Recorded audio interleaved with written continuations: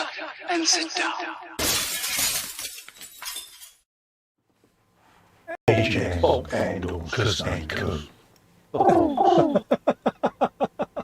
Don't know where that come from. Anyway, how we doing? What was that? That's my rather fat fingers that I've been struggling with all day, hitting all the buttons on my Stream Deck at once. Yes. That's no excuse for downloading all that porn. Oh, I've just pressed all the wrong buttons. Sorry. Yeah, so they got free pigeons because they coo. Anyway, hello, hello gang, Colin here, Festa 67's workshop, and I am joined by the guru himself. Hello. That's not me, obviously. Hello. Our friend Fox. Good evening, everybody. Hello. Yeah, how you doing, mate? I'm all right today, and my bank account is a lot lighter, you tart. See, no, I didn't say nothing there, did I? You did with your mind. Yeah, before I gang up and mock you mercilessly, I'll just acknowledge the chat and say hello to everyone that's in. Yeah, all the social stuff. Hugh's in. Hello, Hugh, how you Hey, doing? Hugh. As is Atoll. Fox is in.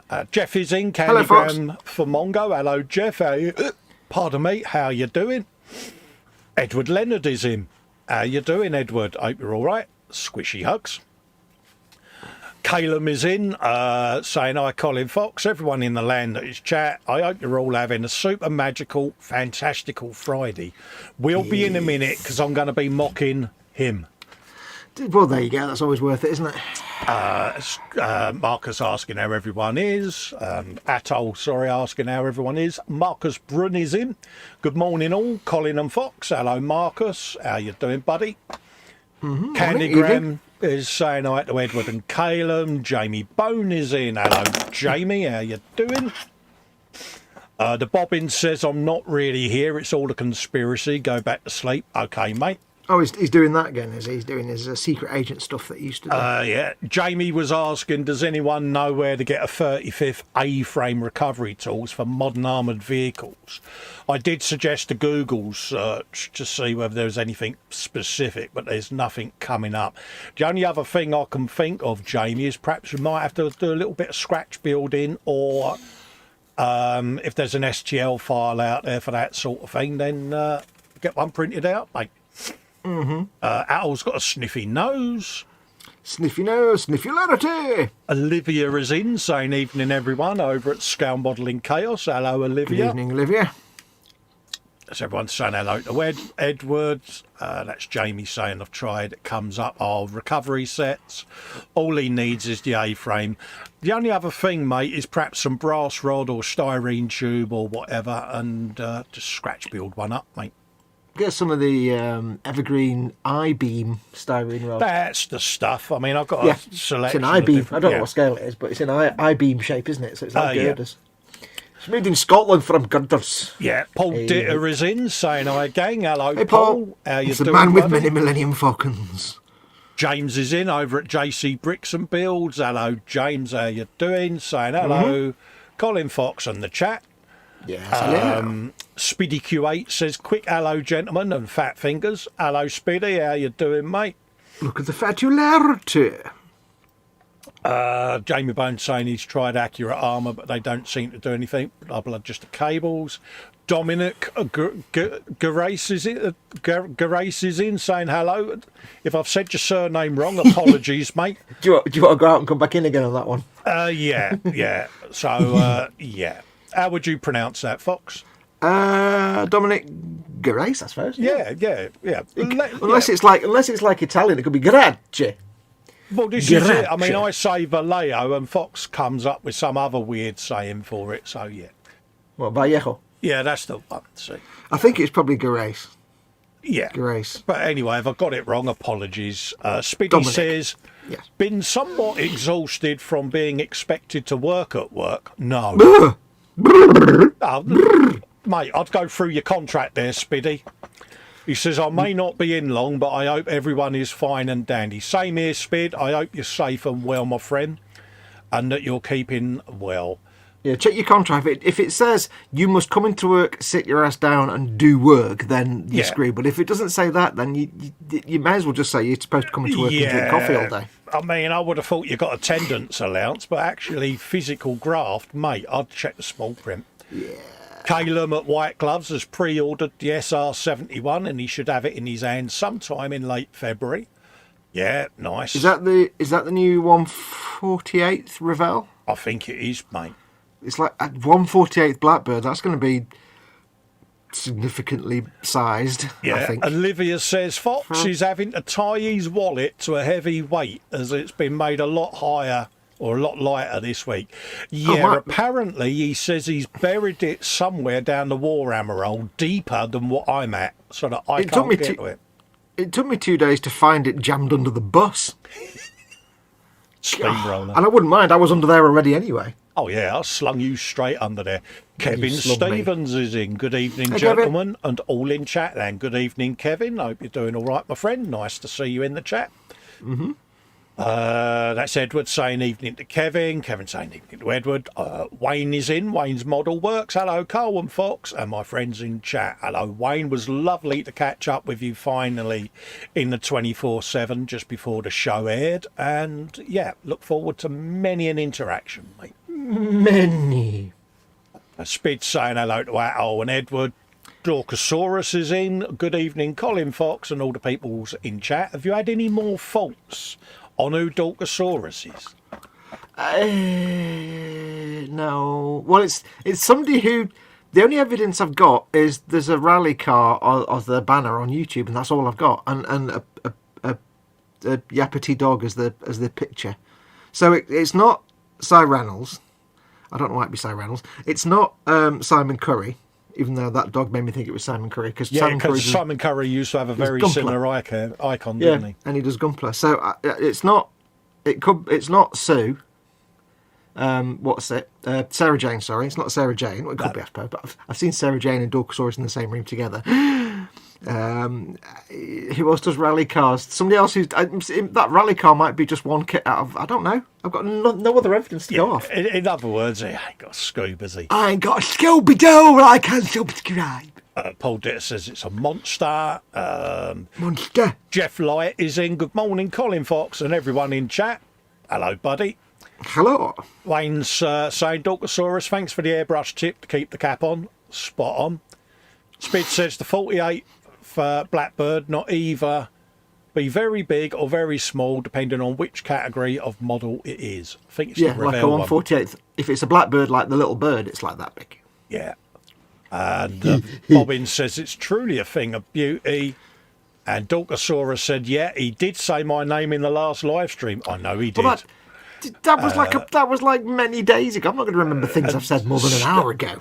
He did, mate. I can remember him saying it quite clearly, and I was sniggering to myself. And Steve is saying, good evening, all. Hello, Steve. How you doing? Well, if I said it in response to if I thought that was Dorkosaurus and nobody told me I was right, then that's not fair. If I said it in some other context, then... Oh, no. Stop trying to play the victim and get sympathy, mister. I am the victim. I need all the sympathy. I need all of it. We haven't got all of it. We haven't got the picking on you yet. The lovely Sarah Jane is in, saying you called. I did. Did you see my email to you earlier on, Sarah Jane? Yeah, there may have been motorcycle porn in there. Oh, yeah, you sending Sarah Jane rude emails. Yeah, I received a package from Hero Boy today. No.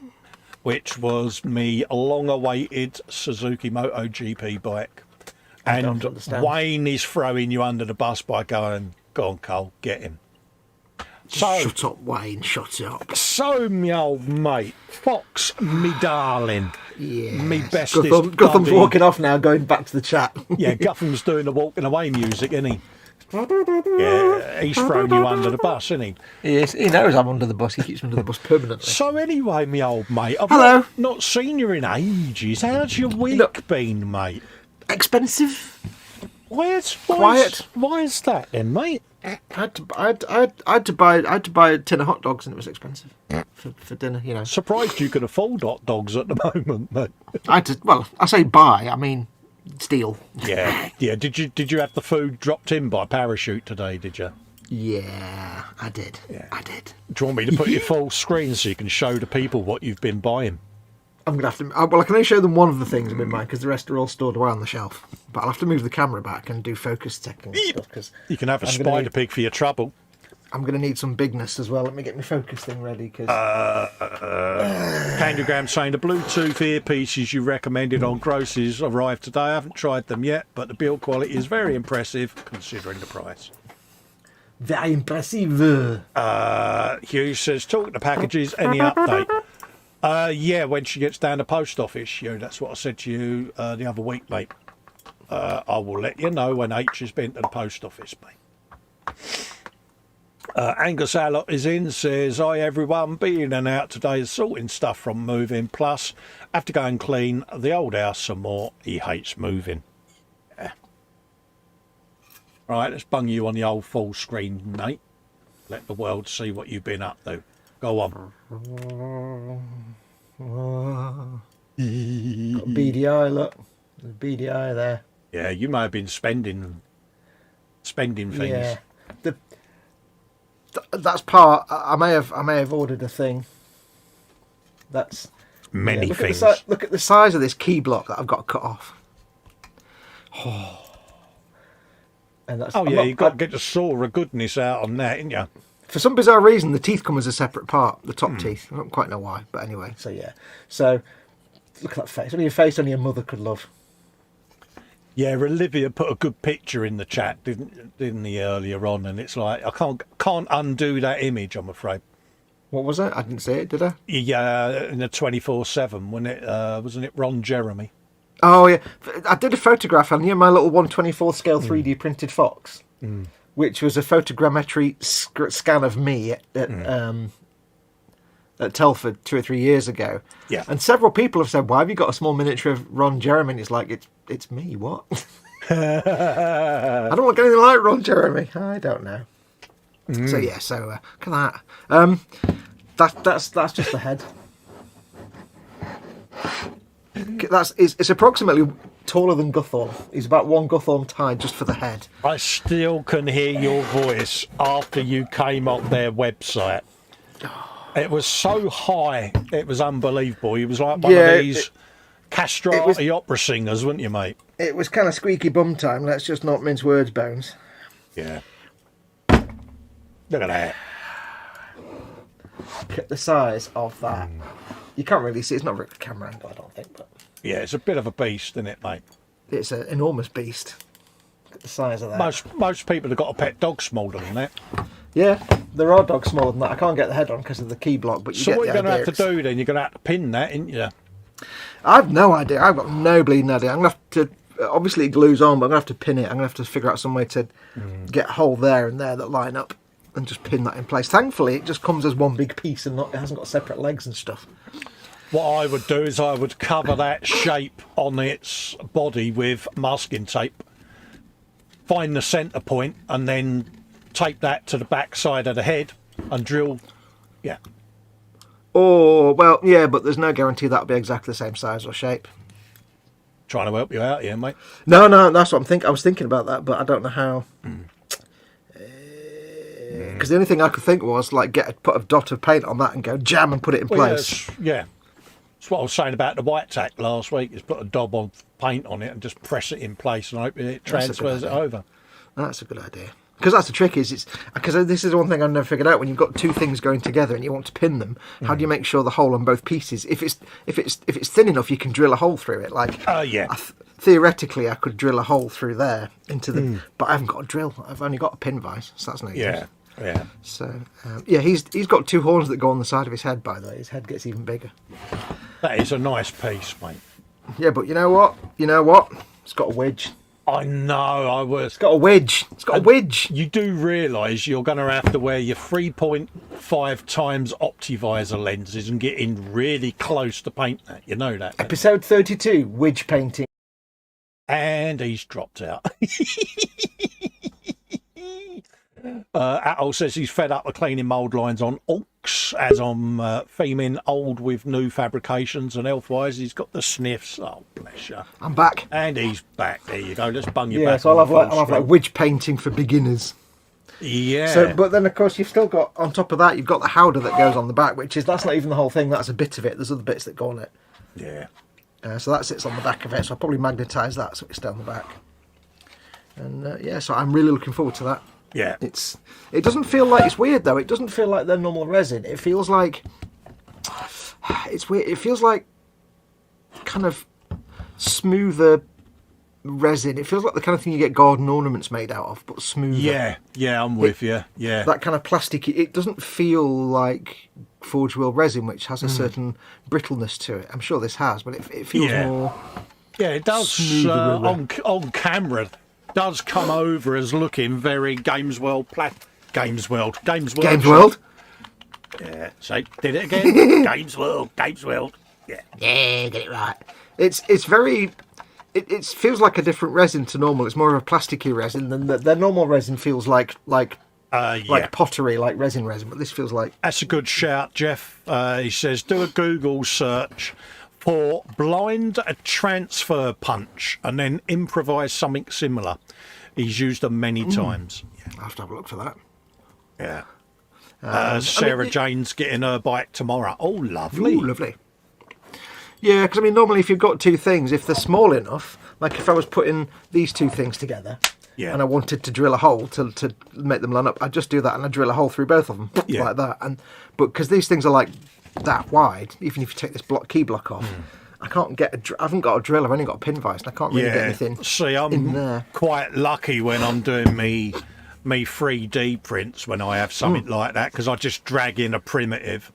And I make my own key pegs and that. So you can line it all up. You can line them up easy. But it's like if I wanted to, for example, pin the howdah on the back, pin the howdah on the donkey, like have a little metal pins that stuck up so I could make sure this didn't fall off, or get magnets in. I can put this on the back and drill holes through the floor. Yeah. Put magnets in here and then put magnets in there and cover it up again, and I can do it that way. I mean, for me, it would be. Take a drop out of a Vallejo paint bottle, put a drop on, and then just quickly put the next piece on top, and hopefully the drop transfers over enough of an image. Yeah, that's what I'm going to have to do, I think. The other thing I've got going against me is I've only got a pin vise. They don't get very big, so and I've only got acrylic drills, rod. Have you? What do you like? I've only got an acrylic. I think I've only got acrylic rod as well. But I mean, acrylic rod will be fine for pinning. Acrylic rod will be fine because. Yeah. You've got 2-part epoxy, haven't you? So as long as you not yet. I need to order some. What's he like? I mean, one thing I was thinking was when I do pin it was maybe to pin it like that with the pin going down like that. Oh yeah, because this isn't very heavy. Yeah. But if I have the pin angled down, then at least it's not gonna. Yeah, if you have it at like a 45-degree angle, at least then it's only going to slide down, which is just going to put it, make it tighter. Steady Neris. I know. So that's my giant squig off. So I'm impressed, mate. Yeah, I got it out. I was like, oh. Although bizarrely, hang on, I'm just wrestling with it. Bizarrely, I'm looking forward to doing the Killburster tank more. I don't know why. Really? That surprises me. There's also a bag full of resin bits. Yeah, I don't know why. I just am. We may have been unboxing Forge World stuff. It was fun. Yeah, because I also got the Killburster tank, which is a big Orc super heavy tank. I got the super cannon to go on the back of that, to go on the howdah. I assume it will fit. And I got myself. We both got the grot tanks. Yes. Yay. Grot tanks. Are they cute? Absolutely. That's what it looks like finished. With the howdah on the back. But what you also get with it is a whole mess of Orc boys to go in it. So I've got 15 Orcs to build, so I'm going to build them tonight. Oh, good, man. This is just plastic then. These are old ass Orcs. It's like recycling their old stuff. They don't give you the good stuff. No. It's like, yeah. Bless you. So have a quick look at chat. Super Giant Battle Squig, says Bobbins. Good dog. How big is that thing going to be, says Angus, and then obviously. Yeah, but you're looking forward to doing it, aren't you, mate? Oh, God, yeah. I don't think it'll be that hard to paint, to be honest. Scale Model and Chaos says, Fox, I'm surprised the fraud team didn't call and check you'd really spent that much. Well, they've probably seen that I bought stuff from Forge World Games Workshop before, so. Although I was expecting it. It was just his face. Oh my God, what have I just done? I was like, ooh, press the button. Damn you, he says, you're supposed to be helping me. I said, I am. Reach out. Help me press the button. See, he didn't say any words, but I could hear in his mind he was going, press the button, press the button, press the button, press the button. Well, the thing is, I had mine in the basket and checked it out, and then I started mocking him and going, oh, come on, you wuss. I've bought mine. Go on, do it. Do it. And I was like, ah. Yeah, and it's like, God, you know you want to. Camera lined up again. Yes, you tart. You're an evil person, aren't you? You're evil. Absolutely. Am I in focus, by the way? Is that in focus? Yeah, you're in focus, mate. But yeah, lovely. It's payback for dragging me down the hole, mate. For some reason, I seem dark in here tonight. I don't know what's going on. Have you got a light missing? No, I've got all the same lights that I always have. Have you got your exposure or gain dropped down a bit? I don't know. I'll have to have a look in Logitech. I have done a reboot today, so it could just be that. Don't forget Logitech resets itself all the time. Oh, it's a pain in the. In other news, I can confirm that my squig off is only, although you can't see here, it's only 9 days old. Oh. It was born on the 6th of January this year. Oh. It's only a little baby one. Where are you? Let's have a look. Paul Ditter says, that's a sizable beast. That's a very sizable beast. I'm a size queen, and that's making even my eyes water. Absolutely. Yeah. I will hug him, pet him, squeeze him, and call him George, says Mayhem. He shall be known as Fluffy, says Speedy QA, who also says Huge Doggo. I haven't understood half of this show, says Sarah Jane. Angus says, if you're building it to sell, can you get a tax deduction? I just done my tax return, actually. I don't understand how half of that works. I just type in some numbers and I seem to get away with it. Mayhem says to you, it's dark in here tonight. Well, you are in the hole. Absolutely, mate. Yeah, I wonder who put me in that hole. Yeah. Better get the Dremel out, Fox, and wear a breathing mask and not one of those surgery masks, says Ethel. Yeah, I always wear a proper mask when I'm doing resin. Oh, yeah, got it, mate. Yeah, that's proper dust mask. If it's dark, Colin, just send me the GT40. That'll give you more light. Says Sarah Jane. Yeah. She's determined, I'll give her that. Oh, yeah. So now I've got 15 boys to make, and I haven't got any instructions for them. They just say, here's a load of orcs, bye. Thanks. Yeah. Yeah. And when I opened the super cannon box, which is basically just a big artillery piece with like 4 grots, there's just no instructions at all for that. It's just, here's a load of bits. Thanks. I mean, doesn't look too complicated, but it's like, wow. Yeah. So you spend all that money and they can't even be bothered to do your 2-page instruction book, can they? Yeah, but we're talking Forge World. Actually, the difference between having instructions and having no instructions is pretty much nothing. Yeah. I don't know if you've got them there, but for people watching, when we got the grot tanks, you get a set of 4 little tanks in the box. The instruction sheet, it shows you all the parts. Here's all the parts. Yeah. You turn the page over and it's just a picture. Here's 2 of the tanks built. There you go. Yeah, that's it. That's it. Yeah, Forge World instructions are kind of garbage. Yeah. Oh, yeah, I did laugh. But, yeah, I'll be uploading the videos for them tomorrow. Mm-hmm. All of the what's in the box and all of that lot. Now, the question I've got now is, assuming I've got enough choices, do I want my boys to be shooters or choppers, or what's the other option? Shooters, or I've got a choice of shooters or choppers. I think shooters might be better. Because you can't really use a firing platform if you've just got a load of choppers. You're too far up, ain't you? Yeah. Mind you, it's orc. They could believe that they can chop from up there. Yeah. Where are we? Damn, did I just quote orc? I did, didn't I? You did. Sounds like you've been channeling Cronan the Cunning. Cronan the Cunning. If anybody's not watched this, by the way, there's a channel on YouTube and it's called Voldemort's something. And it's this guy that does loads of 40k lore. but he also writes these little stories. He's got a whole 3 or 4 hours of this story he's written that he narrates about an orc war boss called Cronan the Cunning. Cronan the Cunning, who's trying to learn how to be cunning. And learn, because he thinks that he says orcs should be brutal and cunning, because according to Gork and Mork, they should be Gork is cunning and brutal, and Mork is brutal and cunning. Yeah. He says, so the orcs, they're all brutal, but they've forgotten how to be cunning, so he tries to learn how to be cunning. And he starts to learn how to do thinking. Oh, that's where it goes wrong then. Yeah, it's quite a funny story. It's quite an amusing little tale. It's about 3 hours long so far. It's not finished it yet. It's like building it up in parts.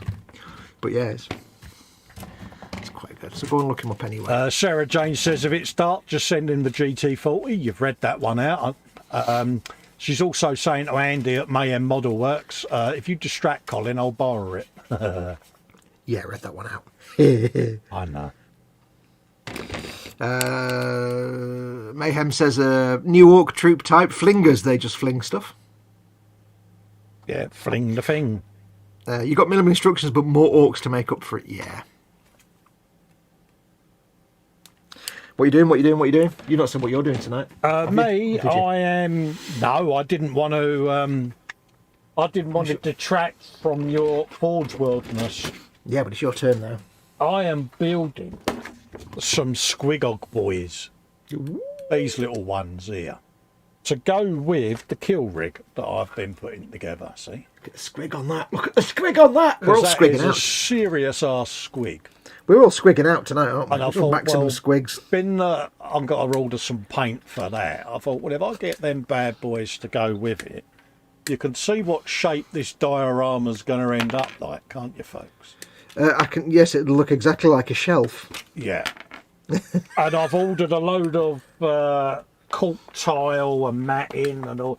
So yeah, I'm going to be doing my diorama shelf at some point as well. So basically, your shelf is going to look like one of the sort of Games Workshop publicity shots where they have all the models in a scene of some sort. Pretty much, like the Kildaka box set. Yeah, lots of terrain and yeah. It's just going to be the shelf is going to be all terrain, and then everything will be sat on their bases. So for me, that's got to be easier than having multiple dioramas fighting for space. Yeah. I can have these on their relative bases, do a bit of basing on them just to sex it up a little bit. Base, how low can you go? Bit of lippy and mascara on the bases, just to, That sounds good to me. And, it would like a bit of lippy and mascara. And go for that. So yeah, that's going to be my plan. So I've got these little bad boys. I've got loads of Terminator mechanicalness. Let me put you full screen because you're not showing off your stuff here, are you? Oh, ain't I? No, you're so allergic to showing your stuff off. Yeah, it's only my stuff in it. It's not. Doesn't important. matter. Still, it does matter. I mean, even. This squig, look, he's got a tin hat on. But look at his leg. leg. No tin hat on it. Look, he's got a big old Terminator leg going on. Have you a bit of him? What's he called? Gary. Now, is he Gary or is the other Gary or is it Gary the other one? No, they're all Gary because don't forget there's more than 6. Yeah, that's true. So it's Gary lots. Gary Lot, that's true. You've got Big Gary, which is this one. Although my Gary isn't as big as your Gary, because you've got the biggest Gary of them all at the moment. That's true. That's true. My Gary's bigger than everybody else's Gary. Yeah, that's Gary, and then this is next size down Gary, and yeah. But he's got the old Arnie Terminator leg, and I love all of that. And pretty much all of these squigs have got some kind of biomechanical implants going on, which is Does that mean the one with the robot leg is Gary 1000 then? So it did there. Gary 1000 will definitely try to eat you there. Could you do I'll be back in Arnie? I'll be back. I can't actually do that line. It's the one line you can't really do in Arnie very easily. Hasta la vista, baby. I have to start off by... It's really hard when you do it on demand. It doesn't work. I can't do it now. When you ask me to do it, I can't do it. But yeah. So yeah, that's kind of what I'm doing. I'm doing all the different squigs. Do all the squigs in the right. God, I can't do it. He's got a Terminator leg. Look at that. And then you've got another one who's got a motorcycle arse. Motorcycle arse. Where is he? There he is, look. You got motorcycle arse. Brilliant, isn't it? You came here on that thing? Yeah. So, yeah. And then there's a little tiny bomb squig as well. So, yeah. So that's what I'm up to. So, look at the popularity. Squiggalicious fun times. And yeah. I thought, well, if I get them all built, I'm denubbing them, I'm sanding them down, I can get it all primed. And, yeah, start the painting and that. So I'll probably film the painting for this one. Mm-hmm. Good. So I might do building live and priming live and then paint in like, you know, just a couple of painting videos just to get some video content up. So, grown up painty stuff. Yeah, it's all about your channel and content. Olivia comes up with a good one. If there are 7 of them, could it be S Club 7? Squig Club 7. So it did then. Really? But the problem is you're now saying that you remember S Club 7 and that would make you a fan. He has just admitted to having knowledge of S Club 7, which is... Yeah. That's almost as bad as being rickrolled.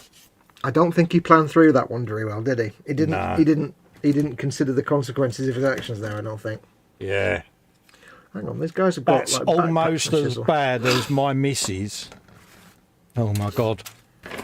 Catching me tapping my feet. Here we go. To a steps record at a wedding reception. Oh dear Lord. And she nudged me and she went, "What's wrong with your foot, mate? You all right?" I went, "Yeah, I was just, you know." She went, "You was tapping your foot to steps, wasn't you?" No, I wasn't, honestly. She said, "You've just admitted it." Yeah. So that was it.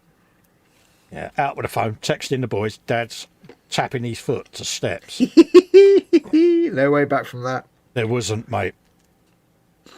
Okay, I've got confused now. I appear to have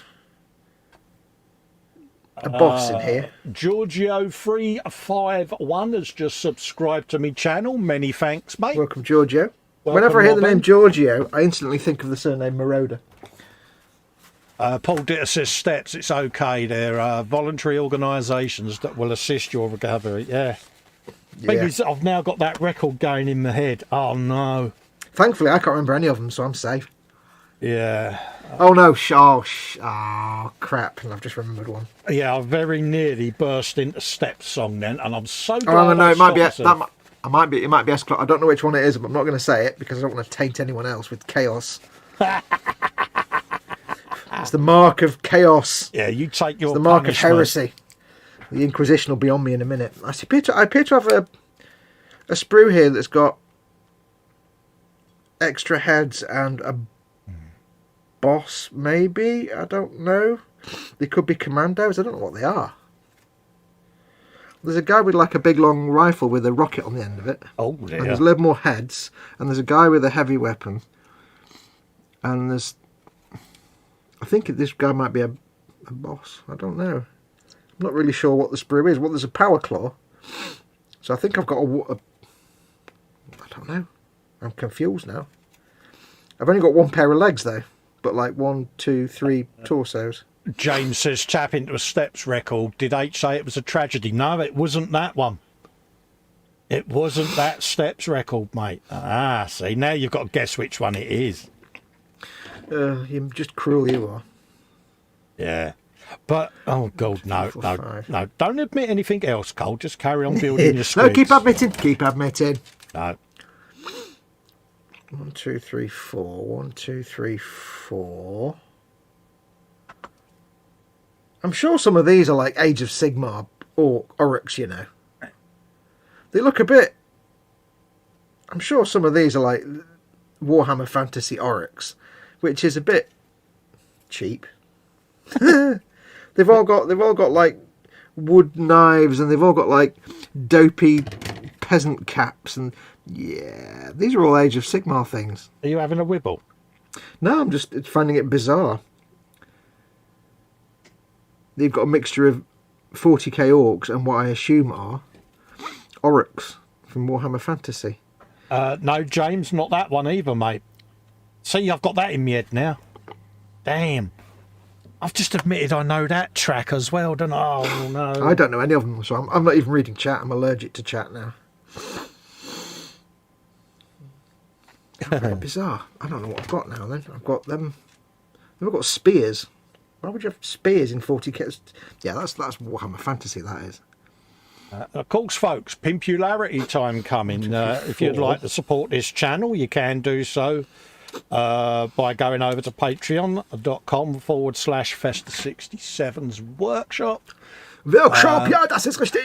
As it says on the screen there. And also, if you look at the ticker going across the bottom, you can also join Fox's channel over at patreon.com/modelmakingguru. Thank you. And clicking the join button under any of our videos or on this stream, and that will give you access to the 24/7 hangout as well, peeps. Access to space, where all the groovy kids live. Yes, I don't know what this sprue is now. I think this sprue is one person. It's like a boss. I did voluntary pimpage, Fox. You did, good girl. Let the money roll in. Woohoo! And if you want to get either of our attention, you can type at Model Making Guru or at Festa67's workshop, or you can whop in a super chat and get yourselves a bit of air guitar on screen. Hit the super chat button. The super chat button is the little dollar symbol at the bottom of the chat screen. That's the bit I forgot. Yeah, it puts your comment in a big coloured box so we can't miss it, and it does little animation like Colin said with the air guitar goodness. I know. And also it makes it awesome because you're helping Colin out a lot. I am that sad. You're paying for him to, you know, cover the cost of his porn stash. This is it's a lot. It's not tax deductible, so you know. Damn, you told me it was. You believe everything I say, don't you? You're an idiot. Yeah. I'm a good idiot, though. Yeah. Right, so I think I get 10 boys. Yeah. I think I get 4 Warhammer Fantasy Oryx, bizarrely. And I think I get 1 boss. But I think this entire sprue, because there's 1 set of legs but 3 different torsos.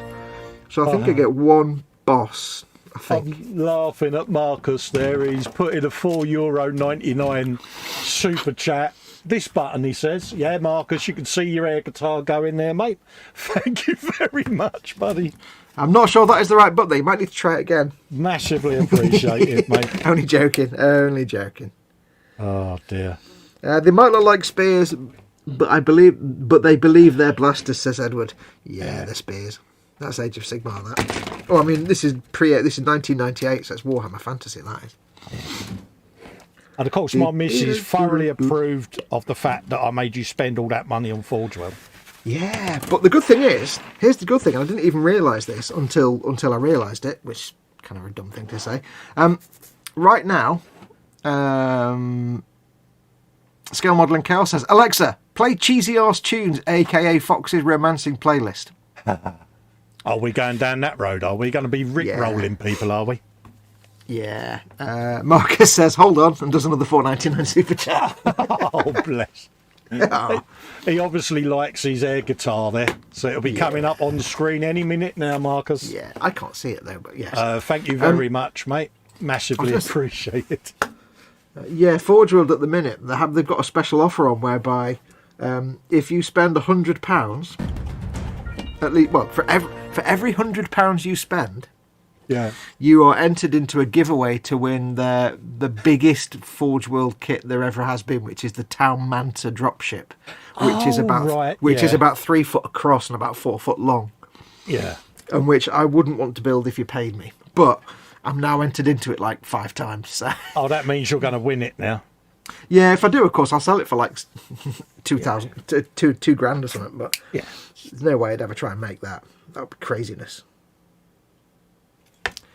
Yeah, that's a bit like saying you'd never go out and buy a squig off, isn't it, mate? I never said that. I tried to get you into buying one, and then as soon as I saw it, I got.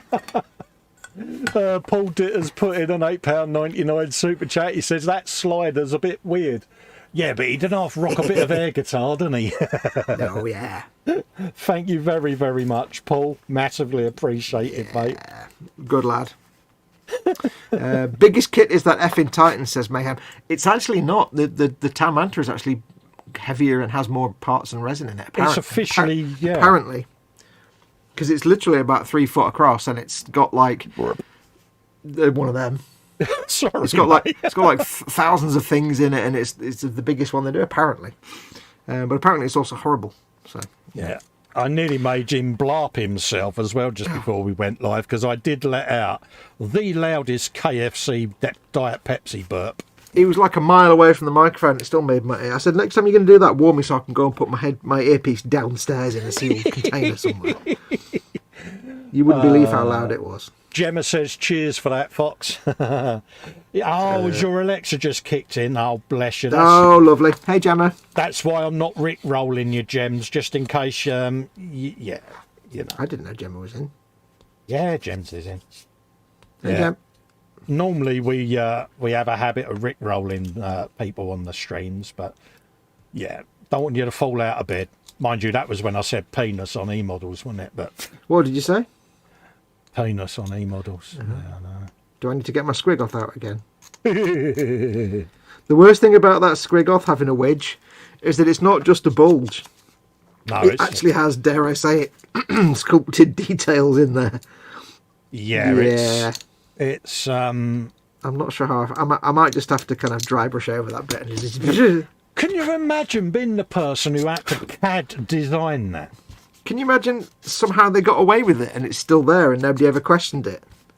Because the most you get on the only other thing that's got a bit of a hint of anything is Kragnos, and that's just a very slight bulge. Yeah, no, this is like, hyper detailed, isn't it? This is how did the yeah, how it hasn't been edited out and hidden. Put it this way, you've got gentleman's sausage still in its sleeping bag, haven't you? Yeah, pretty much.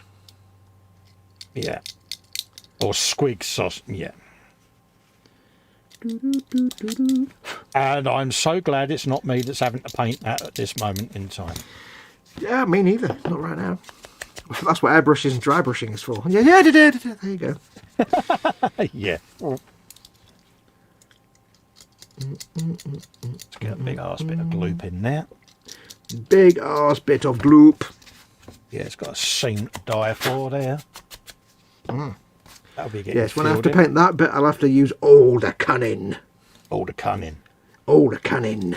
You're going to be in full Baldric mode, are you? I've got a cunning plan. More like Cronan. Yeah. Yeah, if anybody's not watched those on that Voldemort, I can't remember what the channel's called. It's Voldemort something. He's got the most fantastic voice. He like does little lore videos, but the lore is actually he does like facts about things, but in the middle of like 20 minutes of a story. And he does orcs brilliantly. I'm going to have to go and check it out just to make sure that it's not Max McGinn. Nah. With a secret channel, because, you know, there's a man who's passionate about his orc lore. Oh, yeah. His Warhammer. Comes alive, bless him. That's the thing I've noticed about this stuff and the people that build it, is the enthusiasm that they have for the subject matter. I mean, I was never interested in orcs at all. I was always like, Deathcore, yeah, it's cool. Imperial Guard, yeah. Because they were fun to look at kits. And it's only over the last couple of, maybe the last month or two that I've been exposed to, like, orc lore and little orc things that I've been like, I really like orcs because they're just stupid and fun. And It's just kind of awesome. And you get to build some really, really bizarre orky type stuff. Yeah.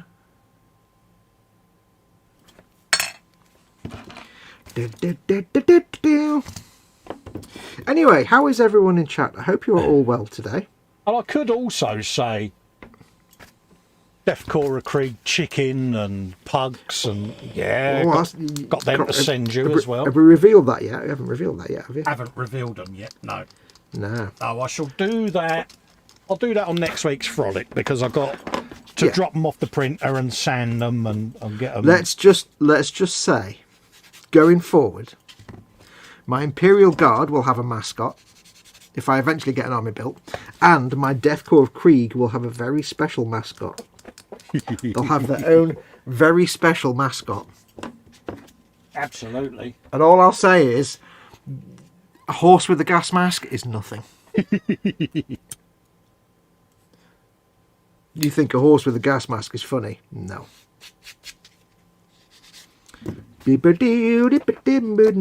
That's nothing.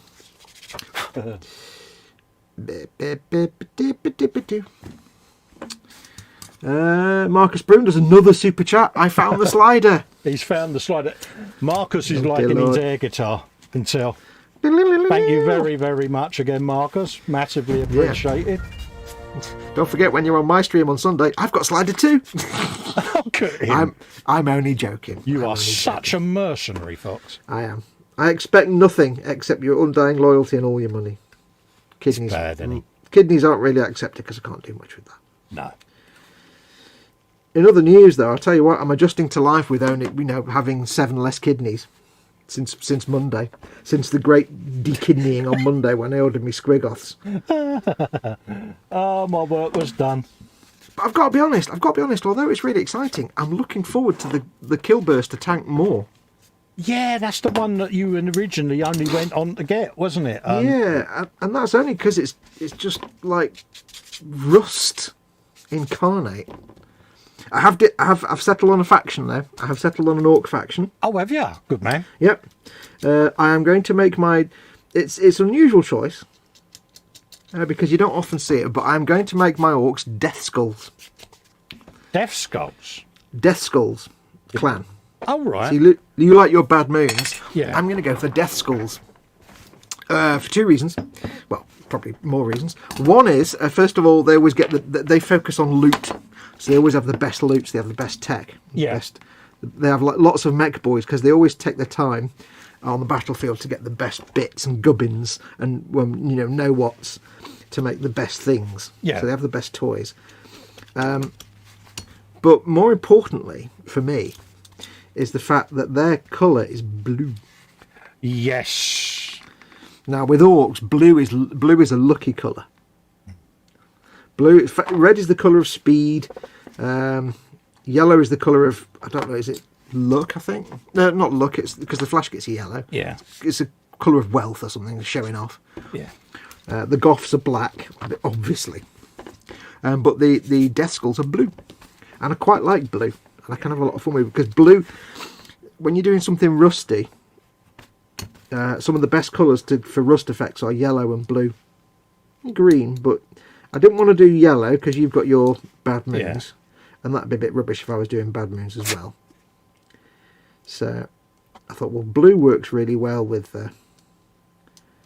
rust. And also it means if I need to, I can reproduce my own actual real world car by painting shark mouths on things. Of course you can, yeah. Because my car is blue. It's in a light blue. But I'm not going to do like the navy blue that a lot of people do for Death Skulls. I'm going to do like a kind of a lighter blue, like the blues on that super chat that Marcus put through very kindly for $1.99. Yeah. Those kind of blues. But the other reason is, not only do they use blue, which is really cool colour, but they also do a lot of like face paint and body paint. Oh, right, yeah. They paint like designs on their face. They do the kind of like, the kind of Scottish half blue face type nonsense. Oh, Braveheart, yeah. Yeah, that kind of thing. But they also paint like swirls and things on their arms. They have like one blue arm and they do a lot of body painting. So it just means I can paint lots of like patterns on their arms and stuff. Get them tatted up, mate. Well, they're not. They're just body paint. It's not really tattoos. It's just painted on like war paint. Yeah. Because tattoos are a whole different thing. But yeah, it's just like, and I thought, you know what? If you look at the box art for the Boomdacker Snazwagon, there's on the box art it shows a blue one, and the guys are all hanging out with their Molotov cocktails. They've all got blue body paint. That's because they're Death Skulls. And I was like, oh, cool! I've never really seen much Death Skulls, so I'm not really sure how to paint things like the Killburster tank. Yeah. Because on Forge World it's painted as goth, so it's all black, which looks great. But I think vehicles will look a bit weird when they're all blue, but I've got to paint them all blue because it's... Yeah, it's your clan, isn't it? Yeah, so there'll be mixtures of blue and unpainted and other colours, but I think I've gone for Death Skull. I think we'll stick with Death Skulls. Wayne is saying just slap it on. Slap it on. Slap it on! My first talk, like I subscribe. There you go. That should be Please back do on be now. liking and subscribing. Thank you, please, very much. Thank you. Goodbye. Yeah, got to have a bit of Ted. What's chat doing? You mean you'll have your own Araldite, says Mayhem Model Works. Yeah. Hey, I've Araldite lost. the What? Wonder Horse. Dun, dun, dun, dun, dun, dun, dun. I don't get it. Paul Ditter says, got the 22-inch Eagle primed and ready to be painted tomorrow. Falcon on the bounty shopping for LEDs to light the Moonbase Alpha kit. Oh, nice. That'll look mint. Excuse me. Easy now. Look forward to seeing them, Paul, I must admit. Dorcosaurus says, Red Rocket, Red Rocket. Yeah, I think he's put some photos of that in the gallery for Sunday. So it's either there or it was on the boom up, one of the two places. Sure I've seen it. Mayhem Model Works says, Squig Widge, and the Bobbin says, Squidge. Squidge. And then Mayhem says, Squassage. Yeah. Gentleman sausage on a squig. Yes. Yeah. It's most perturbing. I was perturbed. Well, you can always 'Cause- grind it off and just say it's a girl No. squig. I came up with I came up with a silly name for it that kind of stuck. What was it going to be called? Disco Godzilla, I think Yeah. we're going to call it. I just kind of made something up and somebody said, you've got to call it that. I was like, okay. Yeah, I can't grind somebody's widge off. That's just impolite. Yeah, but you've got to think of the Philistininess. If it saves you having to paint said widge. Yeah, but how would you like it if someone ground your widge off? Yeah. Besides, you know, like when you see somebody fall off a skateboard onto a handrail and you go, oh, and all your parts kind of retract and you feel the pain. Yeah, you end up with instant button mushroom, don't you? Yeah. Can you imagine doing that while you're trying to like carve off someone? No. Yeah. I'd cross my legs so hard my thighs would pop. Yeah, I think So I your can't do eyes that. would be watering, wouldn't they, mate? Yeah, I don't just like carving my hand off. So no, I And, can't mess with another man's rhubarb. I've got one of those bad boys to do later on in the year when I chase mine. Are you going to get a gargantuan squig off? Probably. I might go for that, or I could do the next one down, couldn't I? Yeah, I seem to read a lot of things saying that the normal squig off isn't in the rules anymore, like it's no longer a valid piece to play. I don't know. But What's that? The one you've got, or the one that? No, Yeah, the other smaller one. Yeah. It seems to be not in the 9th edition.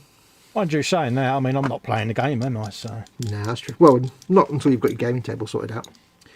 Which reminds me. Gotta have a gaming shelf, but the next step is a table, I suppose, isn't it?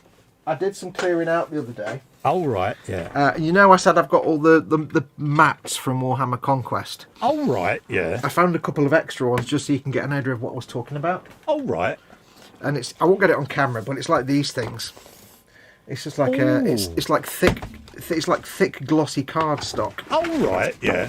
Now it's actually massive. Oh, my You can't- God, that's beautiful. Now it's only thick card, Yeah, and it's double sided because you've got like two different environments. yeah. And I've got two of these. One of them is a slightly more industrial thing, but these are just like bendy paper ones. Yeah, I've also got the proper thick card ones. yeah. And they're all the same size. They are. I'll tell you how big they are. They are. Where's me tape measure? Atol's off. He says only 7 degrees outside. I'm off to Kipperland. No, all in chat at Festa's workshop. No, Atol. No, Thanks for popping in, mate, and catch up with you on the next one. Yep, I think they are. Too big for me to measure. How big is this bad boy? This is just the paper ones. Doodle. It's 34.5 inches long, so 88 centimetres. Oh, nice. Yeah. No, sorry, 800 I don't know, 80. It's 30, yeah, that many inches. I've got a tape measure. Yeah. And it's- 86 point. Yeah. Yep, and it's 22.5 inches top to bottom. So So it's 20. It's 22.5 by what did I say? 38.5. Oh bloody hell, that's a good size. And this is just for like small skirmish games. But I've got these, and these are just flimsy paper ones, like thick paper ones. Yeah. But I've got all the thick, proper card ones that are like Monopoly board kind of material. Yeah, yeah. So I'll send them all to you because I've got no use for them. Mate, honestly, they are not far off the dimensions of said shelves, mate. Yeah, I'm thinking more for like playing. when you get your gaming table. Well, the gaming tables, do I admit this? You already have. Yeah, I may have eyed up a set of pasteboards that all collapse and can be lined with foam. Some York Army can go in it, and so when I can find the box relevant to it. Yeah, no worries. I'll send you some of these. I'll send you the paper ones, and I'll be send you the perfect, card mate. ones later on down the line. Yeah, let us They've know, just got mate. like they've got some scenery on them. You see, printed on them and bits. Oh. Stick them on the wall, if nothing else. You know what's going to happen? We're going to end up having the skirmish games in the 24/7. I can see it. I can see it now. I don't know how we do it though. You'd have to do it so that you had a camera looking down on the play mat on the play area. Yeah. And you'd have to have both whoever had the play area at their end, would have to have both forces, and then whoever you're playing, they'd have to have their own dice, and the only thing is they'd have to read out all the dice and like So move this guy there. you can imagine us shipping each other armies, can't you? You know. Yeah, you'd be like, move that guy there. No, not there. No, there. No, there. Oh, no. I don't know. Yeah, we'd have to figure it out. Yeah, it's only going to go well for us, isn't it? Yeah. One day, far off in the future, I think the Bad Moons and the Death Skulls will go toe to toe, I think, on a tabletop somewhere. Oh, absolutely. And the Death Skulls will, of course, kick your ass. Oh, really now? Yeah. Oh, challenge accepted. Yeah. Absolutely. Damn, what am I getting myself into? See, this is the trouble. See, late night hangouts with Fox always lead to Festa getting further down the hole. Have you noticed this, folks? Can I point out, I seem to be suffering the worst from this relationship at the moment. I don't know what you mean. You do know what I mean. You're a cheap tart. Cheap because it cost me the money. Absolutely. Well, I did spend 70 quid. You're like the complete opposite of a cheap date. My missus was mightily impressed with me. What, that you managed to get me to spend all that money? Yeah, she said, because I said, I made Fox spend 500 odd quid. And she went, how much did we spend, she says. I said, I did well, 74. She said, for you, she said, that is actually good. Well done, she said. Yeah. Now go and spend the rest of the credit card. What did you balance. get? And then I showed her and she went, on a cute level 10, she says. I said, okay. Does that mean she wants some as well? You have to get more. That means that she may claim the grot tanks as hers. Well, what you'd have to do is buy a bunch of grot tanks, wouldn't you? Well, I did suggest that if there was a gaming table, she could probably start her own. I did watch one thing where somebody had, they were doing mostly vehicles, Yeah. and they had like two grot mega super tanks. You know, the big like the battleship shaped things. Yeah. And each mega tank was flanked by 8 grot tanks. Oh, right. And that was their tank detachment. It was like a mega tank, which is only that big. Tell you what, that mega tank looks big. I might have to get one of those. Yeah. Oh, does that mean more retail therapy, does it? Not right now. I was going to say, you know, if you want, mate, we can go on Forge World now if you want to have a perusal. Why, what are you buying? Me, nothing. There you go then, see. Me, no. Not the same when it's all one-sided. It's not as much fun. No, you know, I said to you the other day, I'll be getting my squig later on. Yep. Unless you buy lots of other things in the meantime. Me, yeah. Here, Carl, what? You'll like this orc set. Yeah. You knew straight away I'd get one. You knew that. Got to admit, though, I was shooting the video for that earlier, and it is one hell of a set, isn't it? Yeah. Don't forget, by the way, the offer still stands if you end up getting the Octarius box set thing for the Commandos, I'll buy Yeah. the Deathcore off you. Yeah, no Or they worries, mate. just wait and buy the Commandos on their own. They'll be out in a few month or two. Yeah, no worries, mate. We'll split that. Not a problem, mate. You can have the scenery pieces. I don't need those. Or you can flog them on eBay. So what? But they're all- you're see, not they're all- building a gaming table then, no? I've got nowhere to put one. Folding gaming table. No, nowhere to put one. But they're also orc scenery pieces, so they're more relevant to your gaming table than mine. That's what you did there. You see Damn. what I did there? There's no comeback from that either, is there? There is no comeback. Damn. You've been foxed. Yeah, certainly Der well Fuchs. and truly. Der Fuchs ist schlau und stellt sich dumm. Bei Menschen ist es andersrum. Never forget that, my friend. Never forget. What have you forgotten? Yeah. Yeah, Der Fuchs ist schlau und stellt sich dumm. yeah, that and all. Bei Menschen ist es andersrum.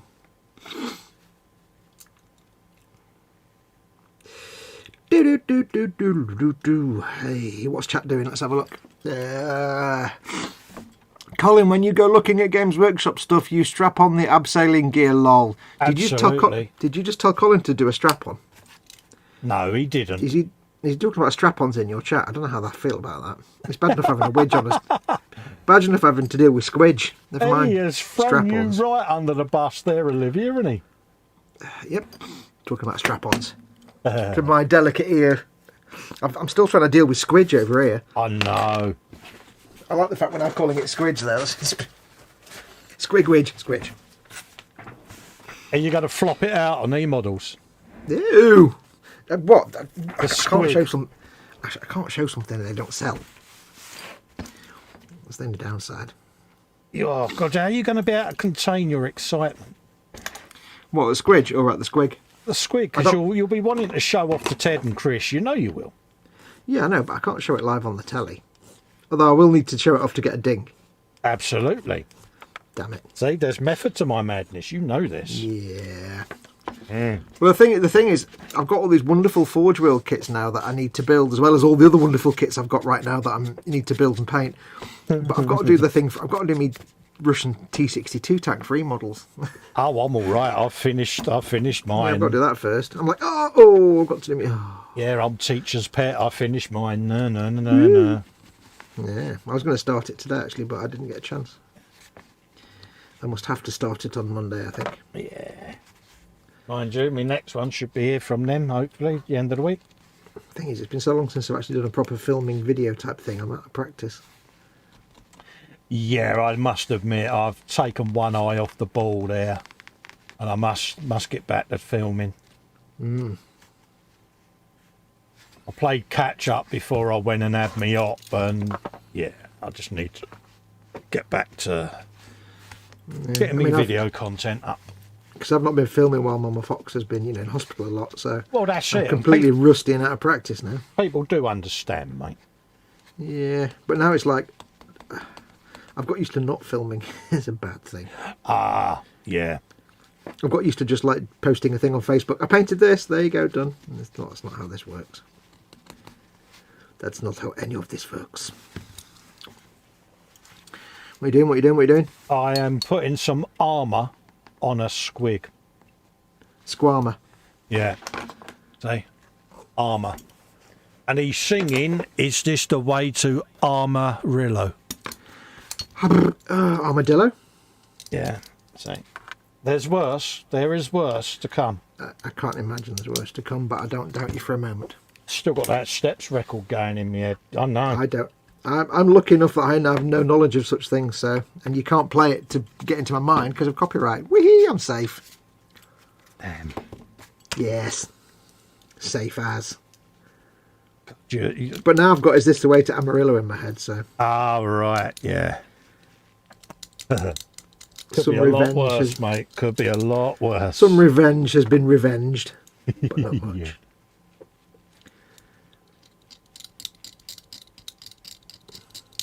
Cleaned off. Olivia says, I spend so much time under the bus, I feel like a mechanic. Yeah, you have been under there a lot lately, haven't you? We all have our assigned place to be. Always feels good throwing people under the bus, though, doesn't it? Yeah. Especially when you've only just crawled out yourself. It's great. Oh, absolutely. Normally it's me that's under there when you're around. It's like, yeah. Yeah.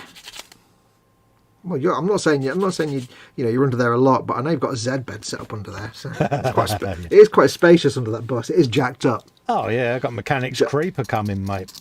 Yeah, it's got like, you know, hydraulics and stuff, so it raises up quite a lot. We've got Jaw of Goodness.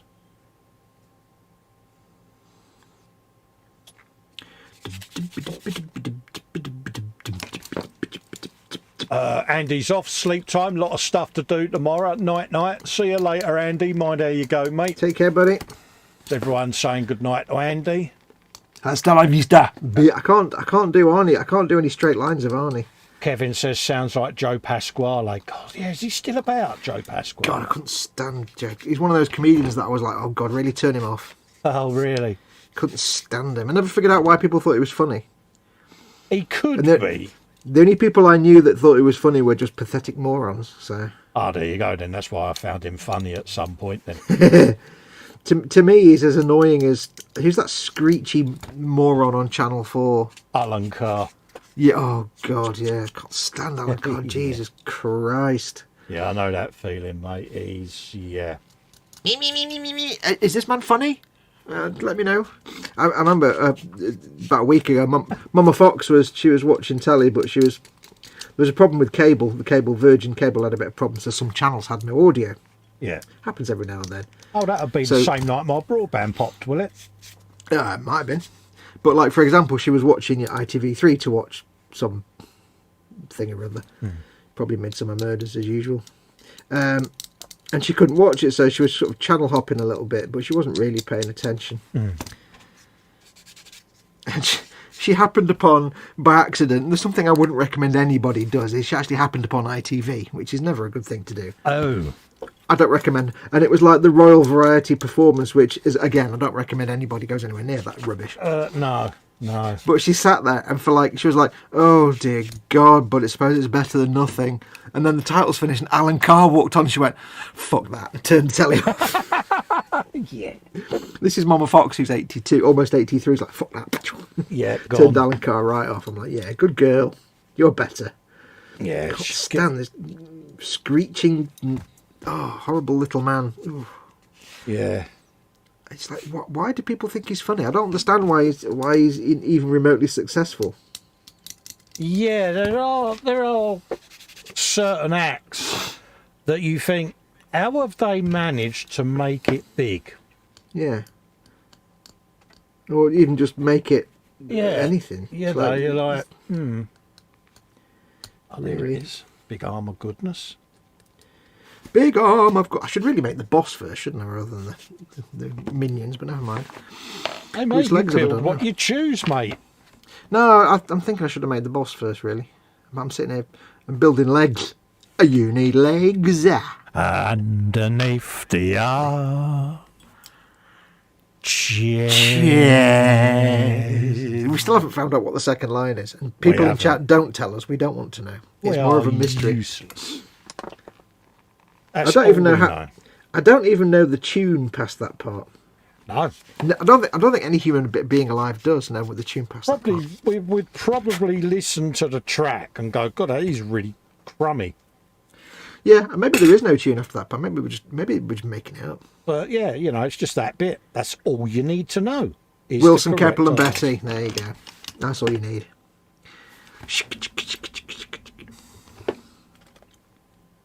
The Bobbin says he cannot stand Michael McIntyre.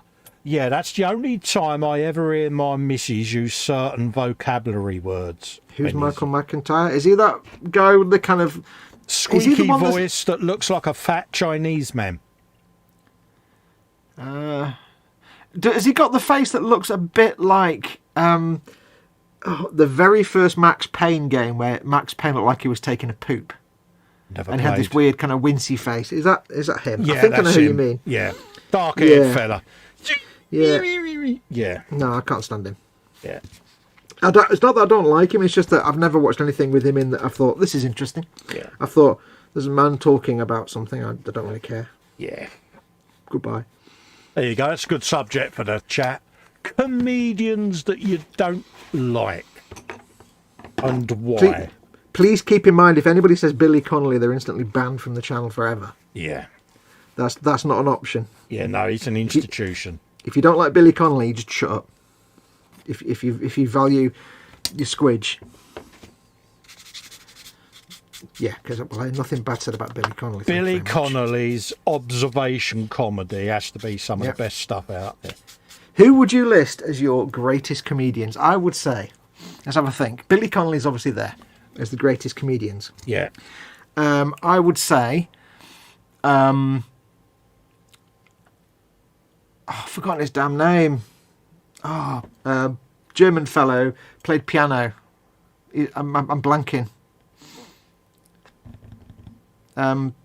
Victor Borgia. Oh, right, yeah. Cool, you're going back, yeah. Yeah, Victor Borgia, absolute genius. Comedian. Chip Murray was another one. Don't know who that is. He's a Scottish comedian. All right. I mean, there's probably... The thing is, there's so many comedians that, like, you find them vaguely funny, but they're not great. Victoria Wood, absolutely, in there. Yeah, Victoria Wood. There's comedians that make you laugh, but there's comedians that aren't. But most of them are, like, passing funny. Yeah. Like, Two Ronnies, absolute genius. Fork Handles is up there, innit? Yeah. Morecambe and Wise, Yeah. the most genius of all of them. Nobody comes close to... I mean, with a double act, you know that one of them's not as funny. Oh, yeah, you But always have your straight guy and your funny You take guy. it as a pet, yeah. I hear nothing bad said about Morecambe and Wise. But,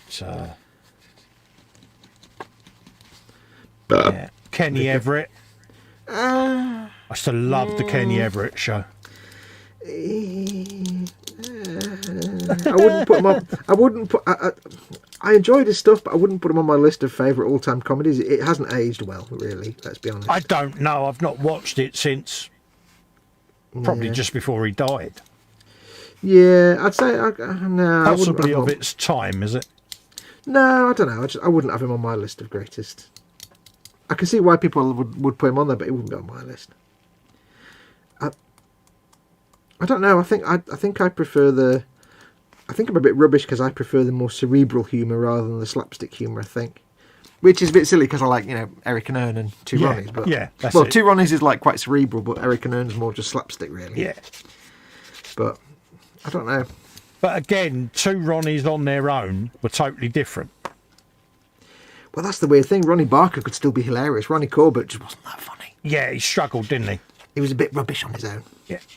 But Ronnie Barker, all his little monologues, I just treasure those. Open all hours, some of the things he done, yeah. Oh, God. So, yeah. Not that many of them about now, is there? Good comedians, really. No. I don't think... I think good comedians have been struggling since the 1990s and the late 80s, early 90s with the little bit of politics Saturday night kind of stuff that we got over here. Yeah, the politically correct brigade, alternative comedy, as they like to call it. It kind of started to die a death a bit there. Because suddenly mainstream comedy acts were vilified, weren't they? I mean, some of them were sexist, so they needed to be vilified. Well, but I mean, not some all of them were.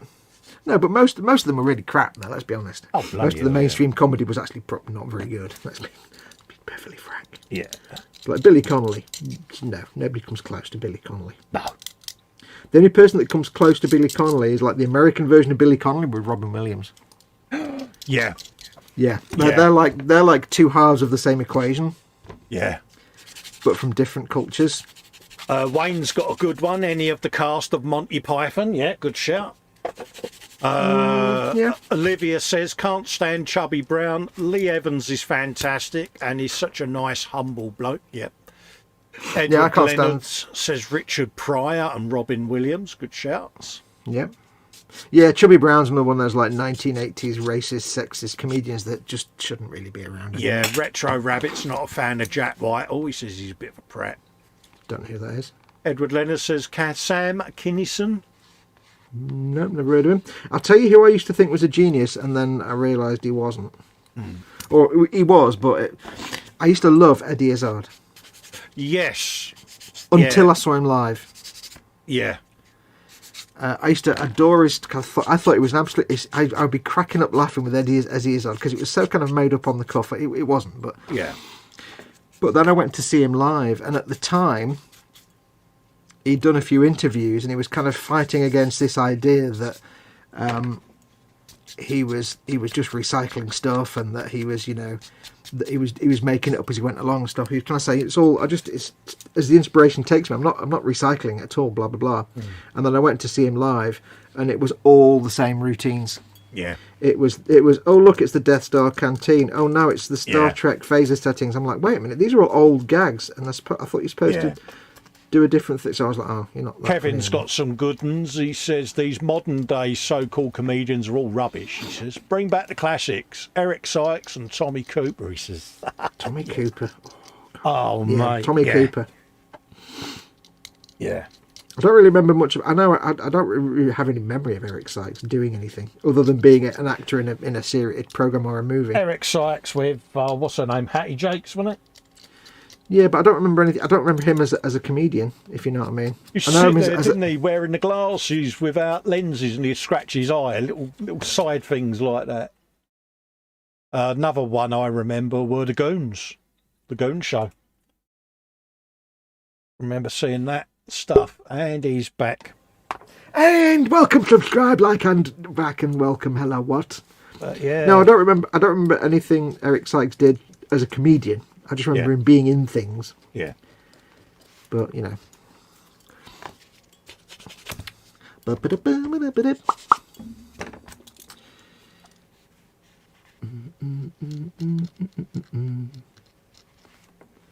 Victor Borgia. Even when I was a little kid, I just found him hilarious, which is weird, I suppose, for somebody in my generation, because he was old school. Yeah, but proper old school, wasn't he? Yep. But yeah, it's impossible to watch Victor Borgia and not just cry laughing. Sometimes. What did you watch? Chaplin, Laurel and Hardy, things like that? I never really liked Chaplin. Or didn't that float your boat, that sort of stuff? Well, I was never that keen on Chaplin, but I wasn't really smart enough to understand a lot of the subtext in his movies when I was a kid. So yeah. I probably appreciate it a lot more now. I used to love Harold Lloyd. Mm. I don't know why. It was just simple slapstick. But I absolutely adored Laurel and Hardy. And that's another thing where no one can come close to Laurel and Hardy. No. I did watch last year. There was a drama done. I think it was just called Stan and Ollie. Yeah. And it had... I can't remember the actor's name. Who's that? I'm trying to think of the actors, yeah. Yeah, the one that plays that annoying radio DJ that I can't stand the character of. And he... Not Steve Coogan, was it? Yeah, he played Stan. I think it was him Alan that played Partridge. Yeah, I can't stand Alan Partridge. I think he played Stan Laurel, but I could be wrong. Yeah. But anyway, it was like a drama of like just them in Britain. Yeah. When they came to Britain, when they were kind of washed out a little bit, and it was really well done. Yeah. It was a really good drama, and the actors played them perfectly. It was like, this is really quite awesome. a sad ending to their career, wasn't it? And of course, we have forgot Dave Allen. There's another one. Oh, Dave Allen. Jeff Light says Dave Allen. Edward Leonard's come up with another great comedy duo, Abbott and Costello. Oh, I never liked Abbott and Costello. Really? Oh, I still love their movies. No, I never liked them. Didn't like them. Oh, mate. Yeah. Yeah.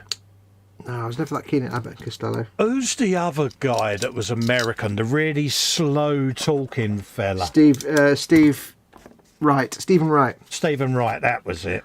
The king of the no-liner. Yeah. Absolute deadpan delivery, but by Christ, some of the observational stuff he did was good. I always remember one joke of Steve, because he had like a frizzy afro hair, didn't he? That's it, yeah. I only ever remember one joke of his. He said, I moved into this house once and there was a light switch on the wall, but when I flicked it, it didn't do anything. But every day I just flicked this switch. And then one day, about a year later, I got a letter from a woman in Germany saying, "Stop it!" That's the only thing I remember from Stephen. He was the king of the no liner. I think it was what he's known as.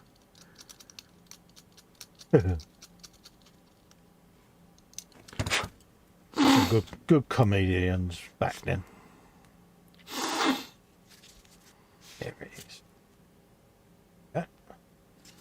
I think he said something about once he was him and his friend were in a car and they were stoned, so they had to pull over and sit on the embankment, and the door to the car was a bit open, and his friend said, "The door is ajar." He said, "I sat there for 8 hours thinking about that." Yeah. He's like, "Whoa, the door is ajar." Whoa. Yeah, that's deep. That's some deepness. He said it was really stoned. Wayne's saying Three Stooges, anyone? Three Stooges. No, I'm not. No, didn't like the Three Stooges. I think that kind of era of like 50s and 60s American slapstick comedy just didn't do anything for me. I also couldn't stand things like the Beverly Hillbillies and all those kind of like 60s era comedies. No, but again, it's different humour, isn't it? A different sense of humour. It's cultural. Well, they're more like sitcoms, I suppose. I was never into sitcoms anyway, so. Yeah, Three Stooges, not really. Now, Marx Brothers, yeah, they could be funny because that was an earlier era of more cerebral slapstick. See, I've not really seen much Marx Brothers stuff. I've not seen a lot. I wouldn't know, to be honest. But that was like slapstick, but a bit more cerebral, I think. But isn't it funny how we're all coming up with really old school comedians and comedy acts? Nothing really modern. That's because we're old, dude. Yeah, but... We're old farts. You know we're old farts. Even so, you do see comedians that come on shows, but they just don't seem to have that... Oh, modern comedians are talent, just do they? Tat. They're just tat. There's just no... There's no... It's almost like there's no craft to it nowadays. Yeah. It's, there's... You look at some of the old school comedians who, like, they can take pride in their scripts and their gag writing. Nowadays, it's just, I mean, I can remember the first time I saw Robin Williams do a set. Oh, God. And, I was I can remember him from Mork and Mindy and Mrs. Doubtfire, and suddenly he's doing this show, and you're like, holy shit, this bloke's got some humour on him, and... He was out there, wasn't he? He was right out there with it. Oh, yeah. I already knew him as a stand-up comedian when he was, from the post-Mork and Mindy days, before things like Mrs. Doubtfire and stuff. Yeah, see, I didn't realise he'd done that. I knew Richard Pryor's stuff, but I didn't know Robin Williams' stuff. And I'm the opposite end. I've never really seen Richard Pryor stand-up. Yeah. And whenever I think of Richard Pryor, all I can think of him is in the video of the toy where he's in the Wonder Wheel, and he's trying to tell Wonder Wheel to stop because it's rolling off with him in it. I always remember the scene in Stir Crazy. This is shit. I ain't taking no shit. This is it. Oh, I've not seen that for a long time. Yeah. Is that the one where they have to go to the rodeo? Yeah. I vaguely remember, because that was the era when that was the same kind of era of Stripes, wasn't it? I don't remember much of Stripes either. Yeah. God, that was Bill Murray, wasn't it? Stripes, yeah. Wasn't in Stir Crazy? Was that where there was the big, massive bald bloke, but he had the really high-pitched voice? Yeah, that was it. Sang? Yeah. God, I'm getting little flashbacks. Birmingham jail, wasn't it? Yeah. Been a long time. That was Gene Wilder, wasn't it? Gene Wilder and Richard Pryor, both sadly no longer with us. Yeah. Great comedy back in the day. Mel Brooks. Yes. My favourite thing Mel Brooks has ever done is still the little bit from History of the World Part 1 where he comes up with the 15 Commandments. And he walks up and says, I have spoken to God and he's given me these 15. Drops one, crack, and he's like, oi, these 10 commandments. It's this way he looks down and goes, oi, 10 commandments. I urge people to go and look up the little clip. Just Mel Brooks, 10 Commandments. Just look at it. It's just the delivery is perfect. He just mambles his way towards the spot and then delivers his lines. It's just spot on. Oi, 10 Commandments. Yeah, he was one of those, wasn't it, that for years people just didn't get him. And then all of a sudden people did start getting him, and it was like, actually, this bloke's really is, you know, got some talent. Mel Brooks is still going. Is he really? Yeah, he's 90 odd. Do you know something? I thought he went years ago, mate. No, go no. Oh, wow. Because he's been out the limelight, I just kind of thought, has he got? Yeah. Edward Lennon says Red Skelton, Milton Berle, and Jonathan Winters. I recognise the name Red Skelton. I know who Milton Berle was, but I don't know who Jonathan Winters was. Wasn't Milton Berle? Didn't he play the guy in The Last Starfighter in the car? I think so. Yeah. The one that turned up in the cool car, the flying car, and said, "Come with me, kid." Was that Milton Berle? I think so. Who was the comedian? Perhaps some of our friends across the pond will remember this guy. It was an American comedian, and he died in the early 80s, around about the same time as John Belushi. And he became so famous after he died. And I think that's when the British audience got introduced to his work. And I just can't remember his name for the life of me. Quite a young chap, died really young. Not the guy that was in Taxi. No. That played, was it? Oh no, you're thinking of the one Jim Carrey played. No, this guy was quite a well-built, stocky chap, dark brown hair, always wore like a check lumberjack. John Candy? No. Oh, big bloke, sort of John Candy shape and size. No? No, a little bit smaller than John, about my build. But yeah, I'm trying to think of what his name is, and he became so well known after he died over here. Oh, damn it. I know not of who you speak. Kajit does not know this person. I shall appeal to Akatosh. I'm going to have to Google it. I'm going to sneeze at some point. Yeah, Dave Allen. Dave Allen. Absolutely no. Whoever you go, stay safe, and whoever you God, whether you, what is it he used to say? Good night, stay safe, and may your God go with you. Oh, it's going to bug me now. I'm going to have to Google it. Belushi. Jim Gaffigan, don't know who that is. You're thinking of Andy Cole. Bill Hicks. Bill Hicks, that's it. Yeah, Scale Modelling Cast is Bill Hicks. Yeah, Bill Hicks. Yeah, with H. Yeah. Yeah, you was thinking of Andy Kaufman, weren't you? The guy from Taxi who played Latka. Tribune says, you can't say Bill Hicks or Dave Chappelle don't have any art to their work. Yeah. I don't know any of their work, but I'm thinking more like modern comedians, like 90s, 2000s, British comedians. Died in 94 of pancreatic cancer. He was only 32. Yeah, he's just come up, Bill Hicks. Yeah. No, when I'm saying about like comedians have no art now, I mean nowadays there's very few comedians that you would consider have any kind of talent or art. They're just going for shock value. And I'm talking over here. I don't know about American comedians because don't forget, we don't know. We don't see a lot of them until they've become really, really established. Yeah. EC Idaho's in. Yeah, and by then they've been going so long. Hello, EC. How you doing, mate? Mm-hmm. It was Robert Preston in The Last Starfighter. That was it, Robert Preston. Peter Sellers takes some beating. Aye, true. I don't know who Mitch Hedberg is, though. That scene in the Pink Panther where he gets in the lift. Oh, mate. Used to feature on every year, didn't it, on It'll Be All Right on the Night. Oh, yeah. Retro Rabbit says Mitch Hedberg, but I don't know who Mitch Hedberg was. Yeah. Phil Hartman. No.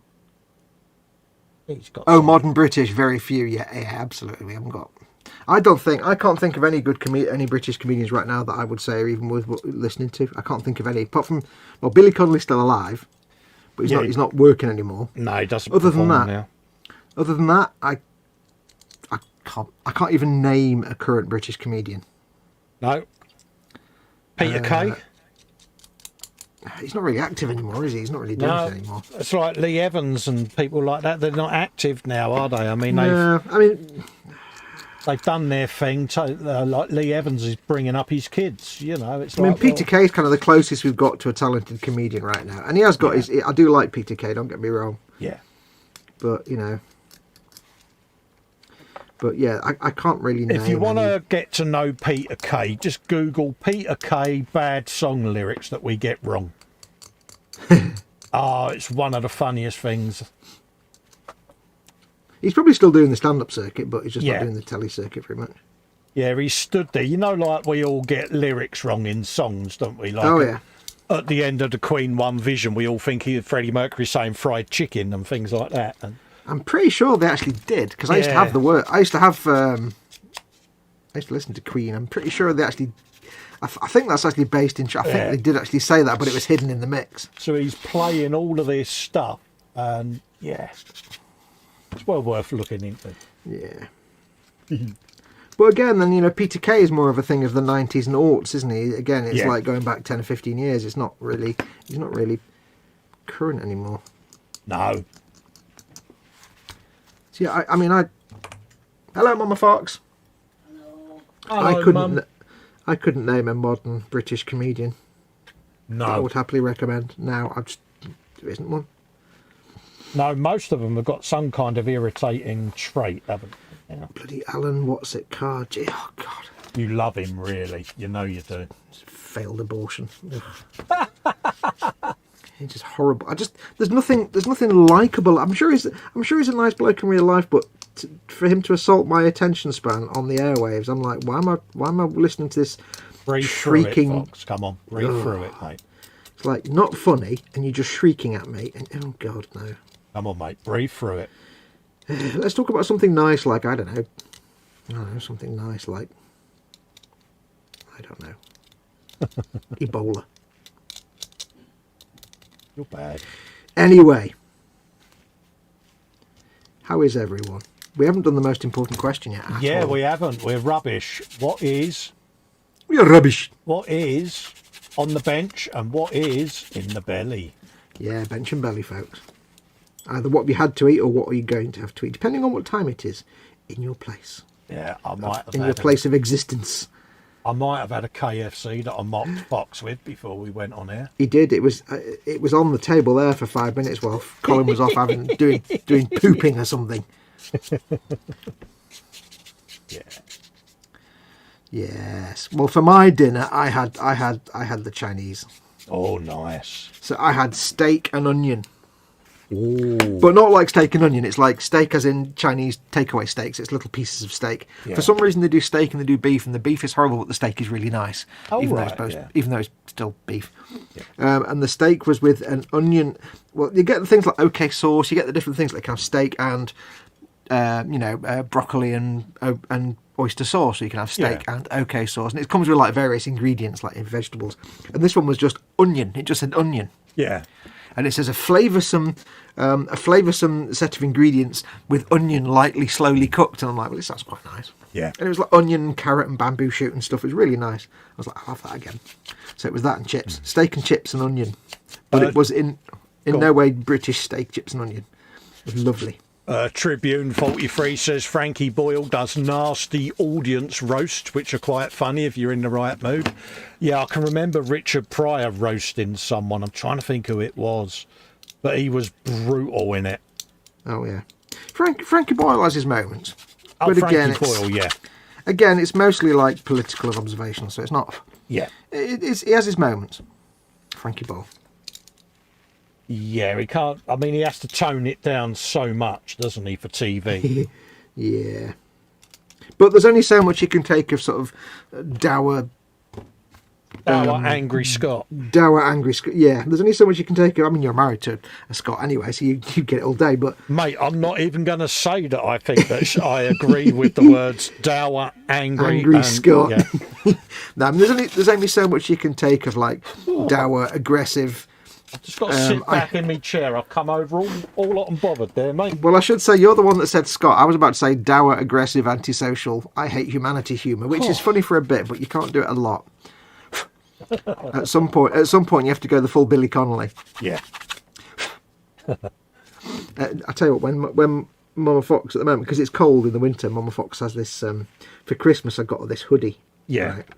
But it's 4 times the size of a normal hoodie. Oh, bless her. It's meant to be.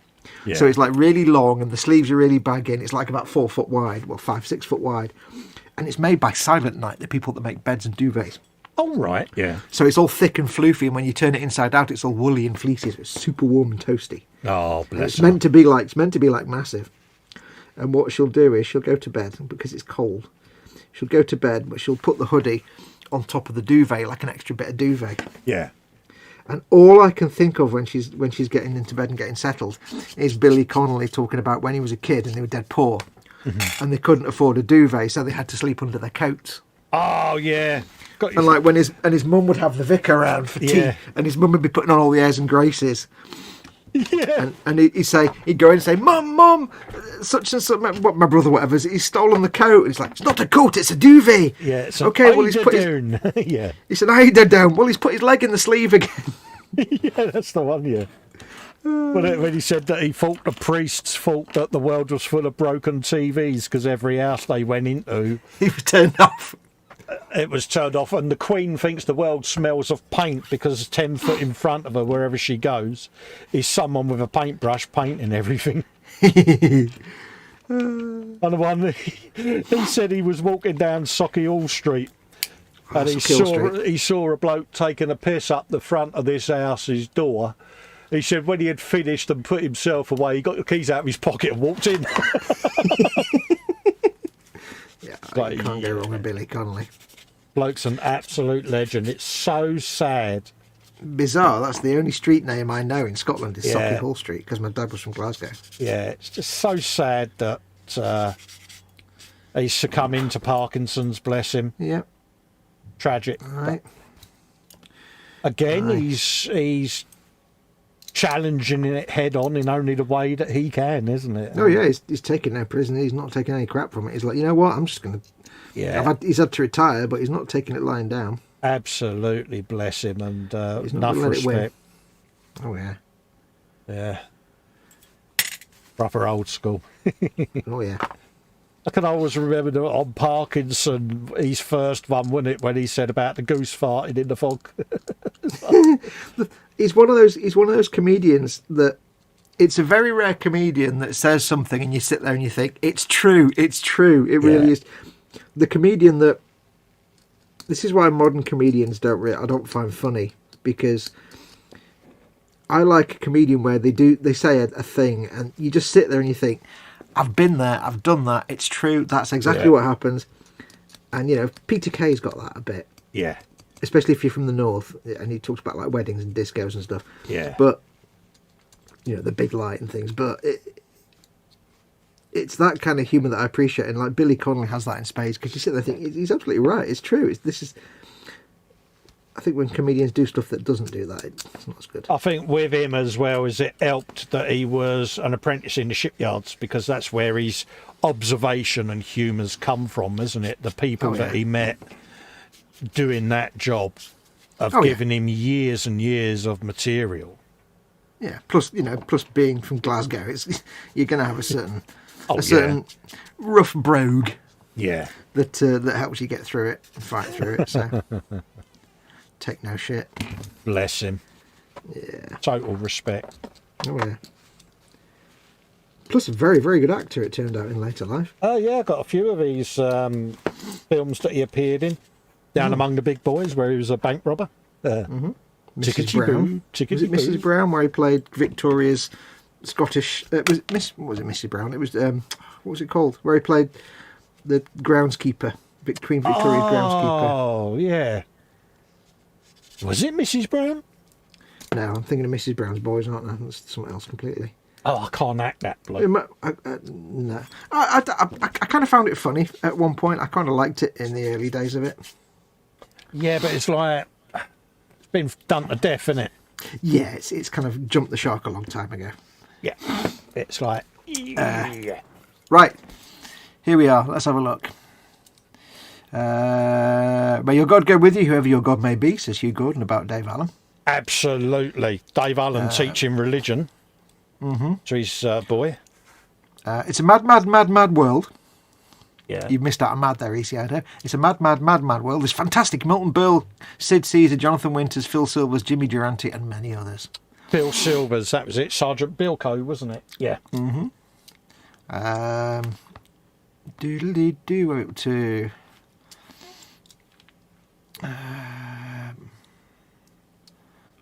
my wife really loved Peter Kay's car share. My Mama Fox watches that on Facebook. Yeah. ECILO says, Bench, restoring an early 1970s Tyco locomotive. Oh, nice. And Belly, pork enchiladas en route. Ooh. What, en route to the face or en route from the belly to the other way? Because they can have two. Yeah, anyway. Spell modelling chaos. Belly pepperoni pizza. Nice. That's not enough, is it? Finally got round to having that then, Paul. But do you think we need a bit more detail than just pepperoni pizza? Yeah. I mean, he was in the hangout and he dropped in. He said, I'll only be staying briefly. Yeah, no worries. And 2 hours later. Yep. Yeah. Now, you know the rules, Paul, as he says, trying to stifle a bit. You can't just say pizza. And saying pepperoni pizza, it's better than just saying pizza, but it's still really not enough. You didn't just have a pizza base with pepperoni on it. We need to have all the filthy ingredients. All of them. All the sordid details, mate. Yep, all the sordid little details. He also says, Bench, 132nd scale mosquito being painted with hairy brushes. Colin, you were sucking those chicken bones dry. I was, mate. Kevin Stevens, hey Kevin, says, Colin would say buying more Forge World is something nice. Yeah, how are you getting on in the Warhammer, old Kevin? Jackie sent me some pictures saying that you're now in the hole with us. Oh, is he? Yeah. So how are you finding in the life? hole, in the hole, in the hole, in the hole. Down in the Warhammer hole, Probably mate. dark, damp and full of Warhammer, I would guess. Yeah, he's not seen the delights of Forge World yet, has he? No, not yet. Should we go and have a look at Forge World tonight? There's nothing to look. We've looked at Orcs. There's nothing really to look at. Tribune 43 says, going to start a 148 Sky Raider tomorrow for the ISM American build. Had chicken fajitas earlier. Oh, nice. The film was called Mrs. Brown, says Chaos. Yeah, the one with where he was playing Miss Queen Victoria's groundskeeper. Yeah, you was right then. Yeah. La, la, la, la, la. Belly shrimp Alfredo with onion, yellow bell pepper and mushroom, says Dorcosaurus. Oh, nice. Do you know what I think is the funniest name for something ever? What's that? Giant shrimp. Yeah. It's... okay, it had a base tomato sauce, cheese, as well as small and large pepperoni pieces, says Chaos. What, you didn't have any ground beef, peppers, onions, tomato, chili peppers, meatballs? What I would do is I would take the pepperoni and throw it all off the pizza and then put all the other ingredients on there instead. You want to send him out of the room and tell him to come back in again with a full proper list, don't you? Yeah, well, come up with a full proper pizza. That's basically a vegetable sandwich, because pepperoni is not actually meat. I don't like pepperoni. No, I'm not its biggest fan, mate. I feel like I'm eating some kind of industrial product. It's not like ground up beef or sausage or chicken. No, it's just there, isn't it? It's like a 32mm base with a little bit less height. I could put my minis on it. Yeah. Oh, here's a question for the people in Chatland. Does anybody know of anywhere that sells 32mm, so standard Games Workshop size, 32mm bases for minis like these guys go on, but that are made of metal? Because these guys that come with the giant Squigoth, the gargantuan Squigoth, they've not got bases because they go in the howdah at the top. Yeah. But I'd like to be able to put them on, put a magnet in their foot, so if whoever buys this, if I sell it, they want to play them on the table, they can then just snap the base to it and put it on the table. So if anybody knows of metal bases, I had a look earlier on and I couldn't find any. There were lots of bases that said metal, but they were plastic bases made to look like metal things. It wasn't what I was after at all. Yeah. It just means it would save me having to stick magnets in the bottom of plastic. I've got loads of 32mm bases, but I'd rather, if I can avoid having to stick magnets in them. That's a tough ask, that, isn't it? It's going to be one of those where you might have to do a search on the Fleabay, mate. Yeah, well, I just wondered if somebody makes them, they'll be somewhere, but I couldn't find any.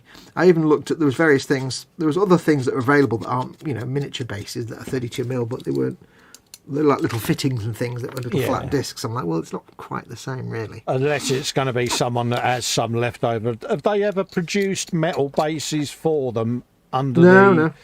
the Games Work remit? So it might then be someone would need to take a mould of a base and have it white metal maybe. in it or something. I don't know. I mean, I just thought, I was hoping that somebody somewhere, some company somewhere that makes gaming stuff might make them. But if not, I'll just have to stick magnets in the bottom of some plastic 32mm bases. It's not a biggie, it's just if I can save myself having to glue a load of magnets in. Because these, I say, these guys don't come with bases. But the other tricky thing is, if they don't come with bases, how do I make sure they don't fall over in the howder? Yeah. Because I can't. The floor of the howder's not magnetised; it's just resin, so I can't put magnets because then they'll be stuck in a certain position. I don't want to start putting lots of little magnets in the howder, and it's like, oh, I've only got so many magnets. If I have to, I will.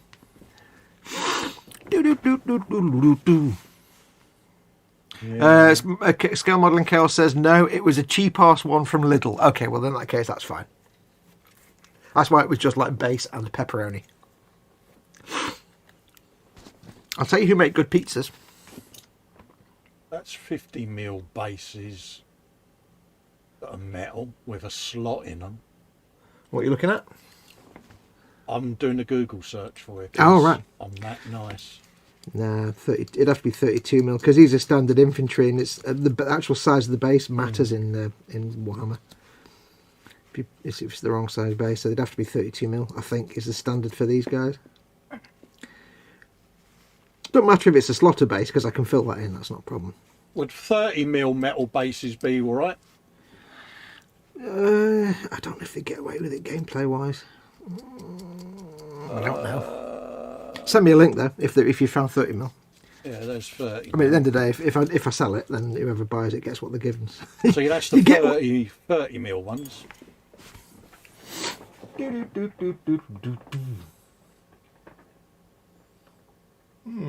Send me the link anyway. I'll send you the link, mate, all right? Yeah. I'll have to have a proper hunt. See, Google's your friend. I say I did have a look earlier on, but it was only a hurried look before I came on, so I didn't really have a chance to look properly. EC Idaho says enchiladas are being delivered. Ooh. Oh, good shout. It's going to be fun working with orcs, says Kevin. You can go so far out with it. It's never ending. I've got the Age of Sigmar part works from Hatchet. Good Cool. man. Welcome to the fold, young Padawan. Age of Sigmar, la la la la la. Yeah. Well, some of these orcs I've got from the for this Squiggoth are actually, well, not Age of Sigmar, they're Warhammer Fantasy, but You'll enjoy life down the hole, Kevin. Don't believe all that you hear, mate. yeah. Trust us. Trust your Uncle Festa and Uncle Fox. Yeah. By the way, have we decided on my orc name now? As being what did I make it? Foxer finger stabber. Fox a finger stabber. It's not great. I couldn't think of anything, but finger stabber works. But I didn't know how to make my first name sound orky. Like Festa, it's perfect. It ends in A. But it needs two syllables. Well, Foxer. How about Foxer? Foxer finger stabber. That's what I said. That's what I'm saying. It's like all I can think of is Foxer finger stabber. Yeah, Foxer finger stabber. Unless somebody can come up with a better orc name for me. That's what I've come up with. Because it's Festa Kit Basher. Yeah, you got to have an alt name. Festa Kit Basher. Absolutely. Foxer finger stabber. What do you do in battle then? I stab my fingers. Yeah, I stab my fingers because they can be stabbed. Thing, innit? How does that help the battle? Well, it stabs my fingers real good. Yeah, but it I gives you stab them real good. gives you real blood effect. Yep. I found out today there's an orc weapon. I don't know what it's called. But it's basically, I think it's a gun that fires bubbles. Oh, right, yeah. I think it's called a bubble launcher. I was listening to the Cronin the Cunning stories, Yeah. and he's saying they're fighting this 40,000 strong Imperial Guard army, and the battle's going well. And he said the Imperial Guard's there, and all of a sudden, there's just this great cloud of bubbles appeared, and the Imperial Guard are like, huh? And he said, and they found themselves like just looking at these bubbles, these pretty glistening bubbles, with like a smile on their face because amidst all the carnage, these delicate little soapy bubbles appeared, and the Imperial Guard are all like looking at them with wonder, like they're snowflakes, until they actually touch them and then they explode and blow them to pieces because the bubbles just explode and kill everybody. Yeah. And I'm like, I like orcs. Orcs are fun. Babbles in it. Yep. Babbles. You know, I mean, when you first muted that I should build orc, I didn't quite get it at first, but having now done a few, it's like, it's so me, it's unbelievable. Edward says if it mattered, they'd mark the size on them. I think it does though in the game, because if you've got if you've got two units that go head to head and they're touched bases, they've got to be the right size. Because if you've got a base that's too big, it puts your figure further away and it has some gameplay effect. There's some gameplay affecting thing I don't really know, but I know there's some things where you have to touch bases. You can always have a look further on their site to see whether they've got 32mm. I mean, I just whopped in. Yeah, I'll have a look later. 32mm metal bases, and they came up. So your Google foo is stronger than mine. Oh no. Yeah, but you probably typed in, I want this base of this diameter made of this metal with this using this process, whereas I just put 32mm metal base. I put in 32mm metal bases. Oh, did you? I put in. Yeah. Oh, I thought you had gone into full-blown Fox descriptive. No. Yeah. I put that, but for some reason I got all the manufacturers of little metal discs in the world, except anybody that made metal gaming bases. Yeah. We've got some potential names for my orc. Oh, go for it. Prince da Princess from Edward Leonard. Yes. Then we've got two from Bobbins and Cass I like. We've got Stabber Foxer. And then we've got, how about Mighty Chopper Finger Stabber? I think Mighty Chopper might be a bit complimentary. It might be. Hey, mate, with what you got to do to that squig off, mate, well, you keep your choppers to yourself, mate. Yeah, that's quite an impressive chopper, that is.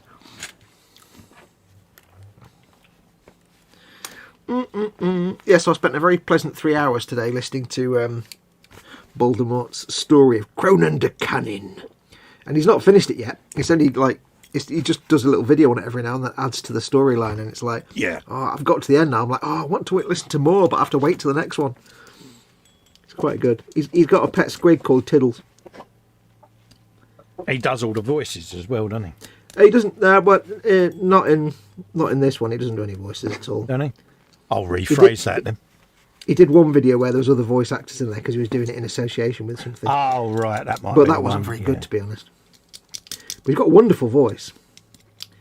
His voice is perfect for orc stories.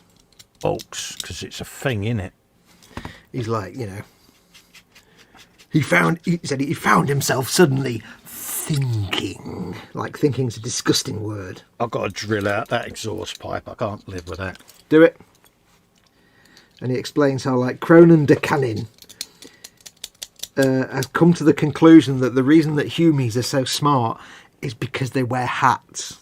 Yeah, nothing wrong with that. All smart people wear hats, allegedly. Yep. And he says now Cronan understood that many orcs also wore hats, but it was to do with the type of hat. Yeah. Not just any old hat. Oh no. So for Cronan, he made himself a thinking hat, which was basically a grot that he just broke the arms and wrapped around his chin, and that was his thinking hat. He got a thinking grot. I'll cook me. There you go. New item. What have you got to do? Where's your exhaust pipe?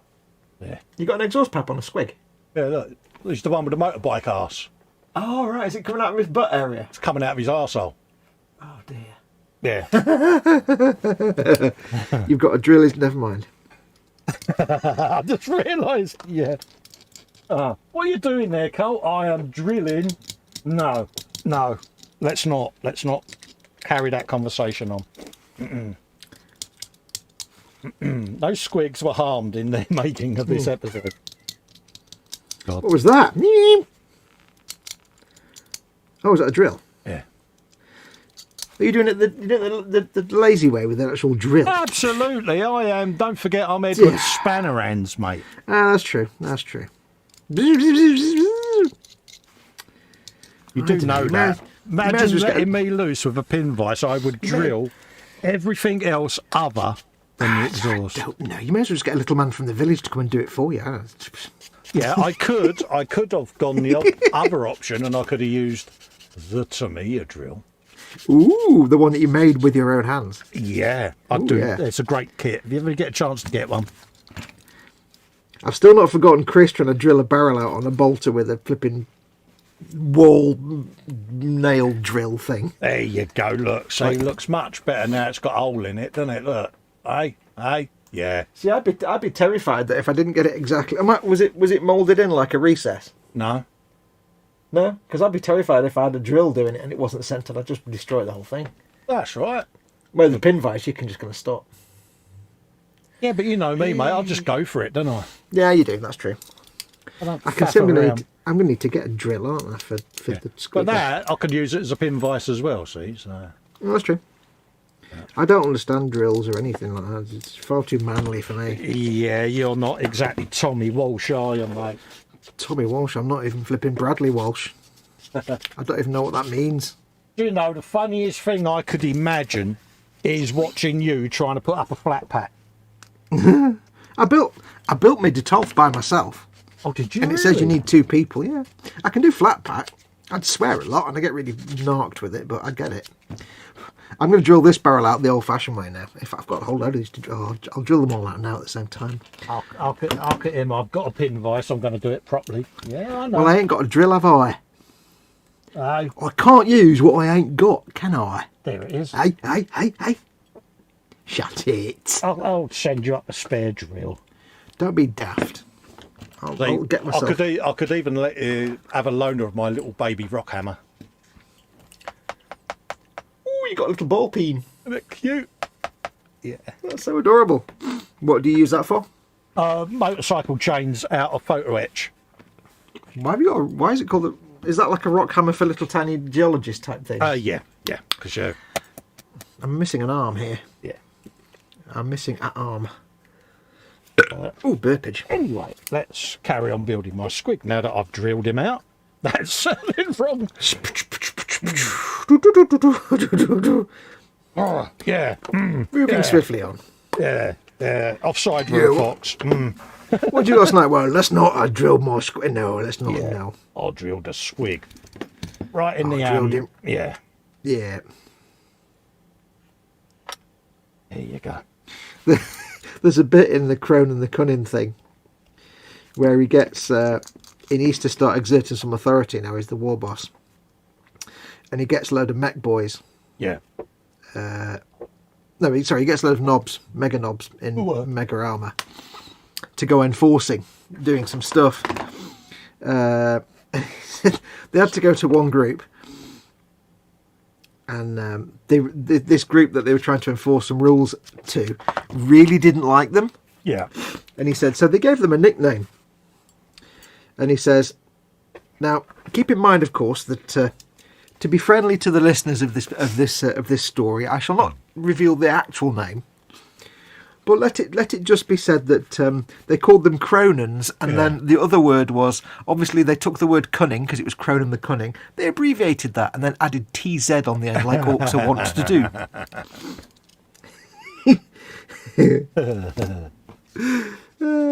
And he said, and after a while they got even more fed up and they called them the utter version instead.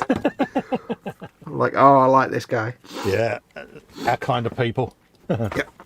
I need me drill vice pin bit. No, me. Oh, shut up.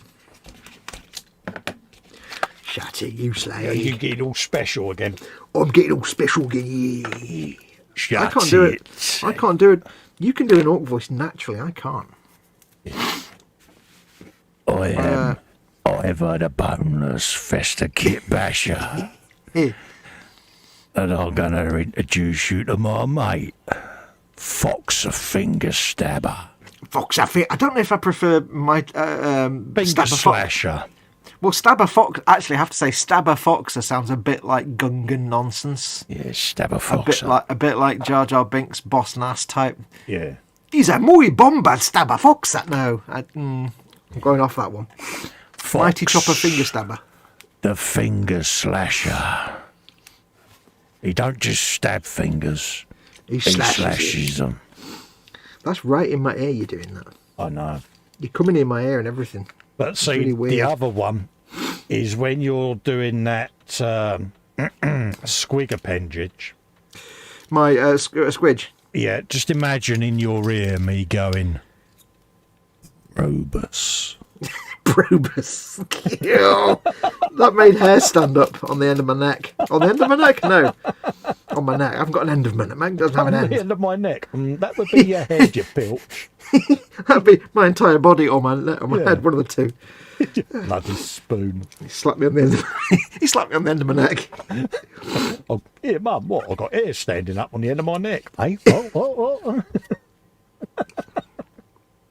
Oh, dear, we don't get out much, do we, mate? No. When we do, it's to Forge World and it costs a fortune. Oh, mate.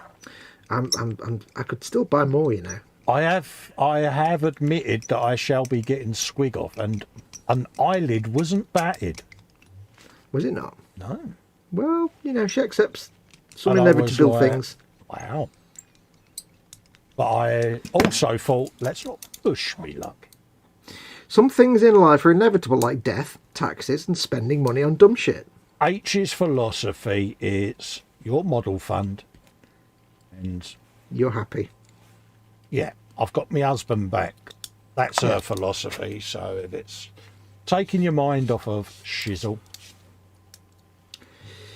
Her philosophy is probably also, it's a lot less effort to sit you down in front of the bench with toys to play with than any other form of nursemaiding and looking after would involve. absolutely. To have me loitering around in the kitchen saying, I'm bored, love, I'm bored.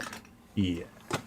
It's the equivalent of a parent taking their never energy drained 5-year-old and plonking them in front of the latest Disney movie, and suddenly that 5-year-old becomes immobile and silent for hours on end. Yeah. This is exactly the same. I'm not a parent, but even I understand that. Oh, absolutely. It's your version of this. Basically, Warhammer model making is your Frozen. Dare I even utter the absolutely. name? No, Disney yeah. drivel. No, I hate to you- actually, name Disney rubbish, but I know. It's the On fact the you telly. did that without actually pausing. I am impressed with you. I know. I can't stand Disney drivel. Oh, do you watch the Marvel stuff? I will do now that I've got Disney Channel, yeah. Oh, lovely. This is a contentious thing, but does anybody else out there think that Eternals was kind of a bit rubbish? Eternals. I watched it last night. It's just come out on Disney Plus. I haven't It's the watched latest- it it's yet, but I shall watch it. What is it? What is it then? Is it It's the latest. It's the Avengers, latest. is it? Or No, it's the latest instalment in the Marvel MCU, right. and it's. I don't know enough about the backstory to. It was kind of boring. Yeah. In that I didn't really like any of the characters. I didn't really like any of the actors playing the characters, and it was kind of boring. It was. There was I liked one of the characters. I won't name anything, but there's one character who had a little bit of humour to him, but Yeah. only in the last 5 minutes. Oh, really? In the last 5 minutes, there's a little bit of a routine in a kitchen that was now that's proper Marvel MCU comedy. I like it. Light-hearted humour. Where's that been for the last 2.5 hours? Yeah, Dear. I found it kind of boring, and I didn't really like the actors. Wayne saying in a hushed voice, Rosebud. Yeah. Rosebud was the sled. Yeah, Oh, what sorry, was that? spoilers. That was a film with the Dobermans in, wasn't it? Rosebud, that was Citizen Kane. Yeah. Wayne also says the hobby keeps me out of the strip club. He says that's expensive as well. I don't know. I think I've just spent... Yeah, I think Forge World cost me 200 quid more than the most I've spent in a strip club. Yeah. I learned early on in my life, whenever you go to a strip club, do not take your bank cards. No. Take cash, and that's it. That's it. When you're not holding folding, time to leave. Yeah. Taking your cards to a strip joint is one of those life mistakes you make once and once only. Yeah. I've made that mistake. I've learned from that mistake. I'm not ashamed to admit it. We've all been there. We've all done that. That would be an ecumenical matter. This is in no way centred on the barrel, but I can recover it nicely. Hey! I hope. I mean, the good thing is, if I mess up a barrel on one of these weapons, I just cut it off and stick on a barrel from a different gun. Like, I've got a load of, like, Tempestus Science hotshot lasgun barrels, lasguns that I can cut the barrels off and stick that on the end of an orc weapon, and it looks absolutely fine. Nobody cares, nobody would know. Yeah. Edward Leonard saying, ball peen is a machinist's hammer with one round end. I have had many now, and I've one just because it's from my past. It's been a while since I heard anyone say that. He said, Collins is a rock hammer. Absolutely. I've only rock hammer. I've only ever... the only reason I know what a ball peen hammer is because I made one. Yeah. When I was at school in metalwork, I made 3 things over the course of my metalwork career in secondary school. Well, I made more than 3, but the 3 things we actually only ever finished. One was a house number plate and nameplate for the house. Everybody made that. One was like a hanging basket thing that you could mount to the wall. It had the twirly stuff that you could hang a basket off. It was all curly-whirly twisted metal and iron. It was all iron. And one was a ball peen hammer. Marcus is off. See you later, Marcus. Thanks very much. And thank you for the super chats, my friend. Yep. Lovely good lad. to see you. And Wayne is saying to Marcus, lovely to meet you in the hangout earlier. Yes. Oh, lovely. Have I met Marcus in the hangout? I don't think I have yet, have I? No, not yet. I don't get to go in the hangout very often. Yeah. So I had to make a ball peen hammer, which was... That didn't involve any forge work, sadly. I loved working on the forge. Oh, the forge was brilliant.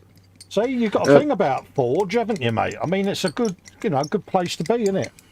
Well, the thing is, how many people can say they went to school in a modern secondary school and in one of the buildings was a goddamn blacksmith's forge? I did. I mean, I know, but you're from down south and you probably went to a comprehensive. But it's like... Grammar school, yeah. Oh, good. Yeah, well, I went to a grammar school as well, so therefore, So we obviously, that's the grammar school thing then. But, oh, yeah, but how cool is it to be able to say, though, I had a blacksmith's forge? Oh, yeah, proper lathes, proper mills, proper everything in there, mate. See, when we were just doing, like, lathing and milling and make, like, the ball peen, it was like, this is boring. This is just woodwork with harder wood. But when they said, right, now you can do some ironwork on this forge, I'm like, fuck yes. Oh, yeah. The smell of Swarfiga in the corner. Do you know, I can still smell that smell when you used to quench warm hot metal in oil. Oh, God. Oh, yeah. Yeah, I could still smell that. Oh, mate. And did you ever do that thing where you had to, like, heat up the metal in the forge and then dip it into the powder to get it plastic coated? Yes. That's what we did in the ball. That's the only bit of forge work involved in the ball peen hammer, actually. Absolutely, yeah. Yeah, like just taking a stick of wrought iron or whatever it was and just making the twisty thing for the hanging basket bracket and making all the little spikes and stuff. It's like, oh, this is brilliant. Woodwork's rubbish. Woodwork's just gay. This is awesome. Morning, H. Oh, look, a perfect barrel. It's not often I get a perfect barrel. Yeah. And boiler in 2, 1. Oh no, it's got a surface yet. All right. This has got to be some movement from the depths. Yeah. It's in the depths of the pit at the moment. The Kraken has to wait. Yeah, that's the alarm that goes off, and then if I don't hear her pottering about within 10 minutes. Right. Yeah. That's the alarm for you to keep your ear open. Yeah. That makes sense. Oh no, she'll still be in the land of unicorns and glitter, mate. Yeah. Clearly H is Cronin the Cannon. Yeah.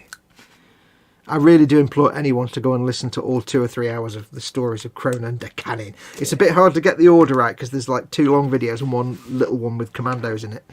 But trust me, it's worth it. I just said worth. I'm turning into an orc or a southerner, one of the 2. She is H, the Festa Basher. Festa Telleroffer. Oh yeah, I was proper kicked in the arse today. Yeah, she is your runt herd, basically. Oh yeah. She is the runt herd to you being her grot. Or if you've been particularly bad, you're just not even a grot, you're a snotling. Where's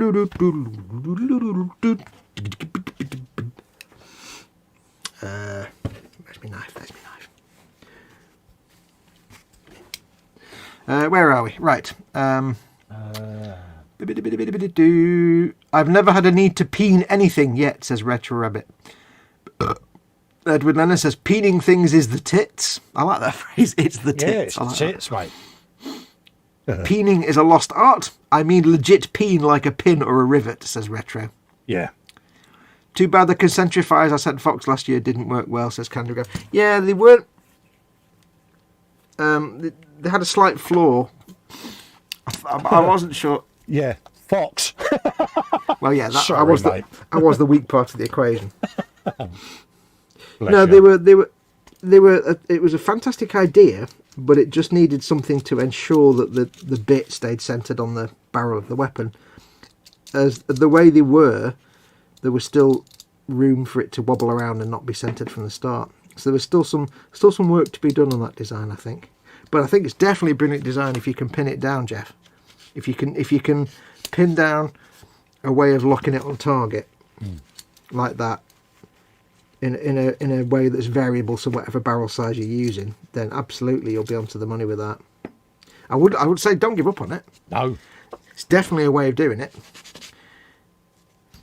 It's something you need to be able to take the barrel and just clamp onto it and adjust the size, click, and therefore guarantee there's no way for it to...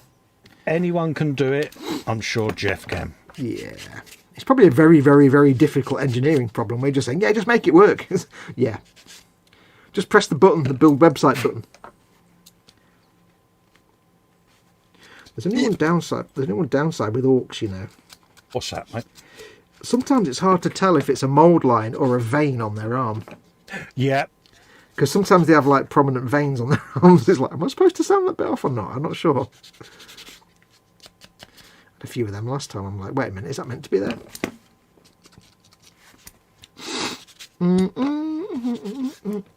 Oh yeah, I've done that before on a Warhammer. I've sanded something off that should have been kept there. Like, oh, I needed that.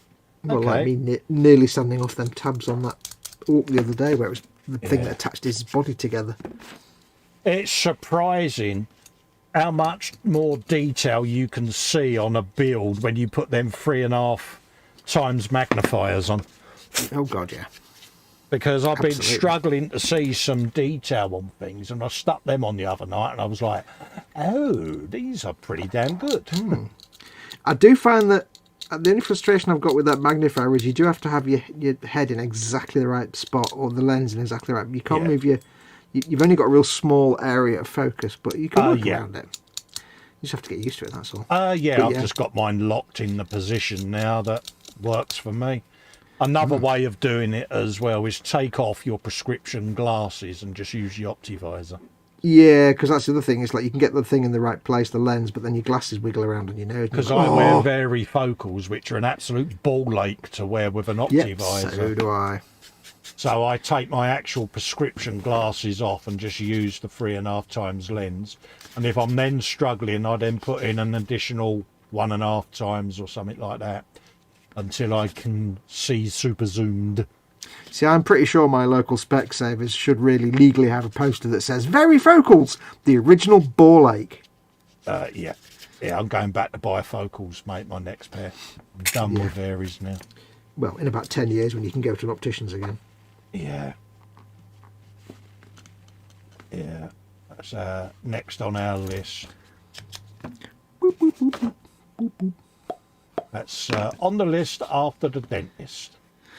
Oh, that's the more important one.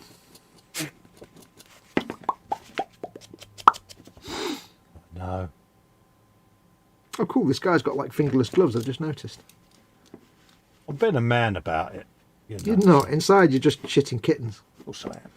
You're losing sleep at night. You haven't slept in months. No, I'm an absolute wuss when it comes And you know to the what? dentist. You'll go in, the dentist will go, oh, yeah, no problem. Give me a minute. There you go, done. All your teeth are fine now. And you'll be like, what is that? Yeah. Like and subscribe. Like and subscribe. Beep, beep, beep, beep, beep. What you should do is you should go in and say, please tell me that you like Warhammer and that you know about orcs. And the dentist will be like, oh, yeah, I've got this orc armor. And then you'd be like, yeah, blah, blah, blah, blah. Oh, yeah. And your tooths come out. They'll be What do you going, want to do "Oh, with your your bad moons? You keep your teeth, don't you?" Absolutely, love. It's currency, isn't it? I need them teeth back. What for? Bad moons, isn't it? Well, if I get the tooth back, I then have to incorporate it into one of my Warhammer builds, don't I? That's true. That's true.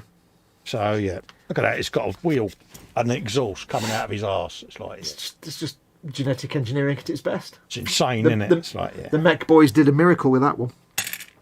That is Or as- pretty rad. Or as it said in one of the Cronin the Cunning stories today, he hit someone so hard his life savings fell out all over the place. He smashed the life savings out of his mouth. Rid of that big arse seam. Big arse seam. Well, I've got a seam in your arse. Well, there you go. That's the only downside with some of these, is they put the seams in the most annoying of places, don't they? Yeah, not like Bandai, who always managed to hide them away. Yeah, More you often think, than not. you know, Bandai have got it pretty nailed, haven't they, really? Not always, but more often than not. Yeah. Just love the insanity of this stuff. This is insanity. Right, I'm just going to mute because I've not heard. Yeah, go and give her a kicking up the bum. Also, what I need to do is when he comes back, I need to give him a kick up the arse because he's been 2 hours now. He needs to get up and walk about a bit. I assume he's still got his earpiece in so he can hear this. So don't let me forget, people in chat. It's been a couple of hours. And I meant to set myself a 2-hour alarm. Going forward, when me and Colin do a stream, I will set a 2-hour alarm. So after 2 hours, I can remember to stand up and walk about. Because he needs to. For his healths.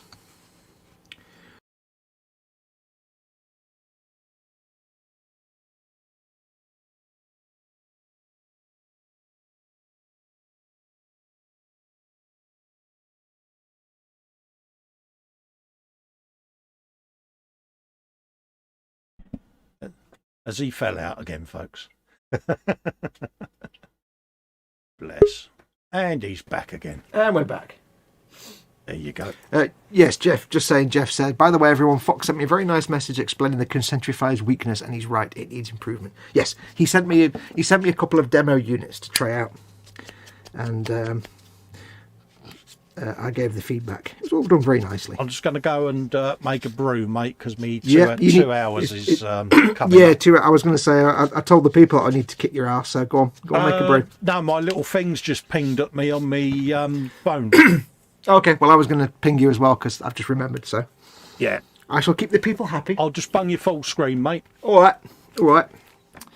Yes, so the Concentrifiers, if you don't know what they were, basically what we were talking about on one thing is when you're drilling a barrel, you get your drill bit and your pin vise and you try and drill it out the middle, but 99% of the time you don't get it centred, and you have to then go and do some remedial work with the blade, which is what I do.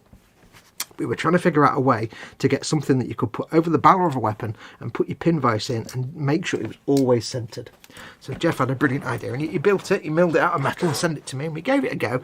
It wasn't perfect though. There was still too much leeway for the bit to wobble. So I gave the feedback, which is why he sent it. It was a dry runner test, and that's the whole point. No one expects to create an invention and get it right the first time. So it was a beta test. Where are we up to? I'm out for the night, folks. Thanks, Colin Foxx, for the great content. Catch you later. Stay safe and healthy until we meet again, says Wayne Modelworks. Take care, Wayne. Maybe see you later on today for my stream.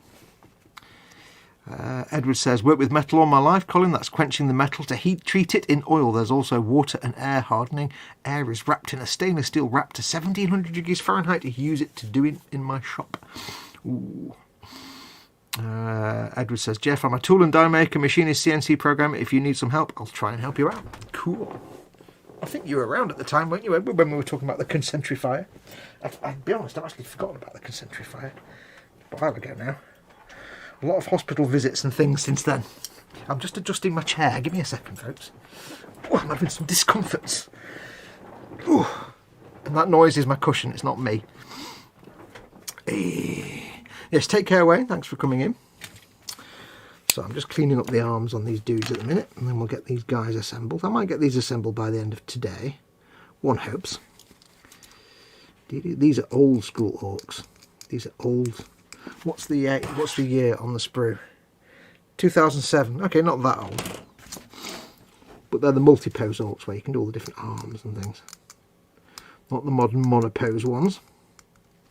But I do seem to have 10 of these for Warhammer Fantasy Orcs and a boss, I think, with a lot of spare bits, I think. I don't know. There's no instructions for the figures.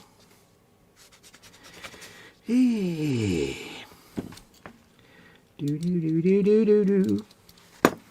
want to go and buy more things from Forge World, but I shouldn't. I mustn't. But the thing is, once you've bought something from Forge World and you've kind of had fun making it, you think, I want to go and buy more. It's really bad. But the thing is, it's kind of a Russian roulette, because I know full well the reputation that Forge World has. That sometimes you get stuff from Forge World that's like, it requires so much attention and fixing to make it work. Because it's resin, and resin is never going to be a perfectly moulded thing like plastic. You're going to have issues with warpage and bubbles and all kinds of things. Mismould and slippage and all these kind of things. And it's taken as read. You know, for small garage manufacturers, you might expect a better quality because they're only making a handful. But when people are mass producing things, yeah, you get some issues. But I made I've made the Macarius Vanquisher, and that for the most part went together quite well. I enjoyed it.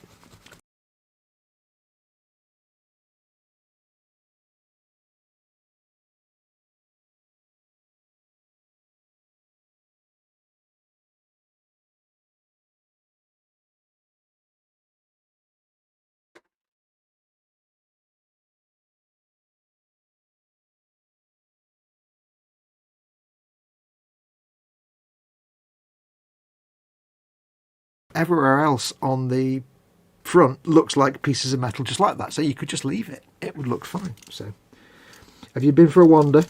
Yeah, we're back up now. It's all right, Good, the string dropped. Oh, did it? That's what I fell out anyway. Yeah, no, the string dropped, so just thought I'd quickly... Yeah. Yeah, no, I'm stood up at the moment, so apologies if I'm a bit far away from the mic. You just stay stood up for a while, young lady. I forgot to set an alarm to remind you to set an alarm to remind me to remind you. No, I had me, what's his name alarm?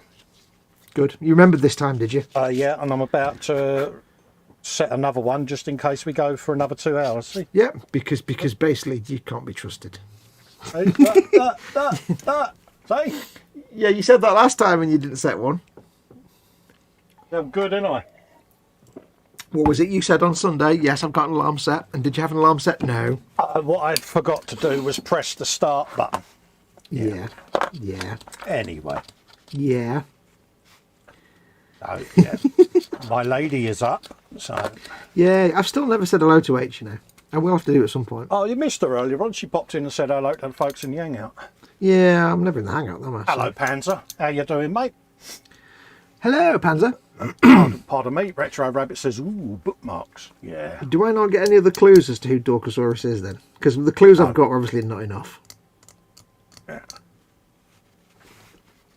Absolutely.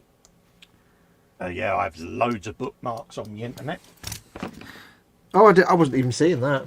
No, all in nice, neat folders, because someone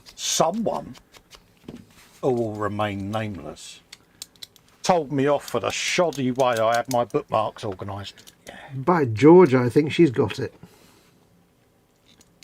Yeah.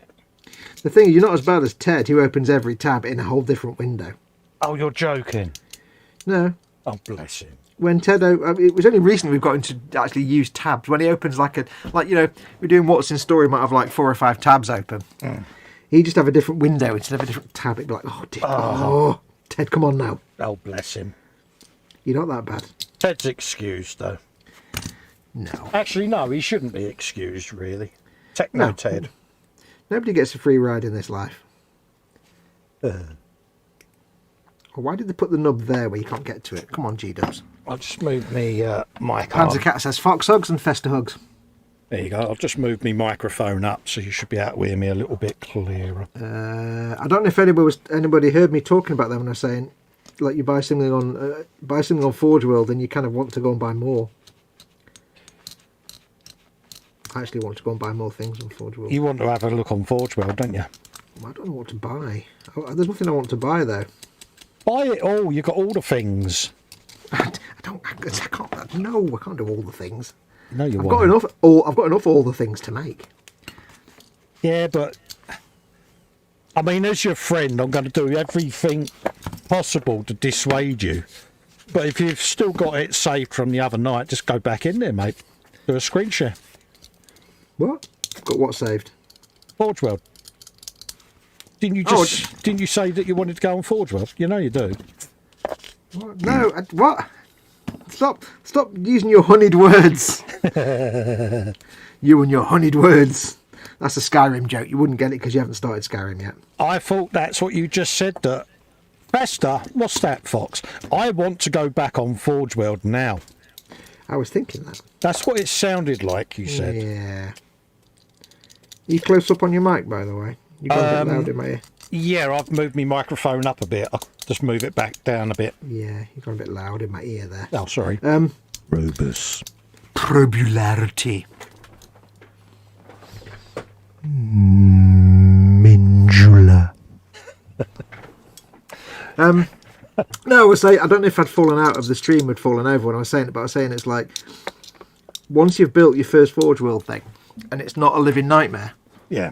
There's something on my lip, hang on. Ew. Moustache. And it's not, no, it's a bit of sloughed skin. Yeah, once you build your first Forge World thing and it's not a living hellscape, I start thinking, you know what, I want to do more. Yeah, I've got... Because I did that Vanquisher and it wasn't too bad. Despite all the horror stories, it came out, it wasn't too bad a build. But, I don't know if people heard me saying, if I fell out, but it's one of those things that you know at some point it's a Russian roulette. You're going to get the Forge World kit that's just a living hellscape to make and you hate every minute of it. Yeah, but it's because it's all working with resin in it, you know. Yeah, but the thing is with Orc, what we're saying was before I got kicked out, the thing with Orc stuff is it doesn't matter if there's a bit of slippage or a bit of you can't quite get the thing to reshape because it's Orc. Orc. So I've got a bit on the kill burster where there's a little bit of slippage, but it just looks like a broken piece of panelling, so I can just leave it. Yeah. It's like how handy. So, yeah. I was going to buy the little Arvis lighter dropship, but there wasn't any in stock. Oh, you never know. They might be in stock now. Oh, shut up. If Sanding. If they've only got a couple of them, you could be missing out. I'm sanding the shit out of this gun machine barrel. You know, because someone else could Sanding buy the living it shit out of it. instead of you. There is no shit left in this. I've sanded it all And then out how now. would you feel? So sanded, you wouldn't believe. Knowing it's not possible to even sand more than this. Some chud This is that beyond has never sanding. ever built Forge World, I appear to have gone completely deaf. yeah, that gets to build the one you wanted. Somebody said the other day it's like guarantees that some talentless chud will win that Tau Manta. Yeah. Gonna happen. The thing is, it doesn't matter if some like talentless chud wins that Tau Manta because all they'll do is sell it anyway. Because I think even the most talented resin model builder in the world would look at that Tau Manta and go, "You fuck no." You wouldn't want to take the challenge on. Oh God, no. Why? Have you ever watched any of the videos of people trying to make the Tau Manta? No. Yeah. Even you'd be like, "Ah, fuck that." Really? Yeah. How do they manage to sell them then? Because they've only ever sold about 200 and something. Well, that price, that ain't bad going. Well, they're made to order. They're not Yeah. mass produced. They're just literally made to order. So it's like it's a proper professional kit. You need to know what you're doing. I mean, there's pieces that are like 2 foot long in resin. You've got to reshape that. Edward Leonard says a tenner says Colin gets him to buy more things. Challenge accepted. Oh, shut up. There's nothing else I don't think that I want to buy. Not Orky anyway. I don't think. I can't remember what there was. There's no other guns I can get for the Squigoth because the only one they had was the super. All the guns that you get for the Squigoth, they're not even in stock. So no interest in the bikes at the moment.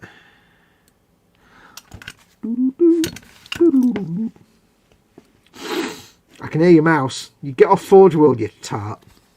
I know what you're doing. You're checking now to see what's on Forge World. You can just shut up. Oh, you'd stop looking at... Oh, you tart. Got ya. You've made me turn round now. I'm going to have to press the full screen button. You absolute tart bastard. Yeah, if I won that mantra, I don't know what I'd do with it. Because it's like, you could just sell it for like 1,600 quid, same price. But at the same time, it's like 2 massive 12 kilogram boxes. I wouldn't want to ship that anywhere. Beep, beep, beep, doop, doop, doop. Xenos. No, see, there's nothing. There's nothing I'm looking at there going, I need it now.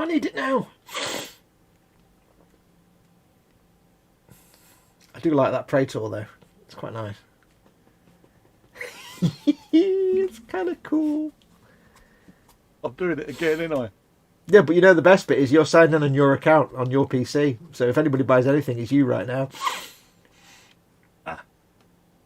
Nah.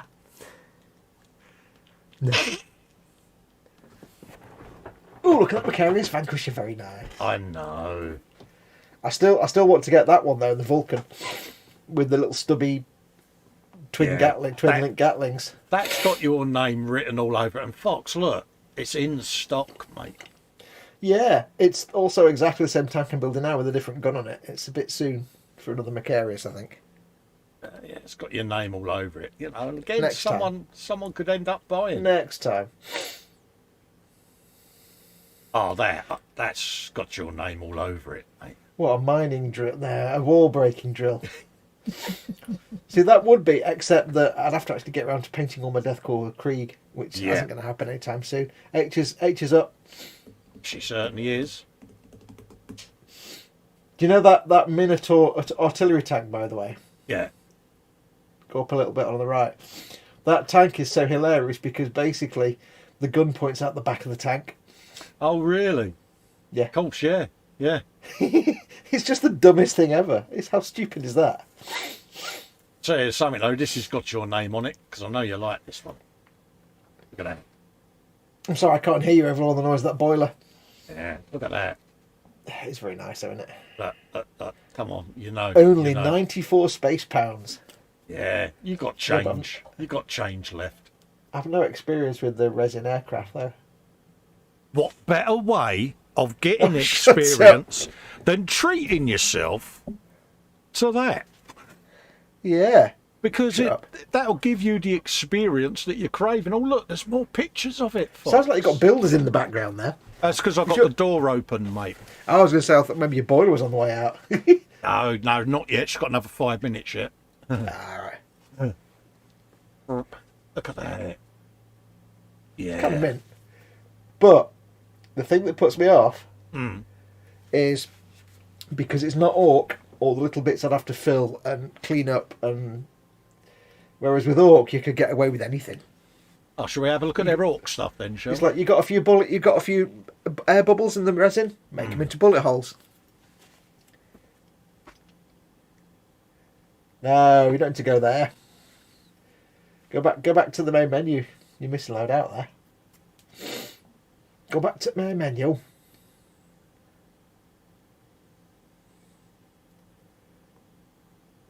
And you want armies of Xenos armies.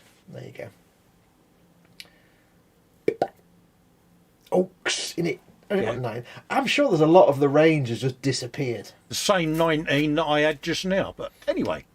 Is it? Yeah. If you click on view all, you'll get everything rather than 2 pages with.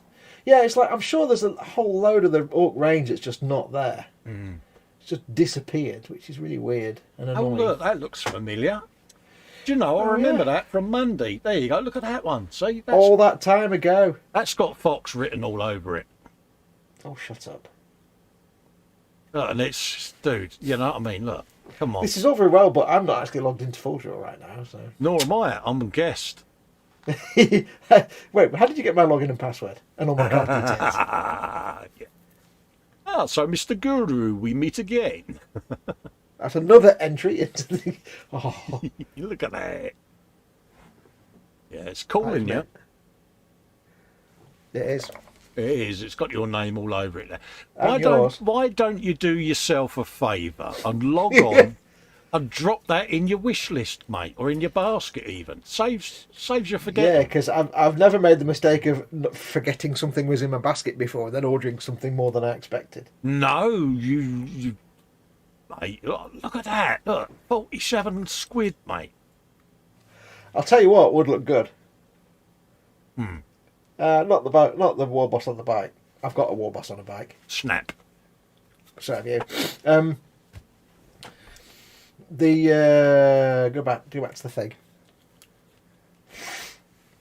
That big track, but with the super cannon on the back, because it's dead limited on the weapons on there at the minute. Yeah. It looks really pants, but if you stick a super cannon on the back, Could have it towing it, couldn't you? no, it goes on the back on flatbed. Go forward a couple of pictures. I think one of the pictures shows it. Oh, well, even better then. I think. Yeah, there you go. No, that's a lobber. Oh, There you go. get hold of that. That's the cannon that I bought that comes with no instructions. Because it's only got like 6 parts. Well, see, you could have this and you could have that magnetised to your squig off, and then when it's done on there, you can drop it on here. See, best of both worlds. Or just get another super cannon. You know, 64 quid, mate. You know you want it. I do love the fact that one of the guys working the super cannon is picking his nose. Oh, yeah, look at that. I like the big thunky tracks as well. That looks quite mint. So every track's in it. Yeah, it's tracks, isn't it? Am I helping you here? I am, I. Yeah, you're helping me like Paul Ditter, you know what I mean? Yeah. Tart. I need to not spend money. I know. Bless I'm you. only looking at all the dreads and mega dreads and stomper lifters and things. They're all got bits missing because they're not the whole thing. Yeah. Oak. Super cannon. Hang on, how much is the mega dread body? That's what, 45 quid Yeah, 45 for the quid, mega yeah. dread body. What's above that? That there is 47 quid for the Mega Dread. So if that's not the mega dread, if the other one's the mega dread body, what's that? Also, what's the difference between that and the mega dread body? I don't Exactly. get it. No Unless idea. it's a different one. What was the description say on that one? Massive auto dread arm with twin big shooters. Can use any of the following forward arms. Okay, so I guess the other one. What's the other one then? Is it just a different body?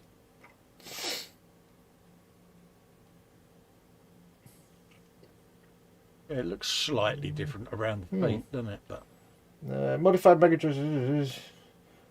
Okay, that's got for battlefield fixings. On the complex control system. yeah, Oh, okay, so the arms are separate. Okay, so it's a different thing altogether. yeah. Oh, okay. It looks great though with all its fixings arms, Oh yeah. but I'm going to guess the arms are probably not in stock.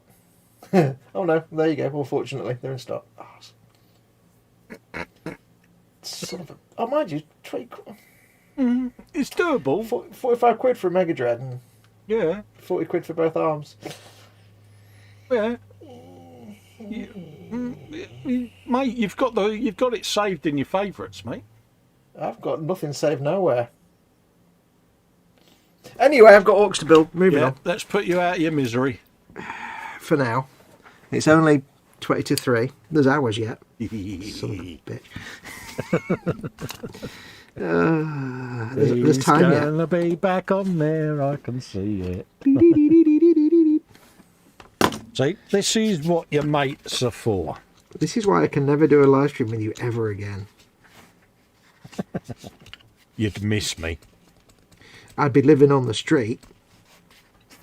Yeah. But the thing is, I can look at it from a business point of view and say, I'm buying things to sell, so it's business purchases. This is it. You know, I know that you do such a good job of painting them and that you're going to be quids in when it comes to selling them. So I'm doing One would you a hope. favour. I'm helping you in your time of need. That's just bullshit, and you know it. You're not buying it, are you? No. Got to admit, though, for a minute, it did sound good. It was worth a try, and as a result, I extend to you this laurel and hearty handshake. Oh, the old jokes are the best. Oh dear. I did have. I'm going to have fun putting my. Oh God, my tax return next year is going to be interesting. Oh yeah. I have to say that I was lucky this year. I did my tax return. The thing is, right, I dread doing my tax return every year because I don't do maths. No. I hate doing maths, and I'm probably not even doing my tax return correctly. I don't have an accountant. I'm not making enough for an accountant. I'm probably doing it completely wrong, and I'm probably going to go to jail at some point. I don't know. But anyway, I do my best.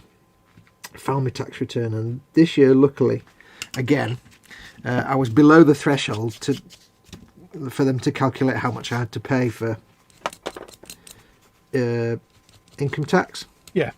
So it was another year where I just had to pay a voluntary national insurance contribution, which is what, 150 quid. So I can't remember how they do it. I think they just contact me and say, yeah, it's done. So again, this year I get to just pay the minimum national insurance contribution. I think next year that might not be the case, or the year after, which is good because it means I'm earning. Yeah. But I need to get to where I can earn enough to pay an accountant to do all this nonsense for me. Yeah. But every year it's like, because I hate doing math, I'm allergic to maths and I hate doing this kind of stuff. Every year I put it off and I put it off and I put it off. But when I actually finally get round to doing my tax return, I can do it in like an hour and a half, 2 hours. Yeah. It's like, it's just download my PayPal account balance statement, download a bank statement, do a bit of Excel, done. Yeah, that's it. Yeah. All I have to do is go through the literally go through the bank statement of PayPal and say, right, what's that? Yeah. That was this, that's work. What's that? That's personal. Just going through the statements and marking things off as personal, business, or both. So, but I put it off every year. All part of the fun. Yeah. You'll be doing that now. Yeah, I know. I'm well below the threshold. Yeah. When have you got to do your first tax return then? Next year? Next year. This year. What you mean for 20? How long have I had Patreon? A year. Well, the current accounts is 6th of April 2020 to 5th of April 2021. Did you have it before April? No. Last year. No, you're fine there. It'll be next year. Next year. I mean, you don't have to file them, but then if you get found out, you'd be screwed. That wouldn't be a good idea. I would rather be transparent. Oh, yeah. Oh, yeah. But it's just funny the way I put it off later and later every year because I'm like, oh, God. Oh, I've got to I was going to do some painting, but I've got my taxes. But then I've done it in an hour. It's like, oh, yeah, it's just some Excel. And there you go. Done. Whatever. Yeah, you do quite a bit of selling, don't you? Not really. Not done a lot yet. I've not done enough selling on eBay that I don't have to wait 2 weeks for the money to come through. Yeah. Git. But no, it's more just a case of when I actually go back over my bank statement for a year. There's not that much on there because I don't spend much and I don't get much coming in. So it's like there's maybe a couple of hundred transactions. I'm like, okay, I've just got to identify what all these are. And I go through and I write, you go for that. These are all car insurance, done. There you go. These are all broadband bill, done. Yeah. It's mostly just going through a few Amazon and eBay purchases and receipts to see what they are to check if it's business or personal, and that's it. It's not that hard. It was a living nightmare where when I finished working and just started doing this full time. Though the tax return after that was a nightmare because that was half me and half PAYE, and that got really confusing to my little brain. Yeah. I'm like, I don't understand this at the best of times. And what? That was scary.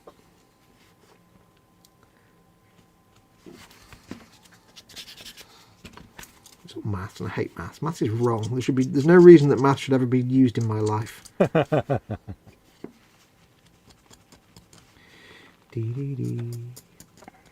So do you claim business expenses? I put down what I spend. Yeah. I put down what I earn, and I go through and I mark off what's a business expense, and I include that in the spending, but what's a personal expense, I don't. Whether I'm doing it right, I've got no idea. I'm not an accountant. I'm probably doing it wrong, but as far as I can tell, I'm telling them what I've earned and, you know, how much I've spent. See, I'm quite lucky. My eldest boy is coming up to his 2nd year in on his bookkeeping course for accountancy, so I mean, I shall soon have my own accountant. Ooh. I mean, in all reality, I'm probably shooting myself in the foot because I could probably go through and claim a lot of things as expenses, and there's loads of things I could claim. I don't know. I'm just saying, here's how much I spent. I spent X, but of that, this much was personal, so we'll forget about that. The rest of it's business, so we'll take that off the. And it's, I'm probably not granular. I'm probably doing myself out of a lot of money. Not a lot, but you know what I mean. Yeah. But I don't earn enough to have an accountant. Good, no. Earning enough to have an accountant would be a good problem to have. Yeah, you know, you'd have to be one out of a YouTuber. Did you see the figures today on the top earning YouTuber? No, because I hate all of those people, and therefore I don't want to read any articles about them because they're all just knobs. Oh, mate. They're very rich, and I hate them. Yeah. But I hate them. One of them was a young kid. 30-odd million. It's like, bloody hell. Because most of them are just pointless YouTubers that make shock content and drivel. Yeah. Like the Jake Pauls of this world who can just go away. Yeah. They just make drivel. It's like, really? Just, it's not an... Hang on, I'm going to sneeze. It's not annoyed at them because they make drivel that makes them rich. It's annoying that they make drivel that people watch. It's annoying at the people that watch it and then make them rich. And it's like there's certain channels that I used to watch a lot.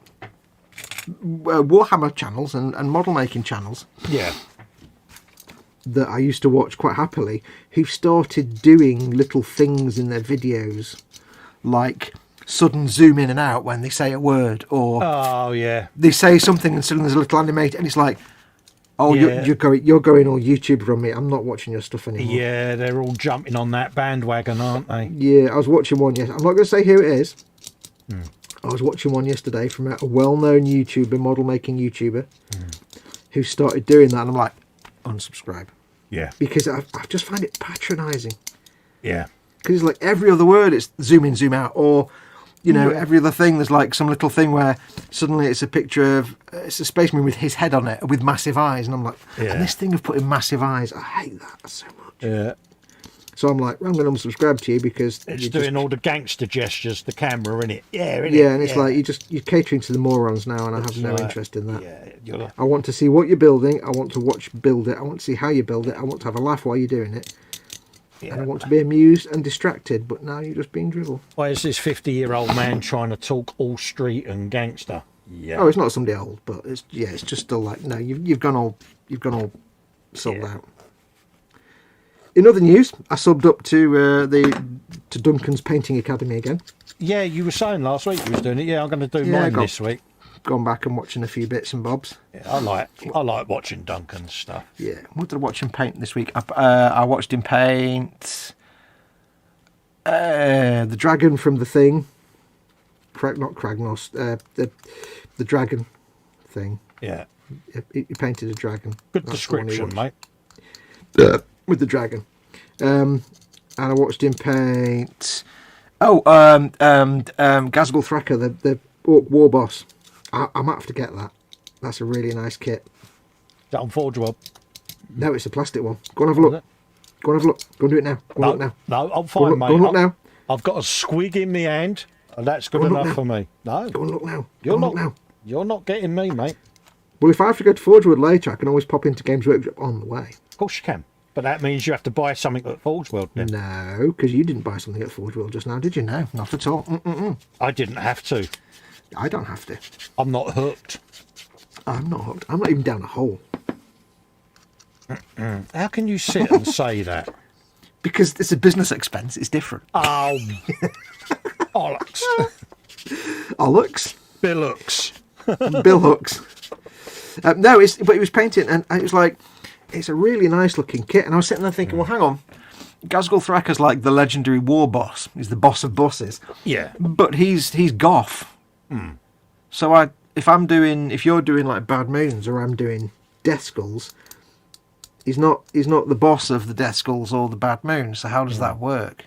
And apparently you can play him if you're not playing as goths. Yeah. But there's just certain things you can't do. You won't get any racial traits or culture traits or something. I was reading about it. It was a bit confusing. And I'm like, yeah, but I want to paint him as blue. I wouldn't want to paint him as goths. But it's a lovely looking kit. Claire is in. Hello, Claire. Hey, Claire. Hello, Colin, Fox, Jeff, Candygram, and everyone in the chat. Hope you're all well. Hello, Claire. Big hugs. Hope you're doing all right, Claire. Not seen you in a while, my love. Hope you're keeping well, and happy 22 to you. Ooh, 22. Oh, you mean the year, not the age? Or do you mean the year, age? All right. Yeah, you never ask a lady her age. I'm sure you do, because you're an idiot. No. If H tells you not to mention someone's age, you're going to mention it. Yeah. You do all the things you're not supposed to do. Come on. Don't even deny it. Should have seen her this morning. Right, she says. We are going out in public. You are not. Yeah, I know, love. She says. Just nod when people utter things. I'm your ears. I will do the talking for you. Okay, love. Does she even... How long have you been married? Bloody hell, we got married in 1989. Okay, so 33 years. 33 years, yeah. And she still starts with, we're going out, and what I don't want you to do... Yeah, because I am she should, useless. Yeah, but she should know by now that the moment she says not to do something, she should know by now just to not even... just say, we're going out, behave, and that's it. It's only so that she can come back and say, I bloody told you. I told you. Yeah. It's when she looks round and says to me, will you behave? I'm like... I take it in reality she just takes as many situations as she can to just not take you with her. But it's only where she absolutely has to that she has the no only choice. time I go out is for medical stuff. Oh, yeah. And, yeah, the rest of the time, like, I might say to her, oh, couldn't get me some fish for the fish tank. Or better still, why don't we go to... No, I'll get them for you. Tell me what you want. Think I'm taking you out in public with other people. With people of the realm? Yeah. Other humans? No. She said, you can go out for medical and all of that. She said, but only under close supervision. Yeah. When we go out, you're getting roofied. It's not quite got to that point yet then. No. But it's just not like, I just ain't the getting way in the she plane. looks at me as if to say, you are going to behave, aren't you? Yeah, of course I will, love. It's like, we're going to be going out. I want you to eat this cheeseburger. I ain't getting in no plane, fool. Yeah. Ooh, cheeseburger. Can I just point out on this guy's rifle? I know you can't really see it, but I'll see if I can zoom in a bit. I love this little touch. I don't know why, but on his rifle, he's actually got like material wrapped around the barrel. Oh, how cool's that? Yeah. How cool is that? I like that. Not that that would do you any favours because it would instantly catch fire and you'd just be on fire. But he's an orc, so I love them sort of details, the windings and yeah. It just seems that's why I like some of their vehicles because if you've got a bit of a panel line or a seam or a gap or something, what I've done in the past is just get some easy line and wrap it round the gap and then glue it in place. It looks like a piece of rope. Yeah, they do their windings on the booster blaster and I love it. I think I did a few on either the booster blaster or the snaz wagon where you had two bits of pipe stuck together and you could see the gap. So I just covered it in easy line. Yeah, there you go. Always works. Bit of rope. There you go. Money for old rope. Get your rope here. Wait for a pound. Popularity. There you go. Cronin the Cunning. I need that guy to make more episodes. I need to listen to more episodes of Cronin the Cunning. It's really funny. It's really fun stories. We got squig armor. Dun, dun, dun. Armour your squigs. How cute is that little bomb squig though? Look at him. Look cute. Oh, he's got a little wheel as well. I still think the cutest squig of all is the one that comes with the Boomdacker snaz wagon. No, with the squig buggy. I've got one of them coming during the week. Oh, didn't I tell you that? Yeah, I made. You actually said I got some points incoming, but I didn't. You didn't tell me what you got. Yeah, I told you that you had a kickback, didn't I? Because you was feeling so down and depressed after blowing all your money on Forge World. I didn't blow all my money on Forge, or just a good chunk of my money on Forge. Yeah. So I may have ordered the squeak buggy because I had a notification off of Goblin Gaming saying, yeah, because I had asked them to notify me. Oh, when it was in stock? Yeah. So I was like, we got one in stock. I was like, yeah, it's got my name on it. Yeah, there's one in there. I can't remember if it's a boom squig or it's not a bomb squig because it's not got bombs or dynamite in its mouth. But it's basically flat. Yeah, I know the one you mean. Yeah. Yeah, and it kind of looks like a squished turtle. It's the most adorable squig I've ever seen. I think it's a boom squig. It's like a landmine, I think, or something. And you just have it on the sprue and you can put it wherever you want. Just dump it anywhere in the squig buggy. It's like they need to make that.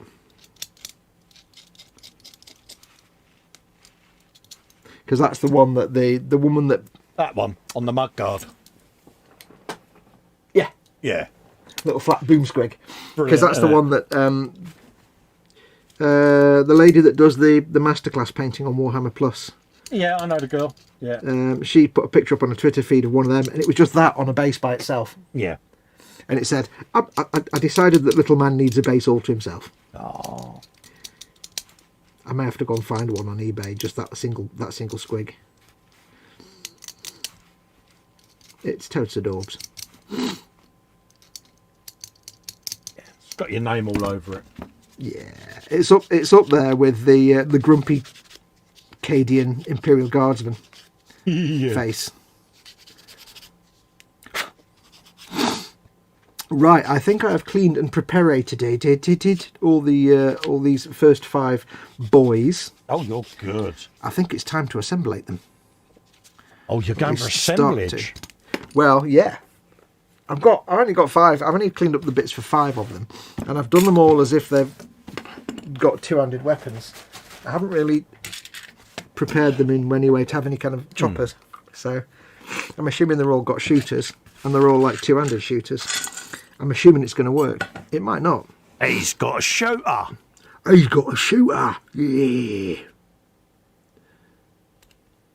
I don't like the way they've all got like sticky out bums like a gorilla. That's kind of weird, these old orcs. There's like, what's this thing with having their butt sticking out everywhere? Yeah, they've got themselves a bit of booty, have they? Yeah, well, they're all like kind of like, you know, like a gorilla has the butt sticking out and then the back's arched. Yeah. It's all like that all the time. And it's like, the modern ones don't seem to do that. Okay, well, that's a problem. What's that? Well, there's an arm there to go under a gun, but all the guns are in the left hands, and that's a left arm. Oh. That's interesting. Oh no, hang on. There's one that's right. There's one that's left-handed. I never thought of that. That's right hand, right hand, right hand. Okay, there's one left-handed weapon wielder. Is this That's cool? Oh, yeah. Of course, I would say does it show you in the destructions? But it's, No. it's destructionless, isn't it? That one. Yeah, don't get any of that. No. Computer says no. Yeah. I used to have instructions, you know. Not no more. No. Not anymore now. No. Yeah. I'm going to overthink this and be planning. I should just glue all this shit together. Yeah, glue it on there. Don't think about it. Just stick it on there. Don't think, just glue. Yeah. You tart. You cheap tart. Right. I'll give them that chest. I'll put some bits together. So there's them two. What's that on I'm assuming there? these arms are all the same. Let's have a quick looky-loo at the chatlings. See what they're up to. Look at the chatularity. It's everyone saying hello to Claire there. She's saying thanks to Colin and Fox. Always nice to see you, Claire. Pop into 24/7 one night, darling. We'd all love to see you and say hi. Mm-hmm. Dorkosaurus says, hi, Claire. Hope to see. Glad to see you. He says, hope you're doing well. Panzer's getting hugs. Everyone's dishing out the big hugs. Olivia's off to bed. See you later. Scale Modelling Chaos.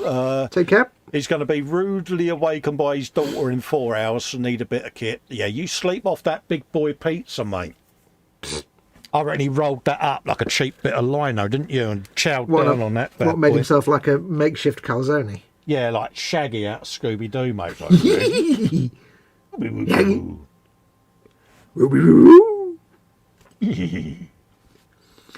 Was not a horse.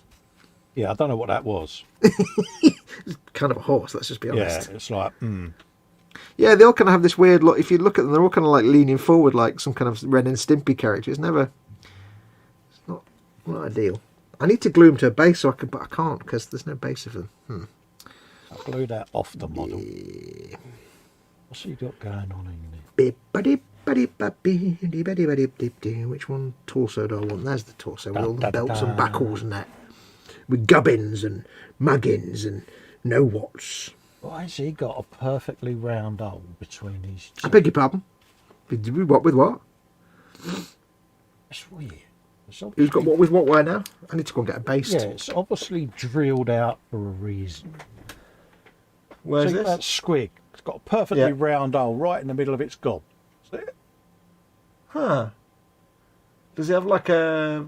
Got absolutely diddly squat. It's in the instructions, look. It doesn't have a plate. It doesn't have a plate that goes over his mouth later on. Don't look like it.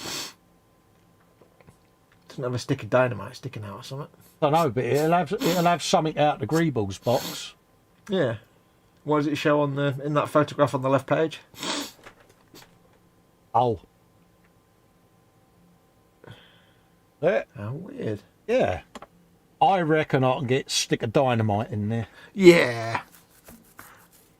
Although I don't know if the rider would necessarily want his squig to have a stick of dynamite in its gob, but it's orcs, isn't it? Yeah. Right, I'm just going to go and grab a base because I need to... Yeah, no worries, mate. Put these guys on a base to figure out their orientations. I need to go for a wee as well. Back in a minute. Yeah, not a problem, mate. I'll do a bit more in the chat. Candygram from Mongo says, hope you had a good time to work on your motorcycle models, Claire. Yeah, how did you get on with your CBR, Claire? How's it coming along, love? He's looking forward to seeing that. Let's just have a look at the bases in a moment. She says, yeah, we'll do. Be nice to see you all. Happy days, Claire. Yeah, it's... Like I say, we had Christmas in the way as well, so that's been and gone. So, yeah. Panzer says about Fox going into Forge World. He's not buying it because he's bought it all already. Iron Man 129's in. Hello, mate. How you doing? Panzer was saying to Fox to buy that nice resin plane. You'll also increase your chances of winning that Manta. Do you know, I would absolutely piss myself laughing if he won that. Edward Leonard says they're selling that giant orc on eBay for $2,200 painted and none of the orcs have spears. Dorkosaurus wants some of the custodies.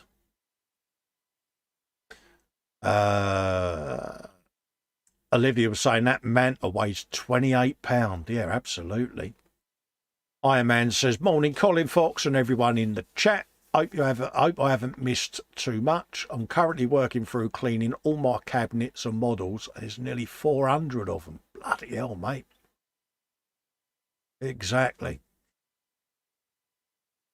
Cool, that's a serious amount of cleaning you're doing then. Claire says, thanks, Jeff. I'm in paint right now. A lot of little parts to do. It's surprising on that kit, Claire, isn't it? How many little nooks and nitty little bits there are to paint up. Definitely a nice kit, though. I'd do another one. But, let's start figuring out basics some of these. I am returned. Hello. Hello, Gee's all right. Just been doing a bit of chat, Dolly. All right. I've just been reminded when I was getting these bases out. I bought this off somebody on eBay. Yeah. And the guy actually sent me a message saying, "Hi, I saw who you are, and I actually watched all your videos, so I put a whole mess of extra bases in the box for you." I'm like, cool. Oh, that's nice. Yeah, that was nice. Profit for everybody. 32 mil. 1, 2, 3, 4, 5, 6, 7, Happy 8, days. 9, 10, 11, 12. E. Can have a spider pick for your trouble there. Spider Pig, that's me. I need to get some more 32 on my bases, don't I? Because I'm a few short. Oh dear. Oh dear. Said Bag Puss. I shall have to go and secure some more 32mm on bases. I see. 1, 2, 3, 4, 5, 6, 7, 8, 9, 10, 11, 12, 13. Oh, I'm too short. Monkey fluffer. Too short. That's just Murphy's Law, isn't it? Yeah.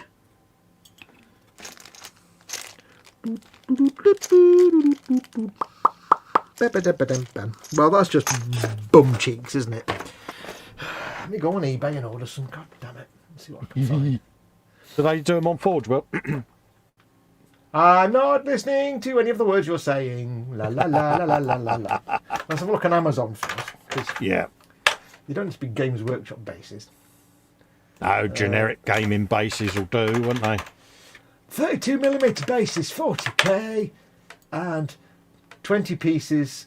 Oh, 32mm, 50 pieces. That might be a bit better. That was me forever. Or 100 bases for £13. Well, that ain't bad. I don't need 100 bases though. I think 50 bases would keep me going. I'll just buy 100 bases. 100 pieces, 32 mils, generic photographs that tell me nothing. I like the way they do that. They put generic photographs that are just nothing to do with whatever they're selling. It's like you a diddly squat to do with anything, don't they? Yeah, and they're bought. I've done it. There you go. Good man. At least you bought something tonight. See? They'll be with me by the 22nd of January. I don't even know who I bought them from. I don't even care. They're just Amazon. It's just Amazon. I don't care. The thing with Amazon, you like, I don't care where it's coming from. It's just no, it just turns up. Here is some money. Please send me some crap. The Hobby Heaven limit. Who's Hobby Heaven? How many times have we done that? And we've ordered something, and the following morning it turns up. It's just amazing. Oh, they're in Derby. Hobby Heaven in Derby. Arrived sooner than expected. Arrived quickly. Good. Yeah. Wow. Somebody's not quite figured out how to do feedback on Amazon. Oh, really? Because they're all like feedback saying, arrived sooner, great delivery, great service. And one guy's put, my favourite gold acrylic. It's like, okay. that's neither feedback or a product review. or a comment on the service. My favourite gold acrylic, please like and subscribe. He's like, well, that doesn't tell me if the product's any good or if the service from the seller is any good. That gives you zero info whatsoever. Yeah, you absolute chumpatronicus. What an absolute dinglespong. I'm closing the browser down now. Okay. You may have noticed I am now back in the room. Carefully, he said. You don't trust me, do you? No, not more than I can spit. And I can't spit because I'm too busy talking. 2, 3, 4, 5, 6, 7, 8, 9, 10, 11, 12, 13. One of them is a slaughter base, which is a bit rubbish, but I can cover it over with some shit and that. So I don't really care. Right, so that's them. So those are the ones that will be with me to point it. I can borrow from the future from my other set of orcs, I think, for a couple of bases if I need them. Right, so now I'm not even going to glue them on here. I'm just using these as like templates so I can figure out the pose because they've got weird sticky out bottoms and I don't quite understand how they're supposed to stand. So I'm just going to blue tack them on. Got a weird bottom, you know. It's a weird butt area. One of the things, and I keep going on about it, but one of the little weird things in that Cronin the Cunning story, is that he's using grots as his thinking fuel. So when he needs to think, he either eats the grot, or he crushes it, or he throws it off a cliff. Yeah. But he's developed the art of origgrotme, right. which is the art of folding grots in such a way that it makes you think more. And he said he's developed several methods. First is the one-arm fold, which is basically folding one arm up the grot's butt. Okay. Then there's the two-arm method, which is basically folding both arms up the grot's butt. Basically taking a grot and folding its arms up its own butt. Oh. Then there's the two arms and two legs, which is both arms and both legs up the grot's butt. And lastly, there's the full circle, which is a legendary origgrotme. Yeah. which is very hard to achieve but gives the maximum thinking. And he said that is where you fold the legs and the arms and the grot's head up its own bottom. Oh, poor old grot. Yeah, grots are kind of, they're just like, yeah. Yeah, it's got a kind of weird, like, Warner Brothers, Ren and Stimpy sort of shape to it. It's like, Yeah. I'm not sure I like these old orc butts. Very weird. Most strange. Anyway, Could be let's just worse. get this. Could be a squig butt. Squig butt! Squig butt what? Right, I need my fat glue. Fat glue. What's that secret you're keeping? I just did Shakin' Stevens, didn't I? I did. can't recover from. I can't recover from that. That Let's go. Put steps into a whole new perspective now, doesn't it, mate? On the off chance that you've already read this, Chaos says, "Write 'em off, guys. I'm going to be rudely awoken by my daughter in about 4 hours, so I need to be a bit of kip. See you all later and stay safe." Absolutely. Claire says, "Will do, Colin. Be nice to see you all." Absolutely, Claire. Always nice to see you. Claire says, "Thanks, Jeff." To Candygram, Candygram says, "I hope you've had a good chance to work on your motorbike models." And he says, "Thanks, Jeff. I'm in pain right now, but I do a lot of little parts to do."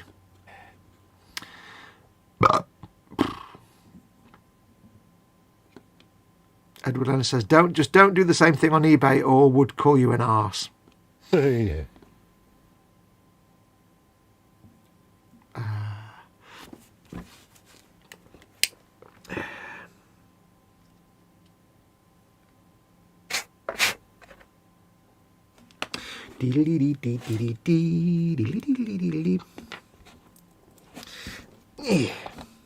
Right, let's try gluing some things together.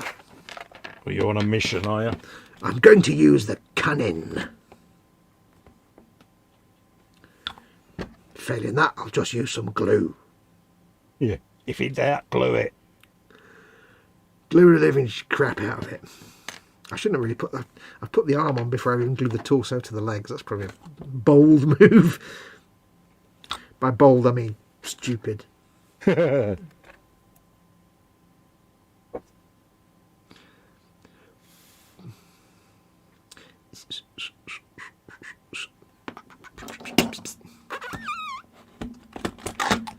really don't like this kind of weird twerking butt thing. It's it's weirding me out. I mean, look at that. Look at that. It's a bit Miley Cyrus, isn't it? Yeah. I don't know what that means, but I don't like it. Yeah. It's like, yeah. It's a bit wrong. I'm an orc. Work it. Work it. Yeah. Yeah. Yeah.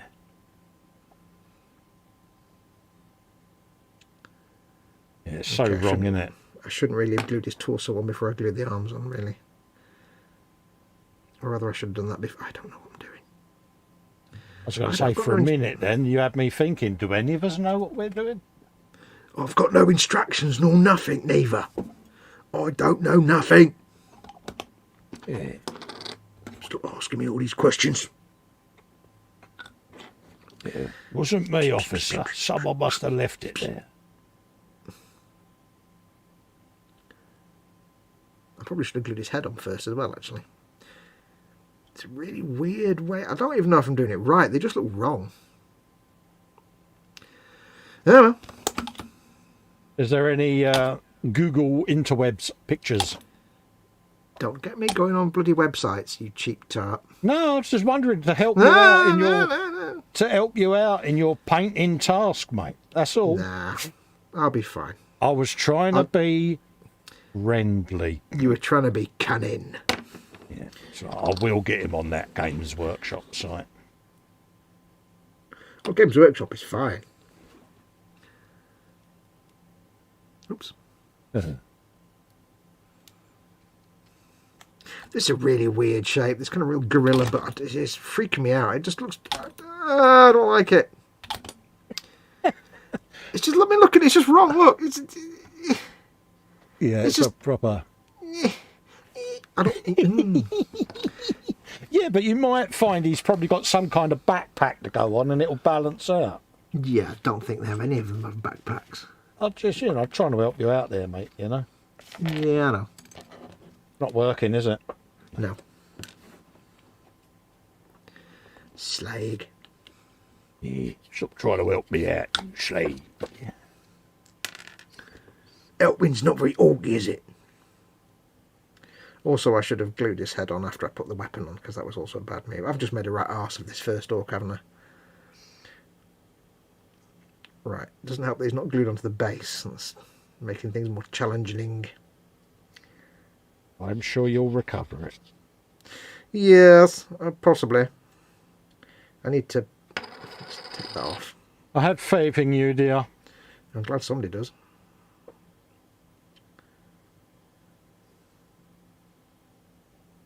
His shooter's in the way of his head. That ain't right. Yeah, he's got a shooter in the way of his canister, isn't he? There you go, that's better. Looks like he's looking down the barrel like a right idiot. Because there's no barrel. It's just a box.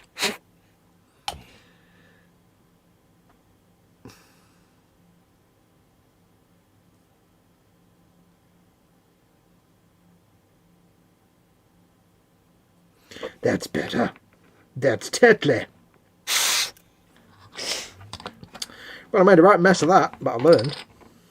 I've also done it off camera, which is really stupid. Claire says, I like to take me time and progress is slow. She's had a few demons recently. However, I'm determined and thanks for the support. Well, at the end of the day, Claire, love, you're having demons. You know where we all are, mate. There's enough folk in the hangout that'll help you. At the end of the day, don't suffer alone. That's the key. And you take as long as you want on the bike. I'm sure the results will be beautiful. Mm-hmm.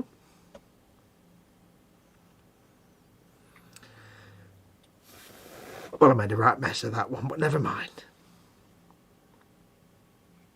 Chewing you up and spitting you out, was it? That one was a little bit, yeah. Yeah, it was a bit hard, that one. I'll put him back on his base. There you go. There you go, little fella. You stand over there. Yeah. I've learned for the next time. Blue tack on both feet. Aha, aha, you see. Aha, yes. Ah, there you go. That be what you're saying, is it? Now I've built the first. And he's dropped out.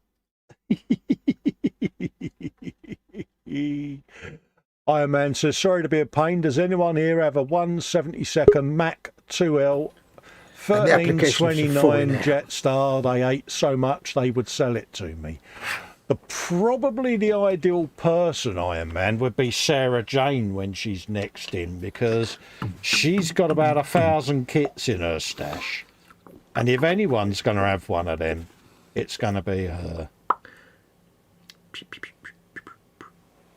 So it might be worth keeping an eye out for when she's next in. She either comes in on me Sunday show or will be in on Fox's Sunday show. I think well, she wasn't earlier. Did she bugger off earlier?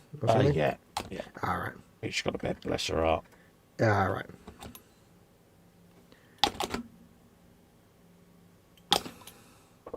See, so I did buy something tonight. It was just 132mm bases, which is not interesting at all. That's interesting enough, mate. No, it's not interesting at all. You are most disappointed now. You are like, for fuck's sake, this is not interesting. It's all right.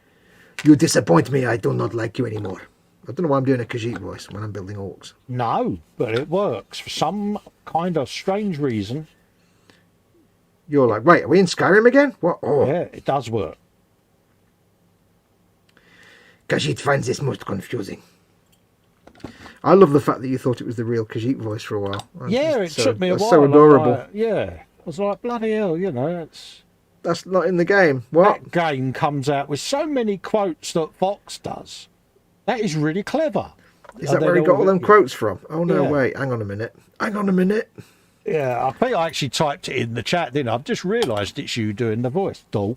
Yeah. Wait a minute. Apply some thinking. Yes. Yeah. Now, that one went a bit better because I put the head on first and then the shooter. Yeah, bless him. That's dedication to his audience, that is. Doing Dedication's what you need.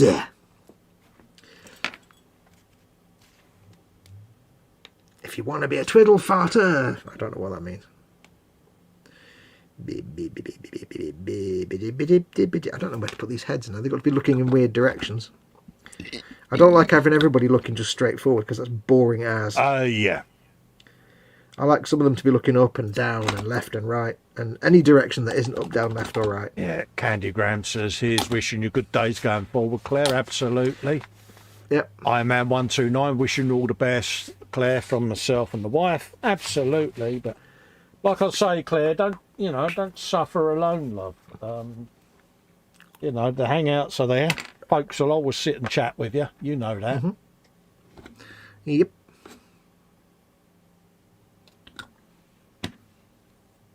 Certainly got me through some demons, bless them, and Fox. Mm-hmm. Gets me through it. What, they got you through some demons and they got you through me? What are you trying to say? No, they got me through some demons and so did you. You're saying I'm hard work? Is that what you're saying? That I'm hard work? You can Is that what you're saying? Are you saying I'm hard work? Is that what you're saying? You are tonight because you won't go to Foldswell. Are you saying I'm hard work? You know that tank is sitting there all alone on that shelf. Feeling unloved. It's got the walking away music going on. And our tune at the same time. Yeah. And you're there going... Oh, I don't need that. And that tank's there going, but he bought all my friends. Why has he left me here? Wait, which tank? Wait about tank. Which tank? I don't know. I'm just thinking of any random shit just to get you to go on there. God damn it. Your favourite tank, the one that you said you was going to get. You know that, what's his name thing? What, the kill burster that I did actually get? That could be the one I'm... Yeah. The one that's in a box in the front room. Don't. Yeah. Bless you, Colin. Don't ever change. Yeah. 10 out of 10 for observation, Cole. I was only in the same hangout with you. Yeah. Did. Yeah, but you ordered that much that I just lost track of it. Yeah, excuses now. Got to admit, though, it did sound plausible. To me, it did, anyway. You know when you're in a hole and you're getting really deep and somebody's passed you a spade and you're still digging, it's probably best to just stop digging. I wouldn't know anything about being in an hole, mate, because I'm not in the Warhammer hole. The whole, as we like to call it. Yeah. The hole. Even though most of my bench tool holders resemble some form of orc livery, Yeah, I'm you're not a tool holder. down the hole. Listen, you can't have the phrase tool holder without having the word hole in there somewhere. Yeah. You see what I just did there? Absolutely. You're impressed with that, aren't you? I am, mate. I was most impressed with it. I might give one... You know what I might do? Ooh. I mean, my missus even pointed out, you are so orc that even the name of your YouTube channel has the word orc in it. Orc shop. I'm going to give one of these guys a big chopper. As well as a shooter. Steady, Neris. There's like an aiming sight on this, but I don't know what weapon to stick it on. You've got a thing about painting choppers tonight, ain't you? Well, this guy, I could have them all just having, both like that, having both hands on the chopper. Yeah. There's no way around this, is there? Having the chopper in both hands. But why don't I just have this guy having his chopper up in the air like that? Yeah. I mean, his shooter up in the air. Because his head's down there, and then the other hand can have a big chopper in it. Absolutely. So put his head on. I think it might be most amusing. Or not. I don't know. Don't know yet, do I? Don't know till I stick his head on. You don't know until you've stuck his head on it. So that's for him. That jaw is for that one. That jaw is for that.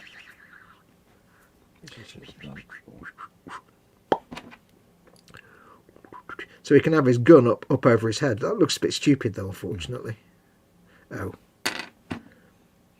My cunning plan is not that cunning.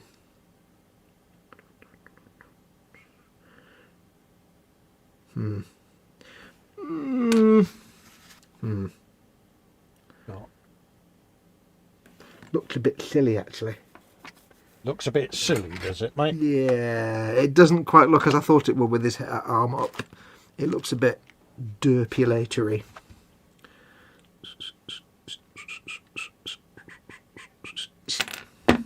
Oh, that's in there. Okay. Right. He goes on in. Yeah, that's right. Yeah, well, I've seen him go somewhere.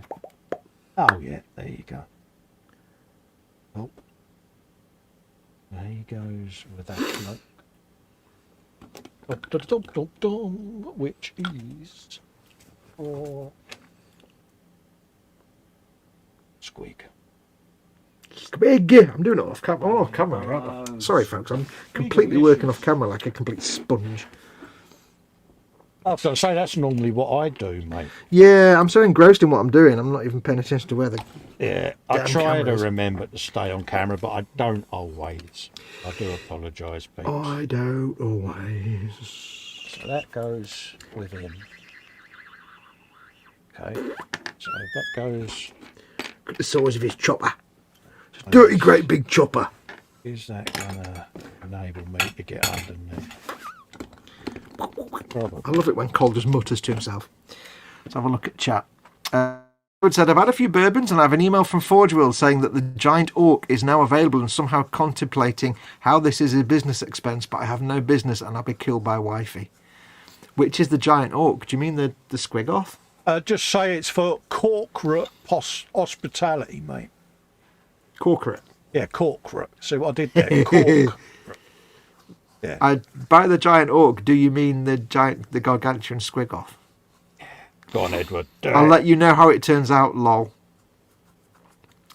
I need to find a Citadel paint dealer on the corner like a drug dealer that actually has paint in stock and will sell me them for less than $10 a pot. It's getting ridiculous here for Games Workshop paint. Oh, really? Wow. Wow. Go for whichever paint's cheaper. I do love GW paint, but nothing wrong with Viejo paint either. No, that's it. If it paints and it's the colour you want, use it. If I fits, I sits. The only reason I use GW paint a lot is because I have a lot of GW paint.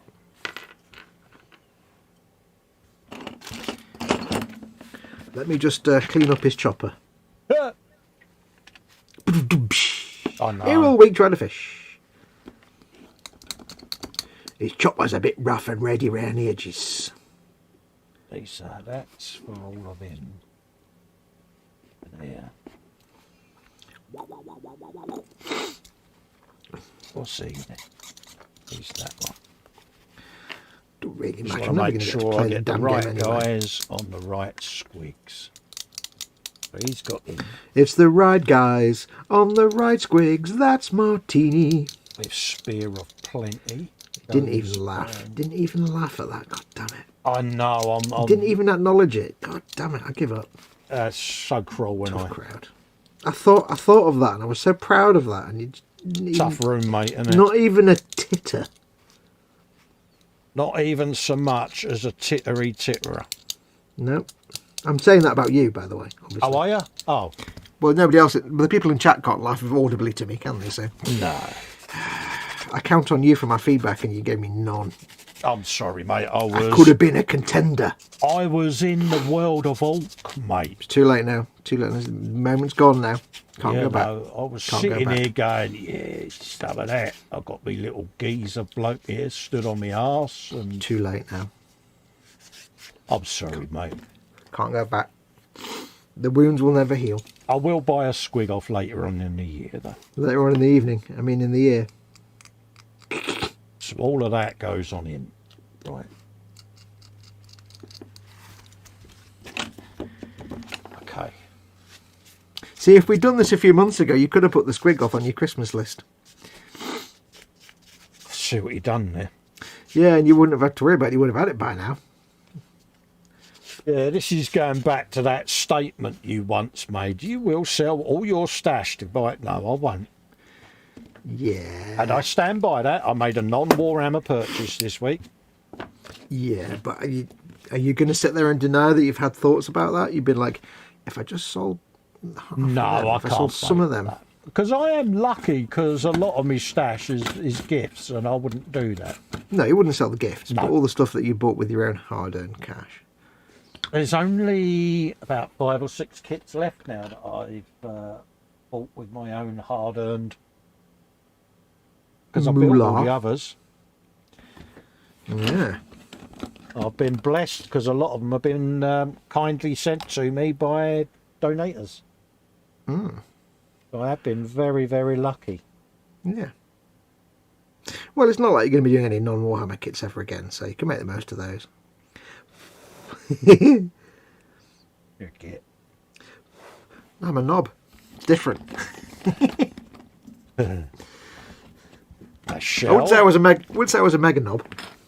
I shall be building motorcycles and cars for as long as I live. Lions and tigers, oh my. I do like a good motorbike. I got the Suzuki turn up this morning, Claire. Suzuki turn up. The Suzuki Moto GB bike arrived this morning at long last, so I got that one to build. Oh my! And I must admit, I am uber excited because it is one hell of a sexy motorbike. I don't understand any of that. No, it's You know, like when people glaze over when I talk about Warhammer, I've just glazed. it's one of those. It's just, dare I say it, I miss riding a motorcycle more than I do driving a car. It's something I miss dearly, but it's one of them things. I don't understand the attraction.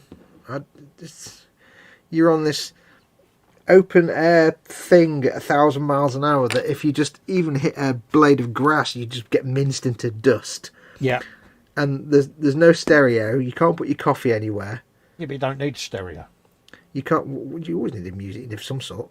How are you supposed to listen to ELO while you trundle down the country lanes? You got your Bluetooth earpieces. You can listen to your phone that's in your skyrocket. The thrill of gunning down a country lane, getting your knee down, just you and the bike. Yeah, but I'd rather just sit in my comfy chair that is a car. Oh, mate. This is what gets me. This is what gets me, you know, like of all the chairs we sit in our life, right? Yeah. We've all got these chairs at our workbenches, and without exception, all of us hate them. Even the best chairs we've got, because you sit in them for a few hours, you get the cramps, you get the bad back, you get the crotch pain, they're not comfortable. Yeah, that's because we use gaming chairs when really we should use orthopaedic or office chairs. Any chairs. But the funny thing is, the only chair you can sit in for hours and hours and hours and not end up crippled is a car seat or a motorcycle seat. No, sitting like that. No, you get the expanding crotch pain. I bet. Oh, mate. Oh. But a comfy car seat. If you just got a car seat but put it up on a thing so it was up in the air, you'd be great off a bench seat. That. How many riders out there? They're like, oh yeah, I know what Festa means. Nonsense. You're all fools. Getting your knee all crazy down, people. Giving it the beans. You're all the crazy people. Yeah. Crazy people. I do miss it. Crazy. The missus doesn't. She was glad when I stopped riding. Yeah, because every time you got on a bike, it's potential death. Yeah. Pretty much.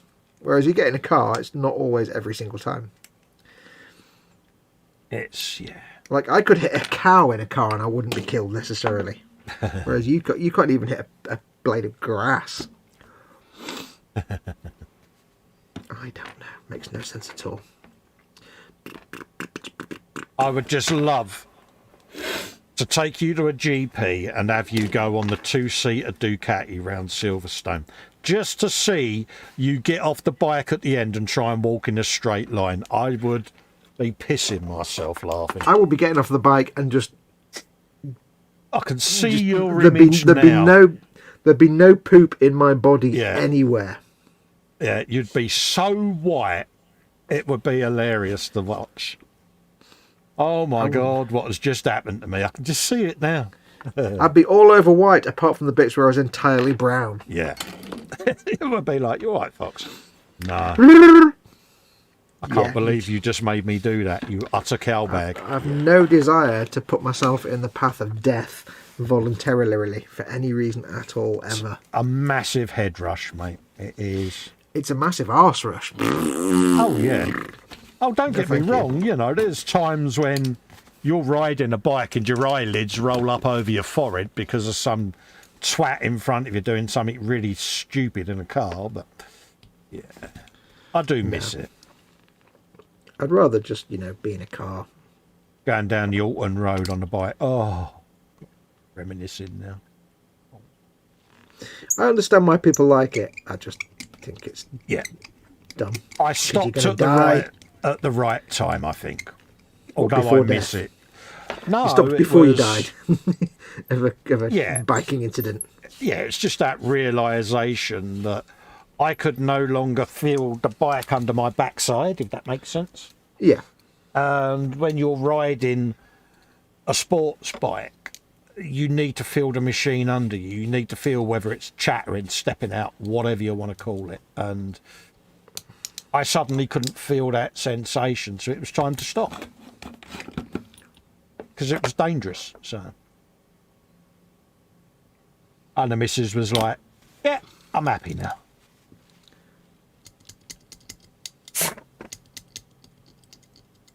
See, that's the other thing. Motorbikes are great, except everybody in your family is shit scared every time you get on it. I choose to get on the back with me. Nah. I can remember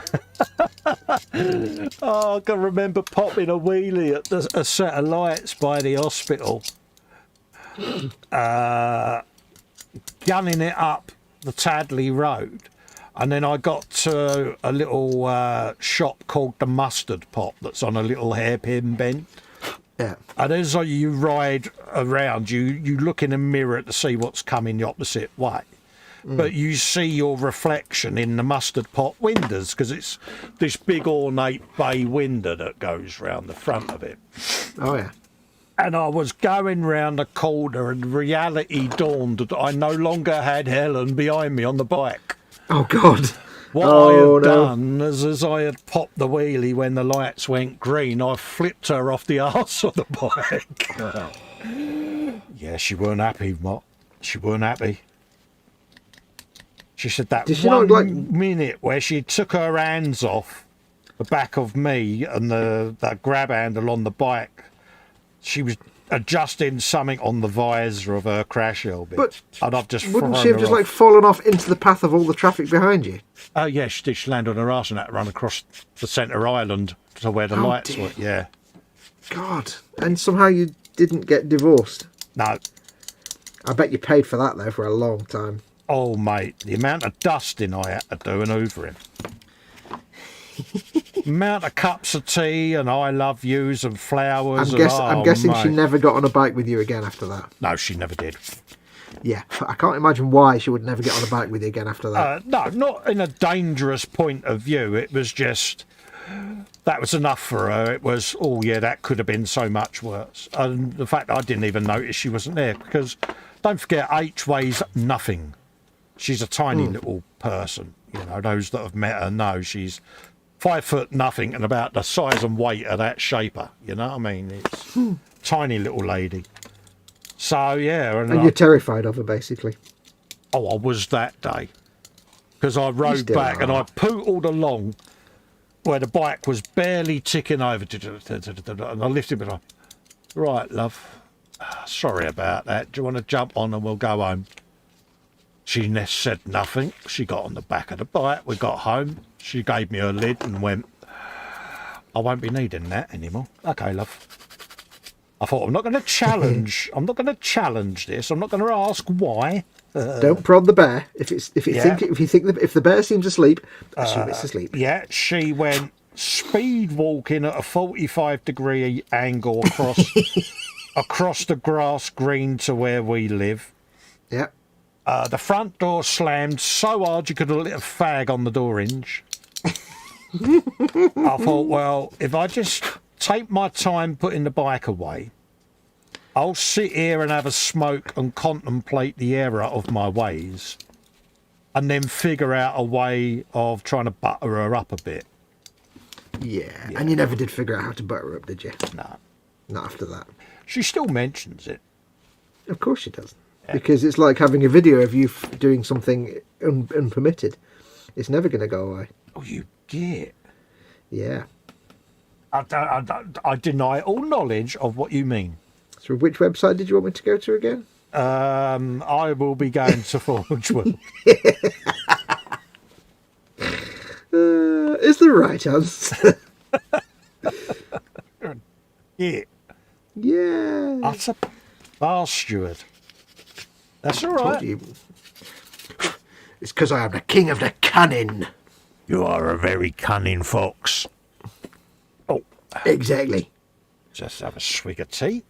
I've been doing the thinking and the cunning is flowing good. Retro Rabbit says, Belly, about to bake a generic thin crust, boring pepperoni pizza. Bench, he's wiring a complete sit-down drive-in arcade machine from scratch. Ooh. Oh, is that one of these Picade?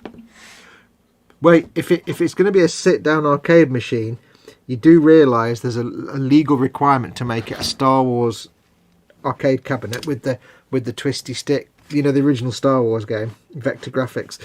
Absolutely. Oh, look at the size of that thing. Use the Force, look. Red 5 standing by. All the lines that you used to hear coming out the arcade. Great kid, let's blow this thing and go home. Remember, the Force will be with you always. And then you get the MIDI, the oldie worldy MIDI card music, because it was revolutionary in them days. Mm.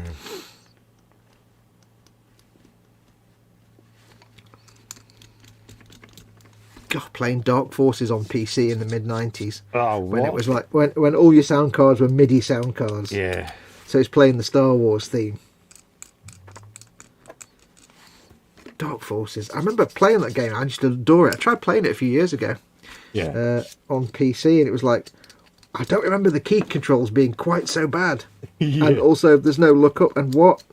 And it was like the key mappings. Because I got it on Good Old Games, and it's like the key mappings were not. You couldn't change them, and they were terrible because it was pre-WASD. Yeah. Oh, yeah. So what the hell? How did I play this all these years ago without having an embolism? It does amaze you sometimes, innit? Yeah. How did I accept this as playable when now it's just like the worst control scheme ever? Yeah.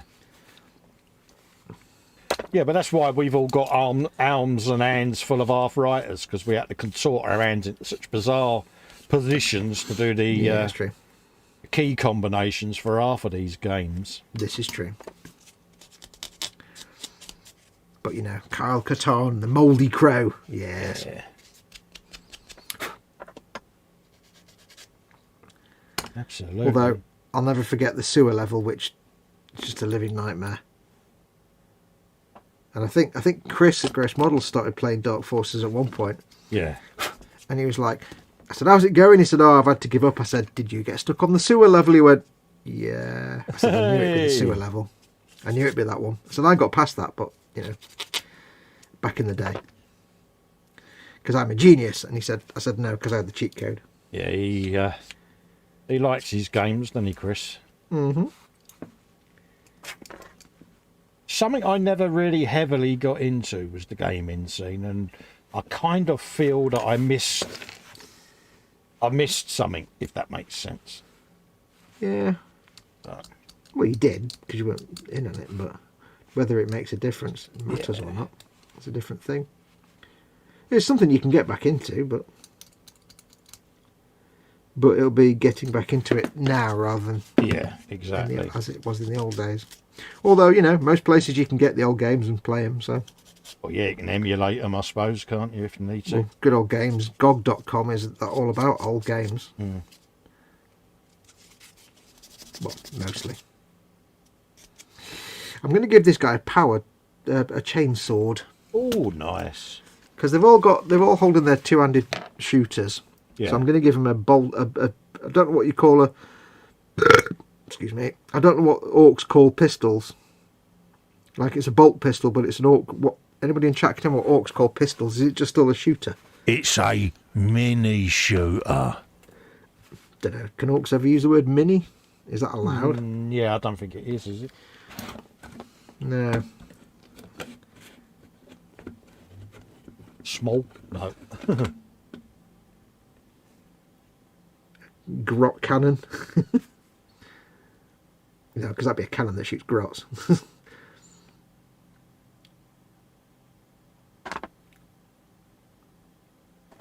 Still think the cutest thing is the squid cannons. They're lovely. Oh yeah. What, on the Rucker truck? Yeah. But, yeah. I love the idea that the origin story of the Rucker truck squig bug is it was designed to fire food to combatants in battle. Yeah. So it'd go around the battlefield firing squigs or grots at the other orcs so they could eat them while they were fighting. Yeah. And then they thought, you know what? Why don't we just make this a weapon? Yeah. So we'll just fire squigs instead of firing eating squigs. We'll fire like Bomb squigs and bitey squigs or there's actually a squig called bowel something or other squigs. Basically, when it gets startled, it constantly shits. Just constantly, and that's what they do. They throw them into the enemy, and then they get startled and they just constantly defecate everywhere. Bowel something or other squigs.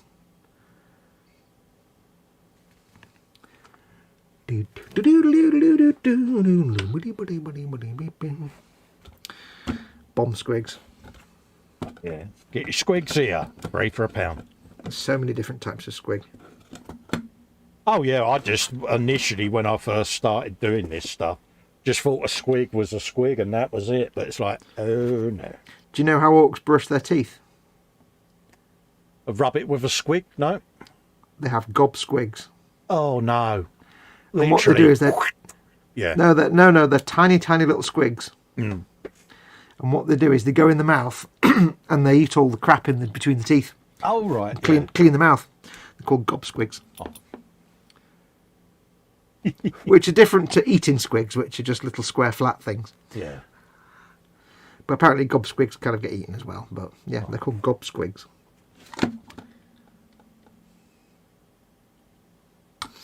Yep, it's another dude.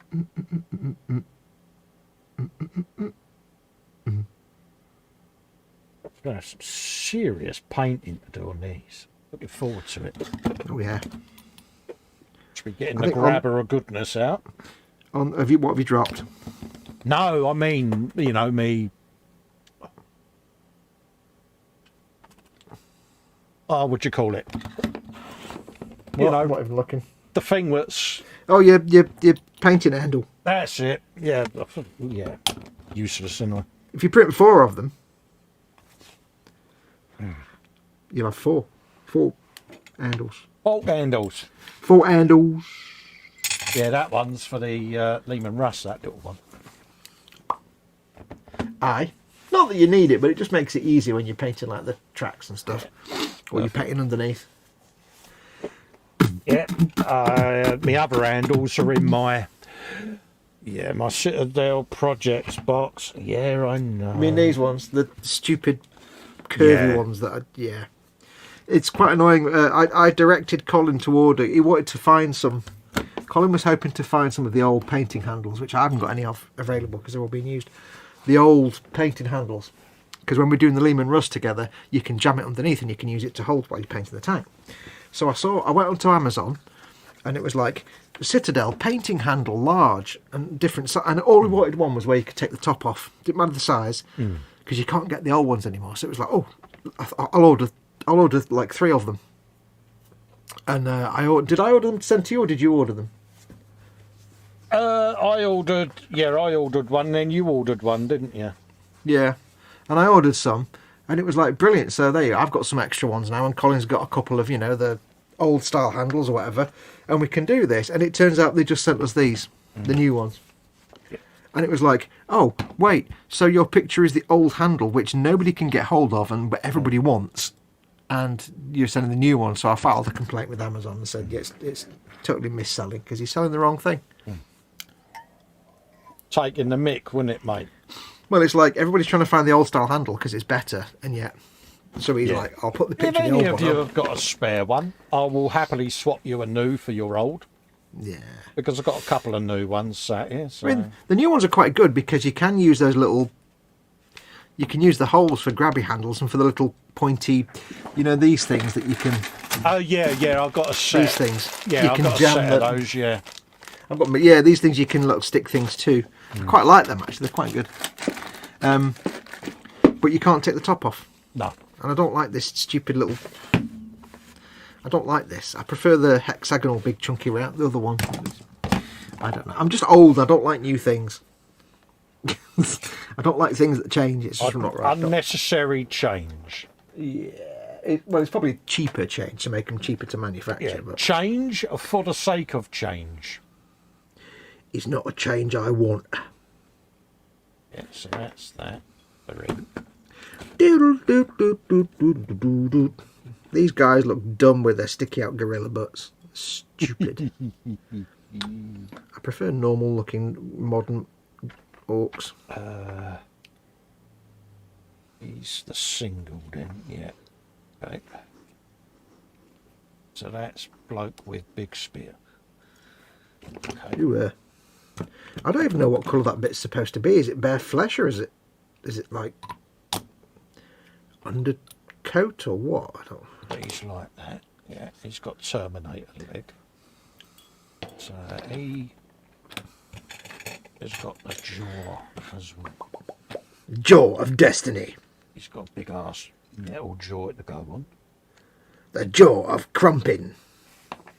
So a couple of them have got jaws of goodness.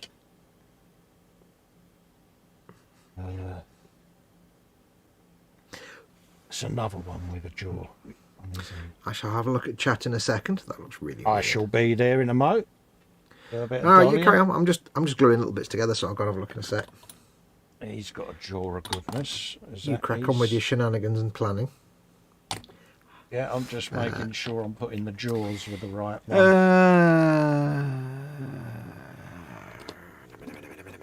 He's got spiky jaw. Very happy to hear this. Claire says, Candygram, there's nothing better than good friends.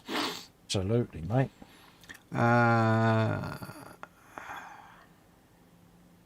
Dorkasaurus says, it's definitely time to go on a long ride. The last couple of weeks have been shit. Yeah. Edward Leonard says, buy a Secret Labs gaming chair. It's the best chair ever. I've had a couple of gaming chairs, but they had such thin cushions that my arse was like... Yeah. It was like sitting on a piece of wood. It was horrible. Because I've got a bony arse. It was like really uncomfortable for an hour.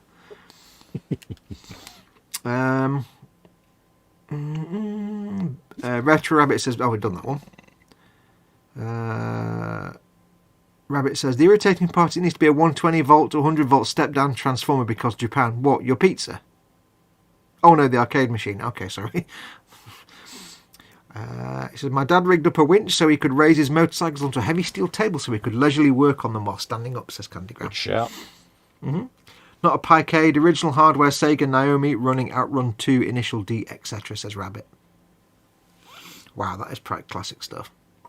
Still need to somehow get the original Star Wars game on there, though, and get the original... Oh, if I ever become a millionaire, I'm going to just buy one of those original Star Wars arcade cabinets. You know you want one. I know I want one. I've wanted one since I was a kid.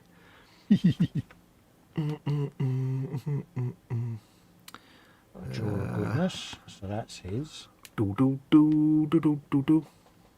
Right.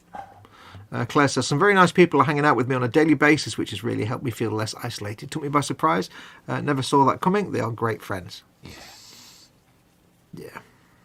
Very nice people. I'm lucky for the friendship, says Claire. Absolutely. Good on you. There are some nice people out there. Yeah. Edward says, I was 14 and had a Suzuki 250, a Yamaha 360 Enduro, a Suzuki 185, a Honda 70 and a Trophy Trail 500 to ride. What a lucky Finn git I was. Lucky FN git, yes. Yeah. I hope I can find a pic of it. I know I have one somewhere. Claire wants to know if you're planning on doing a video build of the Suzuki GSX. Yes, I am.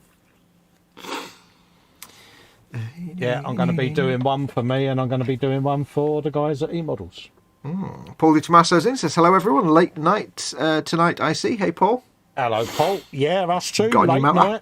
Never. Dorkasaurus says, hi Paul, wave, dinosaur and loopy face. I like the dinosaur. Absolutely. Can I point out, by the way, that I've got a little Festas logo next to my name. That means, actually, hang on, that means I can do a thing I've never done before. You got a Festa's logo next. Oh yeah. Oh, I know what you're doing. You git. How do I do the emojis nonsense without actually touching anything? Are they all Festa or something? Yeah. Colon Festa Oh, there we go. Festa Toon, Festa emoji. There's only 2 of them, isn't there? Is there 2 of them? Yeah. You're really spoilt for choice because I am that lazy that I still haven't done them. The new ones. That's all right. Yeah, I can do them now. Secret Labs is the best quality you can get. I have had mine for 5 years and it's still like the day I bought it, says Edward. Yeah. Buy one. Yeah, you can do them. You can do the spider pig emoji as well. That comes up. I'll have to go to Forge World in a minute and get one, I suppose, won't I? You could do, mate. Absolutely. Yes. Do they sell them? Do they sell them chairs on Forge World? Put it this way: if they don't, they will. Yeah. But yeah, of course, yeah. You're a channel member now, and you're a Patreon. So welcome. I'm a welcome patron to and a the member. Patreon. Hopefully, you're enjoying what you've seen. I mean, many people have known for a long time that I'm a member, but you know. Yeah. At least people have said for a long time that I'm a member. I saw what you did there. You like that, did you? I did, yeah. He's got... That geezer is within. Okay. So that means he's within. He's got his chopper out. Look, he's thinking, whoa, come and get some of my chopper. Let's shove you up his arse. I beg your pardon? Like that. I'm going to shove you up his arse. Has the one with the wheel on got anything running behind him, or haven't I built that yet? Oh yeah, I've got to build him. It's the one firing the squig. Oh, that is so cute. Fire in the squig. I like the sound of that. Look, he's got a little squig gun. Yeah, we've lost your camera feed, dude. Oh, have you? Oh dear. Did you press a button? No, it's my cable's just pinged out on the webcam. Did you pop a cable out? Were you getting all excited with your squig firing nonsense and you popped your end out? Yeah, just give us a sec. It should be back now. Yes, we have the visuals. Yeah. Right, I've built 5, at least it's squigs then, 5 orcs. Yeah, that's me moving around and nudging me That's because you got excited by squig cannons. keyboard. Morning, Put that Vicar. down there. I built 5 dudes. There you go. Yeah, but look. Oh, they're cute. Oh. What is it? Oh, I see. Yeah, it's a Can little you zoom in a bit? Are you able to? That's so cool. Oh, that is awesome. Brilliant, It's just a squig stuck on the end of it. It's just a squig stuck on the end of a gun, isn't it? Yeah, it's just like has he just taped it? Has he taped it to a little rocket or something? he has. He's tied it. You've got a little bit of. It's like a grenade launcher, but with a Yeah, you got a little bit of string tied to him. Brilliant, isn't it? You just strapped a squig to a grenade. Oh, that's just great. Yeah. I love the way the squigs always look really happy as well. Look at that. That's so cool. Brilliant. Oh, I wouldn't like to be the one that had to tie. I wouldn't like to be the one that had to tie the squig to the grenade there. No. I wouldn't have liked that job. Yeah, I can imagine he wasn't happy. Oh! Edward Lennon says, yes, the big orc is in my cart. I may be divorced after almost 40 years. When you say big orc, do you mean the orc squigoth, the gargantuan squigoth? Yeah, go on, Is that what Edward. we're talking about here? Yeah, we've got your back. You're amongst friends, mate. All you've Is got that to what do we're talking about? is scroll down and you see a button that says checkout. Press it. Yep. You know that button that's singing to you going, press me. It's the button that, if you look at the letters, they actually read as, you need this. Marriage schmarriage, you need orcs. Yeah, I think you've got a good valid point there, mate, if I'm honest. What? Marriage schmarriage. Yeah, that he needs all of Always that need orcs. shenanigans. But the question is, does Edward actually play or anything? Or is he just buying it because it's cool? I don't know. I don't know whether he plays. Do you even collect Warhammer, Edward, or is this just... Don't go towards the light, says Paul Di Tommaso. Grandma, stay away from the light. Right, well, I'm not going to build any more dudes. Yeah. You know what tonight. it'll be? We'll just be sitting there going, wasn't us?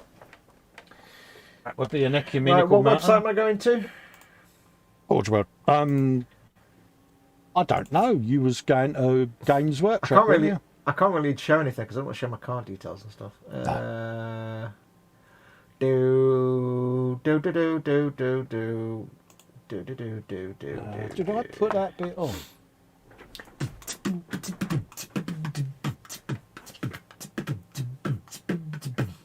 No, I didn't. So, number... Oh no, James Warhammer is looking at me. I think that means I have to buy something now. Oh dear. I'm James Warhammer. You need to spend this money. Have you seen the trailers with him with James Warhammer? And he's really cool. No. Have you ever seen any of them, the adverts? No. It's like you see him on the Warhammer TV channel on YouTube. It's just like little things saying, you know, it's like little promotional adverts, but he's got this character called James Warhammer. Oh, right. He's like, I'm James Warhammer and I run Games Workshop. No, he's sorry, James Workshop he's called. Oh, God. James Workshop, and he's like the head of Games Workshop. And he's quite funny. They went all out with that concept then. Oh no, he's really actually he's an actor, but he's actually really funny.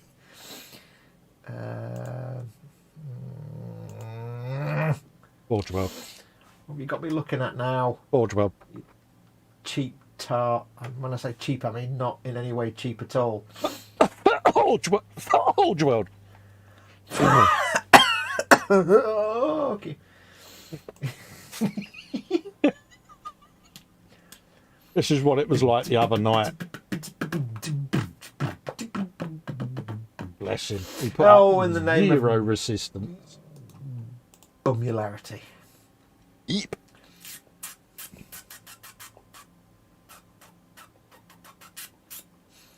I've got the music from Taxi in my head. Oh, you I've got ain't. the music from Taxi in my head. Why have you got that in your head?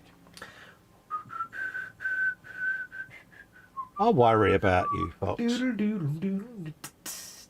Now, they have. Oh, see, You've they've got seen the all model the for the. things. They've got the model for the Orc Mega Dread, and it just happens to be in like the Death Skull's colours. You bastards! Oh, nice. Modified Mega Dreads replace the big shooters with multiple tool-equipped servo arms for battlefield fixings. See, now that would look really nice in your collection, wouldn't it? You can just shut up. With your that would look nice in your collection. I know what you're doing. Me? Cheap tart. Absolutely. Told you, mate, I'm a cheap date, but you come back for more. Oh,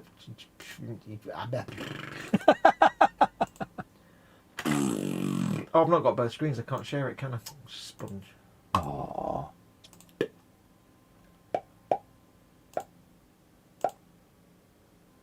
Think of all those Forge World purchases you're missing out on tonight. Think of all those poor Forge World orphans that can't eat if I don't buy things.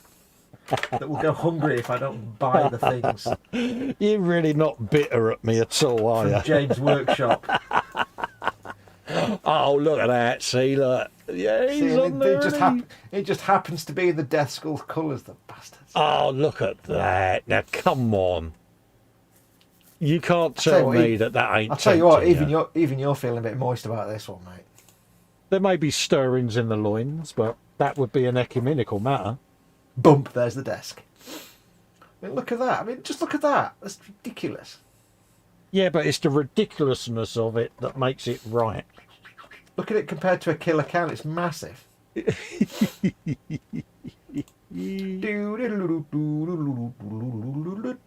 Also, I have to consider the amount of reshaping and cleanup would be required on those arms will be a living nightmare.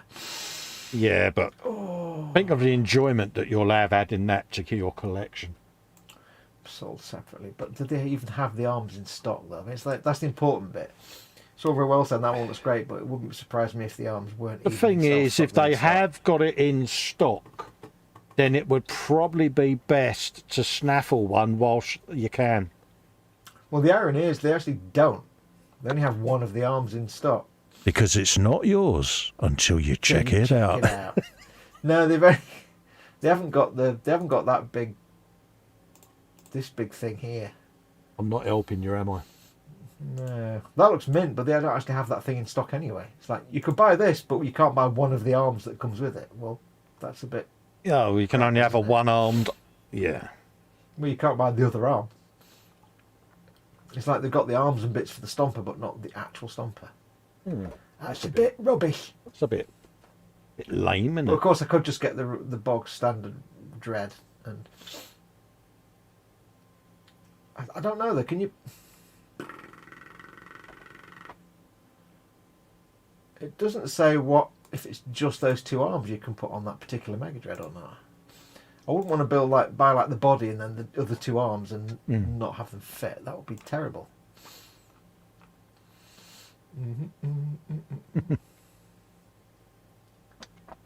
It doesn't say which arms you need. I wouldn't like to buy that body and find it can't work with. It doesn't work with the arms for that body. Chuck them an email, mate. Just say, look, I want to buy all of this. This is all impulse purchases. It doesn't work like that. That's not how any of this works. It's not how any of this works. See, that one's just not.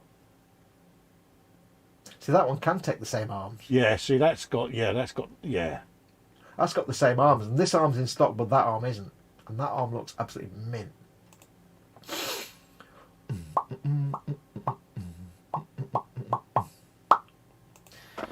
I don't know. And is it never going to be made again then, the other arm, or is it just temporarily out of stock? I don't know, because there's a whole load of this Orc stock that's just not here. There's normally a lot more than this in the Orc range on Forge World, and often you'll have things like temporarily out of stock. Could well be because of the current situation. It might just be, yeah. But then they make in-house, don't they? So yeah, but I mean, it will be that they haven't made a lot of them because of the staffing. But at the same time, it normally says temporarily out of stock or sold out online, which normally means it'll come back at some point. Yeah. But it's really kind of half our stock level. There's just not a lot going on. Unless they're having a bit of a refurb and, just clearing out all the old stock before they bring in a new range. I don't know. Well, they are redoing all the SKU numbers and stuff for a lot of the stock. So, yeah. But then that wouldn't stop them showing all the artwork stuff. It's really weird. Vehicle weapons. Get your weapons here. Weapons for everyone. I don't know. Nothing's leaping out at me. Ah, it's a shame, innit? You've got I do all like that that effort. I do like that big track with a super cannon on the back. Would look kind of mint. Yeah. For that price, you can't argue with that, can you, mate? What, 64, 70, 84, 90, 100 quid? Yeah. 100 quid for that. Yeah, but again, if you paint it up and sell it, you're going to make your money, aren't you? Yeah, that's true. It's money in the bank. It's money in the bank, mate. And I'm business expenses. I've got your welfare at heart, mate. Meanwhile, back in the real world. Yeah. Why did all of those words just not actually? Yeah, you didn't fall for any of that, did you? Nah.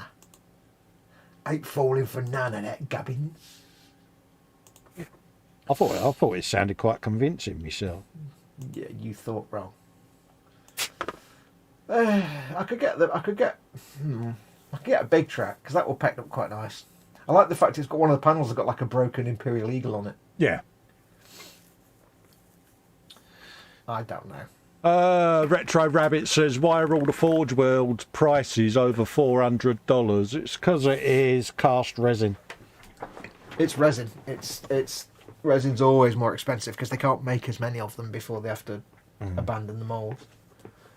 So, and the thing you find a lot as well when they make a lot of these, they won't say it publicly, but when they make these things, they'll probably have a high percentage of abandon rate. Like they'll make 20 and like 5 or 6 of them might be absolutely useless. Yeah, fail rate is very high.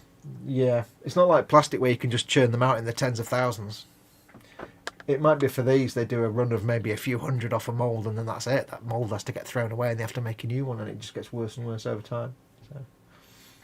Plus, it just takes longer. It's literally a bloke with silicon moulds. It's not an automated process. There's no difference to...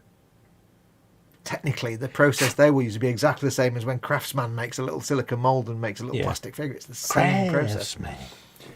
Hello, welcome to the Craftsman Show. Do. But yeah, that's anything resin is always more expensive anyway.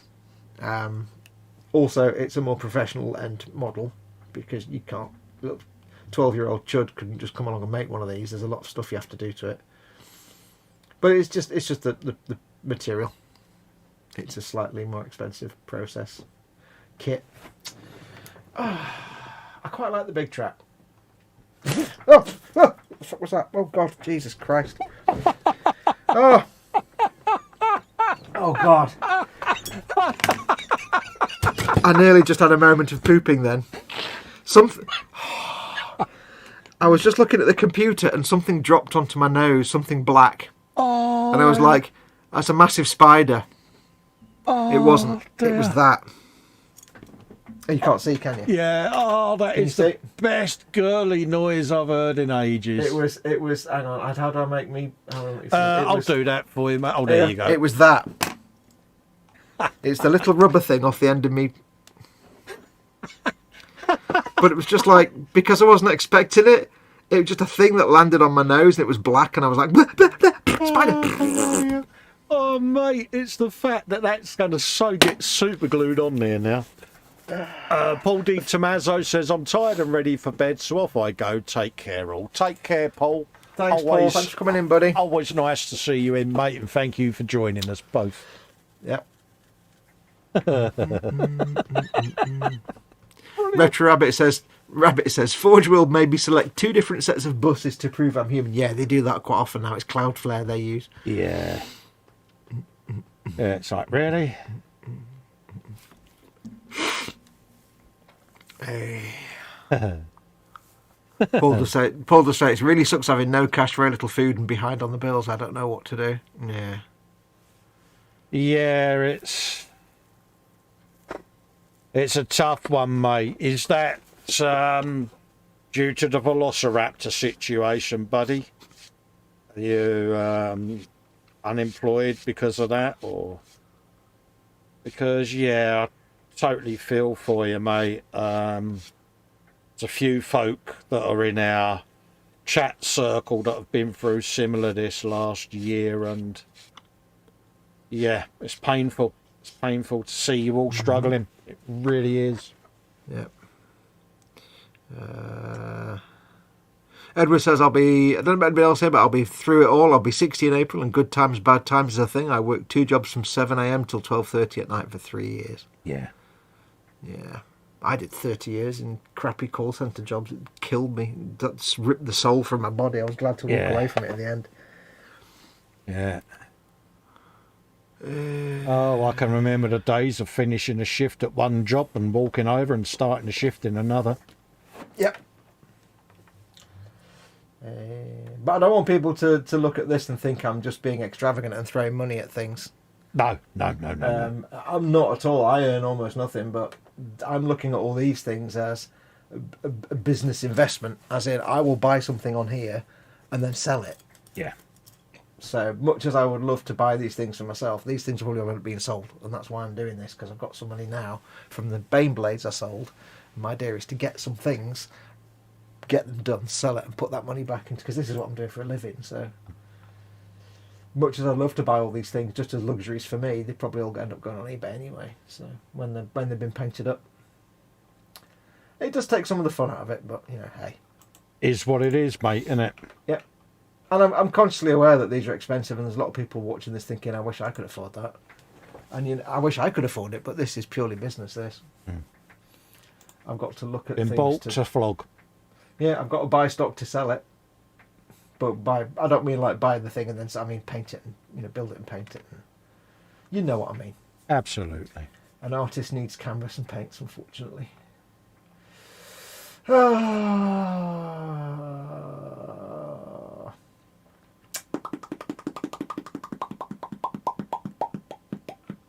That's the thing, mate, and it's trying to find stuff that is going to be a quick turnaround, isn't it, at the end of the day? It's not so much that, it's just stuff that'll be a good turnaround. Let's have a look and what does a big track go for on eBay? See, this is the kind of thing I do. I look at things and I think, well, I really want to make one of those things, but what kind of prices are they selling for? Yeah. If they're selling for garbage money, then there's no point me. Well, this is it, because the time you put in 60 hours or more work, you're going to be losing money. Yeah.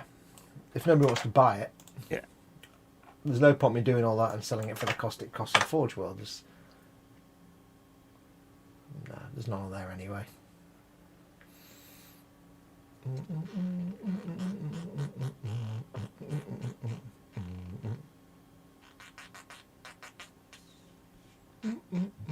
Orcs Big Ed Boss Bunker. What? What's a Big Ed Boss Bunker? What is that? Oh, it's a scenery. It's actually, look at that. It's actually a scenery piece, an orc scenery piece. Oh, it's a bloody big hell. head. It's a Big Ed Boss Bunker. It's a boss's bunker, and it's a big head. There you go. Oh, well, there you go. Clues in the name, I suppose. Yes, I was looking at thinking, what is like? What is that? Richie Lamb says, sometimes you have to appreciate the good times, you have to work through the bad. Absolutely, mate. Yeah. Yeah. I mean, I'm not making really any money doing this. Really, I'm living on very little. I'm just in a very lucky situation where I can survive just about. So most of the money I get coming in from this is going on to stuff that I can then sell. So don't think of me as some rich stupid YouTuber. I mean, I'm stupid. Oh, can I just point out the best thing I've seen, orc thing I've seen ever, is the gargantuan squiggoth that's actually a dinosaur. How cool is that? Look at that. How cool is that? Yeah. So what's he done? Has he put his own head on that, or? I think it's a toy dinosaur, and he's put his own scratch-built bits of stuff on it. Oh, right, yeah. But the thing I like the best, I don't know if this will work, is if you look at his mouth, he's got a grot on a fishing line, chain, with a big chunk of turf to attract the monster, so it walks toward and walks forward. I like the thinking he's put into that. Yeah, I like that. So if you can't afford a gargantuan squiggoth, just buy a little plastic dinosaur. Yeah, just go down your local pound shop, see what they've got. Stick a howder on the back, and just plays as a squiggoth. There you go, done. I like that. Right, so there's nothing on there in terms of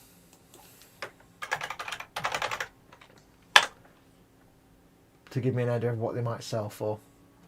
There's a half-track truck, 75 quid, but it's just painted black. So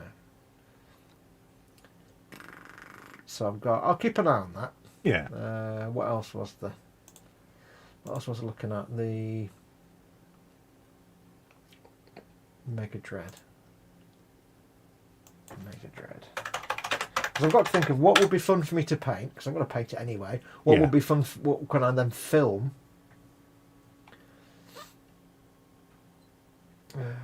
Well, this is it, because you've got to try and be able to film it, get it on your channel, and get it out, so that it's content for you, as well as being able to then sell it on.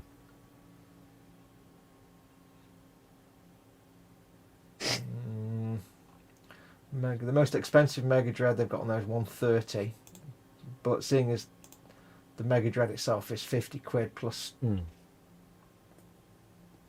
looking at about 100 quid for those. So he's making about 20 quid on that. That's rubbish. Yeah, it's hardly worth doing then, is it? No. Well, then again, it's probably painted like, it's painted with half a potato, so yeah, that would be going straight in the Dettol anyway. Well, that'd be worth doing as a tabletop trauma then, wouldn't it? That one, oh God, no. That's a point. We'll have to do that as a thing where we just both do a tabletop trauma. Yeah. I don't think I'd ever want to do forward. I don't think I'd ever trust. See, the thing with tabletop trauma is I don't want to pay too much more than the thing's actually worth. So if it's 100 quid, yes, to buy one and make it, or 130 quid for this guy's one, I don't know what he's done with the build, and I can't trust it to not be really poorly built or poorly cleaned up or. Oh no, I mean a standard Warhammer eBay rescue. What, you mean plasticky jobs? Yeah. Yeah. I mean, there's going to be some on there that are bloody dirt cheap, isn't there? Oh God, yeah. I mean, this is what I do. I've actually got a favourites list, a search list sorted out. Forge World Mega Dread, spelt it wrong. Painted, 75 quid. That can't be right. It's not buy it now though, is it? It's an auction. Oh. Yeah, that would be also a Dettol job. But that's the thing, if it's a plastic kit, you can't really go wrong with the assembly, but if it's a resin kit, you don't know what they've done. Yeah. there could be things they haven't done to fix it, and once it's built, you can't do anything with it, and it's like you could strip it, but I don't. I'm not really sure what Dettol does to resin. Yeah, So like, yeah, that's a thought. I mean, if that was £75, that's a lot cheaper than buying it from Forge World, but it's not. That's just the. Oh, it is a buy it now price, £75. See, that would be tempting because that's. But then again, you're assuming it's Forge World. It might not be. No, that's right. It could be a 3D print. Yeah, I don't know. Well, more likely it could be a recast. Yeah. Or a knockoff, but. Yeah, which then goes down the moral road, doesn't it? I mean, I bought Deathcore Krieg dudes that were listed as Forge World, but when they've turned up, it's like, yeah, that's not Forge World. Mm.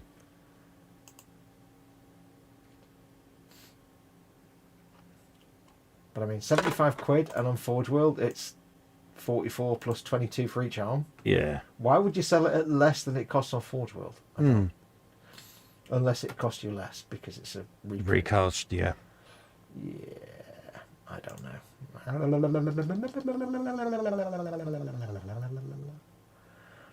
Well, there's nothing on there to give me an idea. I just have to buy something, aren't I? Just. God damn you, Colin! You're just a bad man. My work is complete. But there is. Why am I looking at pirate ships? What they've. Oh. No idea, but it's entertainment value. Orc. Let's just do Forge World Orc, highest price. £1,600 for a gargantuan Squiggoth. Sugar. Now, this is one thing I hate. This isn't the one you're buying. This is one of these. We'll paint this for you. Here's just an example. Yeah, painted to order. Yeah. Yeah, I hate these. I hate these because you can't see what you're getting. But also, I can paint it a lot better than that. Yeah, it gives you the raging up, doesn't it?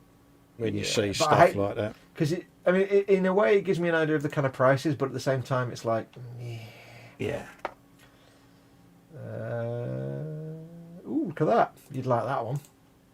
It's a battle wagon conversion. Oh, nice. Look at the price. Yeah, it's Forge World. Yeah. It's somebody's converted that £400. It's not even painted. Oh, wow! It's out of print. It's out of print stuff though, so they can go for quite a price. Yeah. Forge World custom stomper, £300. Bloody. £185 for a kill burster. Let's see what kind of paint job they've done on this. Hover to zoom. I'm hovering. Be zooming. Come on, there we go. A little bit of airbrushing. Not really any weathering. And they're asking £185.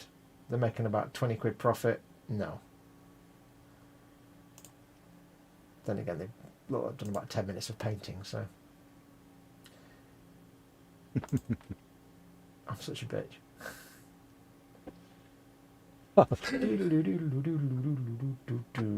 Anyway, I need to stop looking at those things. What was that? That's my timer. I'm just going to... Oh, is it your timer? Yeah, just going to You stand. go stand up for a bit then.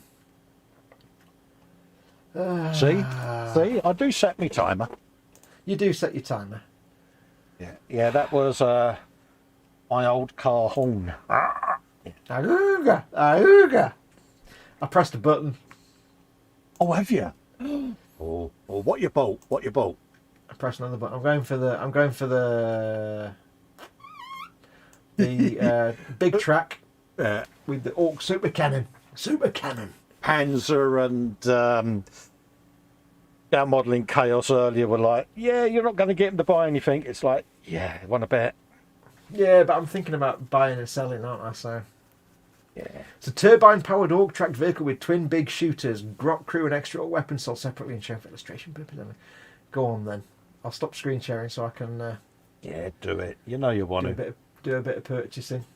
Where's my screen share? There we go. How do I stop sharing? Do you want me to do it for you so people don't see you've done it? Yeah. Now. Oh, you're good. You're learning all these buttons. I'm so proud. What's your password? What's your password and login, dude? Model making guru. Tart. You think I'm going to fall for that? And it's £10 short. £10 short of another entry to win the big Tau thingy. Tenner short. Oh, well, go back and have a look. See if there's any accessories. I might be. No, there's nothing. There's no little accessories that you can get for oaks. I was hoping there might be like a character or something, but you may as well round it up. Oh dear, I love spending your money. But there is nothing that's a tenner. Brilliant, absolutely brilliant. You love spending somebody else's money, don't you? Oh mate, it's making my day. You wouldn't believe how made up I am. You shut up. Nah, there's nothing. The only thing that's like cheap is like another super cannon that I don't need, or the mech boss, but I don't. He's gonna have all the shoulder pads. No, because that's fun. My kits don't have options. Everything has to go on them. I'm pressing buttons. Oh, I'm just gonna put the knife down. There's a green button. Promotional code. Ah! Paying with a virtual voucher. Can I? It's virtually a voucher. I made it up in my mind. Now see folks, just to let you know, this is how I dissuade Fox from buying from Forge World. I'm doing my bit to stop him. Have you bought it yet? He appeals to my business acumen. Yeah. Have you bought it yet? Not yet. I'm putting my password into my password software and spelling it wrong. Just think of the business, Fox. You are growing your company. I'm doing something. I'm growing the shit on my shelves. I'll put it that way. Yeah, you are growing your business, mate, and you will thank me for this when you're driving around in a Bentley. I wouldn't want a Bentley. They're terrible. No, but you're not. What's your card number? 1, 2, 3, 4, 5, 6, 7, 8, 9. No clogs. No clogs. You listen to your Uncle Festa. Festa knows best. You just shut up now. You hear? Oh, dear. What are you up to now this week because of me? 600? Just shy. Oh, they've got to send me a text message now because it's all PayPal and... I forgot about it. I just got a notification I've ordered something from Amazon as well that I've forgotten about. What did I order before? Oh, bases, wasn't it? That's right. I'm so proud of you, you know. What? Spending money that you don't have, but I don't have either. It's all business expenses. I'll just keep telling myself it's all fucking business expenses. Mum will get up in the morning. She goes, "Has he done it to you again?" What's that, Mum? Has he made you go on Forge World again? Yeah. Now finished playing at Games Workshop. There we go, it's done. Thank you for your order, schmuck. Keep browsing the store, you can fuck off. Yeah, go on, mate. Keep browsing. There's bound to be something else you see, mate. Done now. My phone can stop pinging me notifications about spending monies. I like the fight you put up there to resist. Did you like my impressive battle against you? Yeah. You should go and buy this. I shall go and do that. Thank you. If you ever get a tax rebate, I'm going to be all over that shit like a rash. I'm going to be all. If you ever get, I'm going to be all over your tax rebate like stink on a torn bitch. Oh, don't be like this, Fox. Don't be like this. If I win that Tau Manta, you're building the fucker. Mate, if you win it, I'll build it. If you build it, you'll hate me.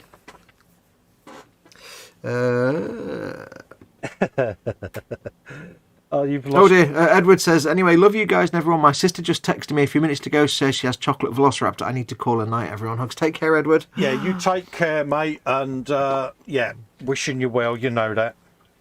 I also said earlier on, but I'll be telling my wife, Fox, thanks for your advice. Oh, does that mean he actually bought expensive? Oh dear. I don't know. We don't know how he's left now. Yeah, that would be an ecumenical matter. Yeah.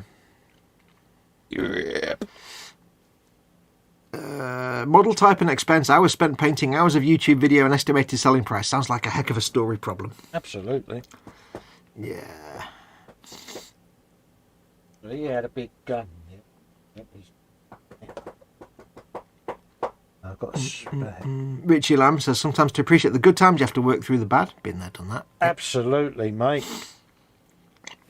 No, no one has all good times. You're always going to have bad times. You're always going to have good times. You just have to hope that there'll be good times when you're in the middle of a bad time. That's all you can do. Exactly.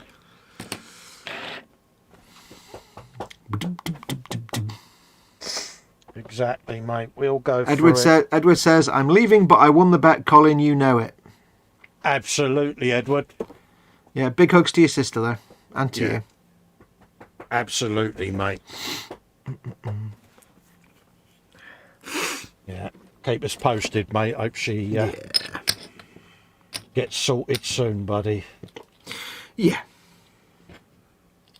There's also a slight therapeutic benefit to me spending all this money this week because I've had a bad week this week. So exactly. Exactly. Yeah. That's why I've kind of pumped me into spending money. Yes. No, I lost a good friend this week, so I don't mind spending a bit of money if it's a good distraction. Bit of retail therapy, mate. Yeah. Now I've got some bits on this sprue. I've got some gubbins. Oh, I've got a spare head as well. I did wonder. I've got gubbins on here like shoulder pads, and I've got targeting sights, iron sights for some of the weapons. I don't know which weapon should have iron sights. I think all of them should have, but I don't have all of the iron sights. I think weapons with round barrels should have big iron sights on them. Absolutely. 1, 2. I've got 2 iron sights. That's one and another. And another. All the spare guns. Reballs, yeah. Got some shoulder pads, yeah. Pads for shoulders. I think that's a shoulder pad. I've got a blade, a random blade that doesn't seem to make any sense. Oh, I see. Interesting. I've got some strings of bullets. Oh, right. But on a couple of the shooters, they've actually got like the bullet eject hole where bullets come out, and you could probably have them sticking out. Oh, right, yeah. Obviously not sticking out with the bullet ejector clip, because that would be stupid, because they're coming in, not going out. Yeah. You know what I mean? I see. I get it. I get it. Is there a slot for a magazine on some of these weapons? Because I've got a magazine there as well. I've never done the orcs before, you see, so I don't know. Oh, that blade. Oh, I see. Oh. You've got all the options, have you? Well, I've got a blade. That could go under like a... I get it. That's like a bayonet. I've got a magazine. Would that fit in? Oh, it does. It fits in the... Oh, it fits in the side of the gun. Well, that one. Will it fit in the pistol? Because it would look great on a pistol, even though it's stupid because it's dirty, great big... Dude, what do you reckon to a small pistol with a dirty, great big magazine sticking out the side? Yeah, that'll work. Do you reckon that'll work? Yeah. I reckon that'll work. Yeah, because the orc will say... Ow! Yeah. Stabbity, little git. Pointy-footed little bastard. There you go. That's at least some little bit of stabbity tonight then for you. Absolutely. He's got pointy bits on his boots. Fox McFinger Stabber. Yeah, what was it? I can't remember what it was now. You sound like you're doing a blood test. Fox Finger Slasher, wasn't it? No, it was something finger stabber, but I can't remember what the first name was. Boxer. No, it was, somebody else came up with a name that had finger stabber, but the other one was something finger stabber, or something finger stabber. I can't remember what it was now. I don't know.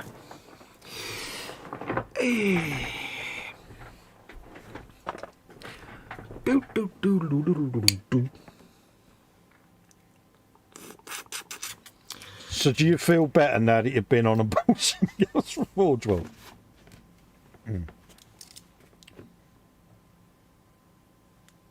I'm saying no words. Other than the words cow and bag. For fear that children might be watching. And may find them not offensive enough. Can't believe you made me spend money again. I'm going to tell H on you. I'm going to say, listen, H, can you just stop him? Yeah. Just hit him or something. Give him a good old-fashioned Jack Meadows bollocking or something. The thing is, she would take your side. You know that. Absolutely, and that's what I'd be counting on, because absolutely she would. So H, he made me spend money again that I can't afford, and he'd be like, "Oh, I'll have a word with him." Good. Can you have a word with him with your slapping? Yeah. With your Wolverine claws. And whilst you're there, I have video evidence of him tampering with white goods. Yeah, I know exactly what you would do. The first time I get to speak to H, I'm like, "Hey H, how you doing? It's nice to meet you. Do you know how to use Windows Media Player?"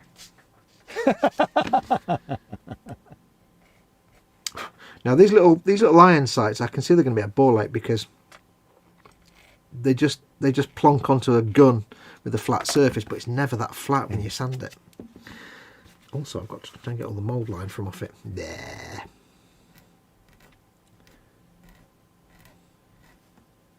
Nice to meet you, H. What's your email address for various reasons that Colin doesn't need to know about? Yeah, be like, yeah.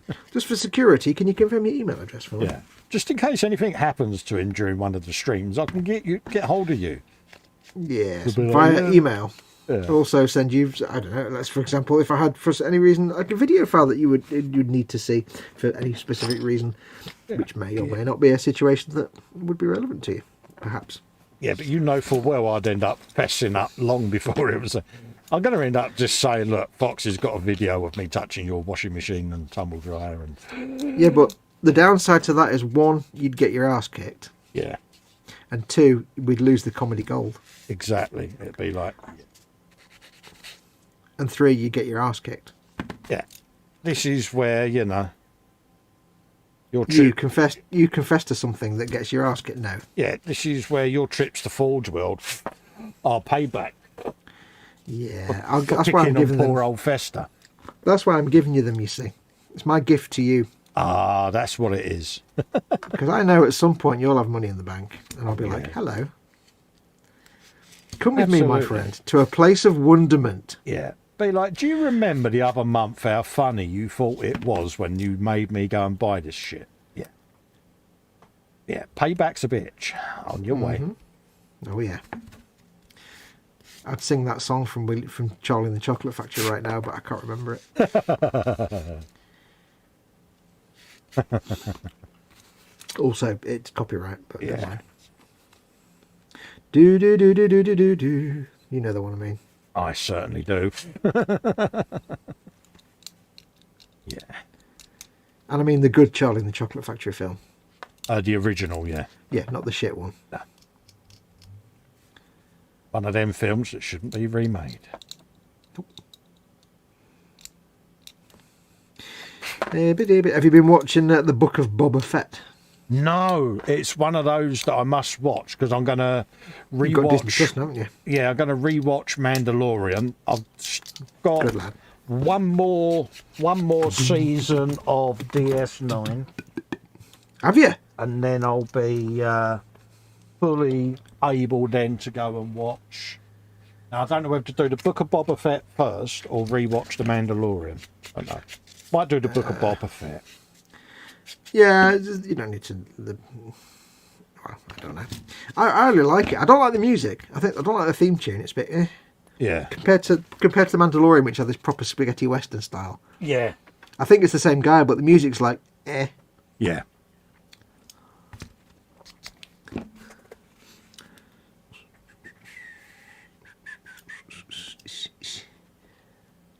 Now the Mandalorian, that's got a kicking theme tune to it.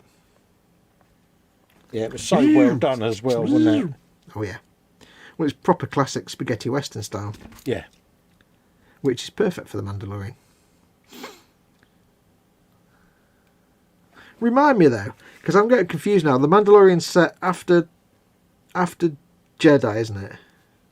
After Jedi, but before... Is it after Jedi and before the later It's like films?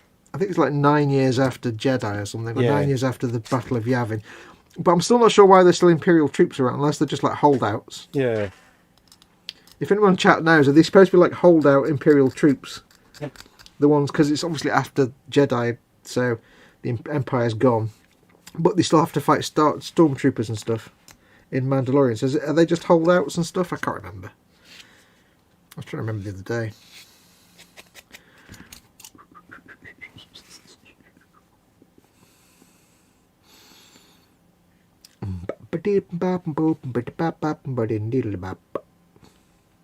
Must go to bed soon.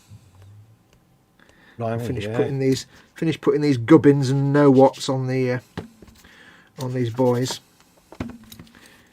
Gubbins and muggins and know what's. Come round quick again, mate, innit? What, the spending? I mean, the end of the show. Yeah, cow bag. Yeah, this was another one of those. We'll only be on for a couple of hours shows. Yeah. Yeah. I feel bad actually because somebody on not Twitch, Instagram. Yeah. Which I don't understand Instagram. I can be honest. I don't understand Instagram at all. I put the picture up when I'd ordered the squig off, and somebody put a comment saying, "Yeah, good luck with that. Now you have to wait a month." He said, "He put I ordered mine a month ago and I've not even had dispatch confirmation yet." I'm like, "Oh wow!" But then it arrived like the next day. So I'm thinking, I wonder how it's taken a month. I tried to put a comment, but it didn't post the comment up. So to reply saying, "Have you chased it up?" Yeah, could be a payment option. Or it could be maybe the order didn't go through. It could be if you're outside the UK, maybe you're in the US, and maybe it's just shipping's delayed. Yeah. I was thinking maybe they're prioritising UK orders. Because if you pay over £100, 40 or 50 quid, I think, or 75 quid, you don't pay shipping. So imagine being Forge World and you've got something that you're going to pay 20 or 30 quid to ship, but you're not paying shipping. And they're like, and you're in the US, or wherever they were. I don't know where they were, though, because they didn't answer. Could be that they're waiting for the postal costs to come down because of, the current situation, should we say. Don't know. But you think they would have let them know.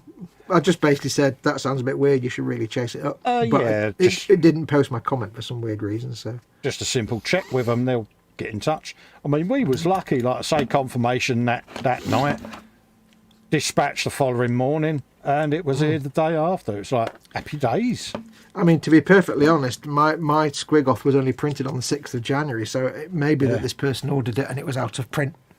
Yeah. And they were just waiting for a new print to run. And therefore... Yeah. Perhaps they was making a new mould. Yeah. I mean, ideally they should have texted him and said, or mailed him and said, "Hi, it's going to be a bit delayed because of Christmas and because of, redoing a mould, but we'll get it to you and let you know ASAP." Yeah. But I guess they didn't, so...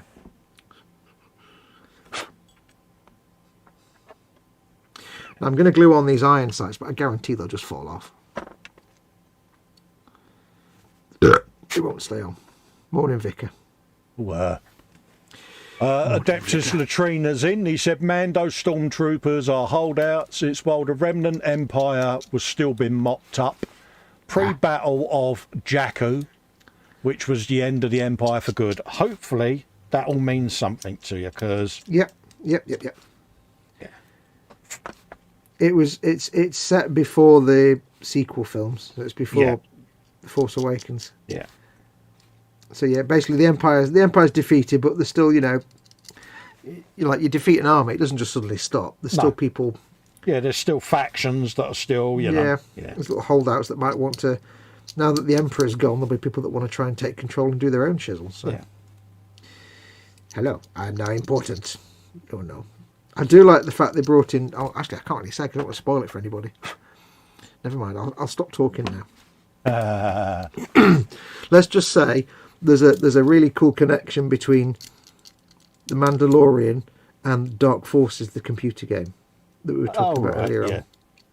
You'll know because you've seen The Mandalorian. Yeah. Little tip of the hat, nod of the hat, tip, nod with the... You know what I mean. He's also saying what Forge World needs to print are more copies of Lion L. Johnson. The Primarch of the one of the Space Marine factions. I can't remember who they are.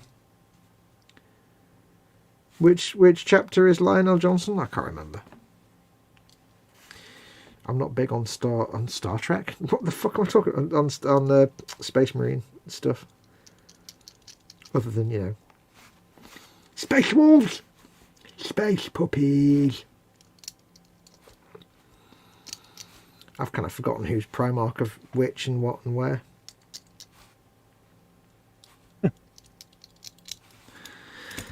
You're just recovering from shock again, aren't you?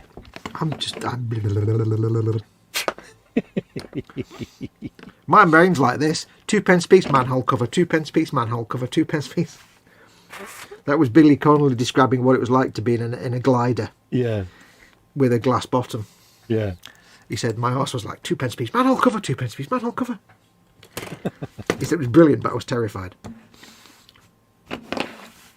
Right, let's glue on these gubbins. And then I think we'll call it a night. You're even beginning to talk like an orc. I am. These gubbins and these... Gubbins and shenanigans and... Gubbins is like a word for mechanical bits, but there's also, it can also mean like muggins can be things like ornamentations and things. Yeah. Can refer to like armor or I mean, look at this. Imagine you had a rifle, right? And look at the size of the iron sight on that rifle.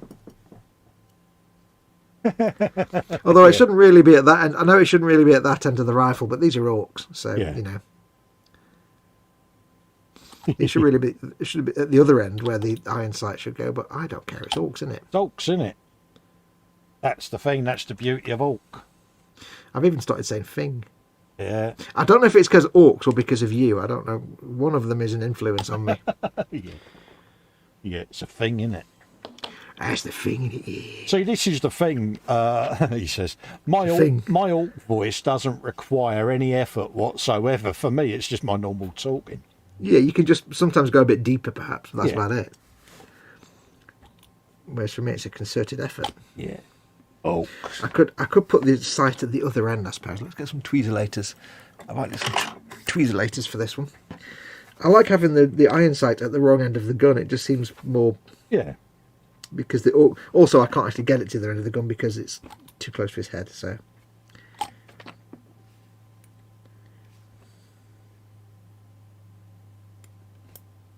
I don't like using tweezers. No, I find the minute I pick something up with tweezers, I've lost it. Yep. Because the pingularity of tweezers, as we know, it's just like, ching, it's like, yeah, I didn't want that. There you go. There's that piece that you used to have all those years ago. Yeah, what it should say is, pick up the piece with the tweezers and give it to the carpet monster. Pick up the piece with the tweezers. Feel great sadness. Move on to the next model. Yeah. Contact manufacturer for replacement piece. Yes.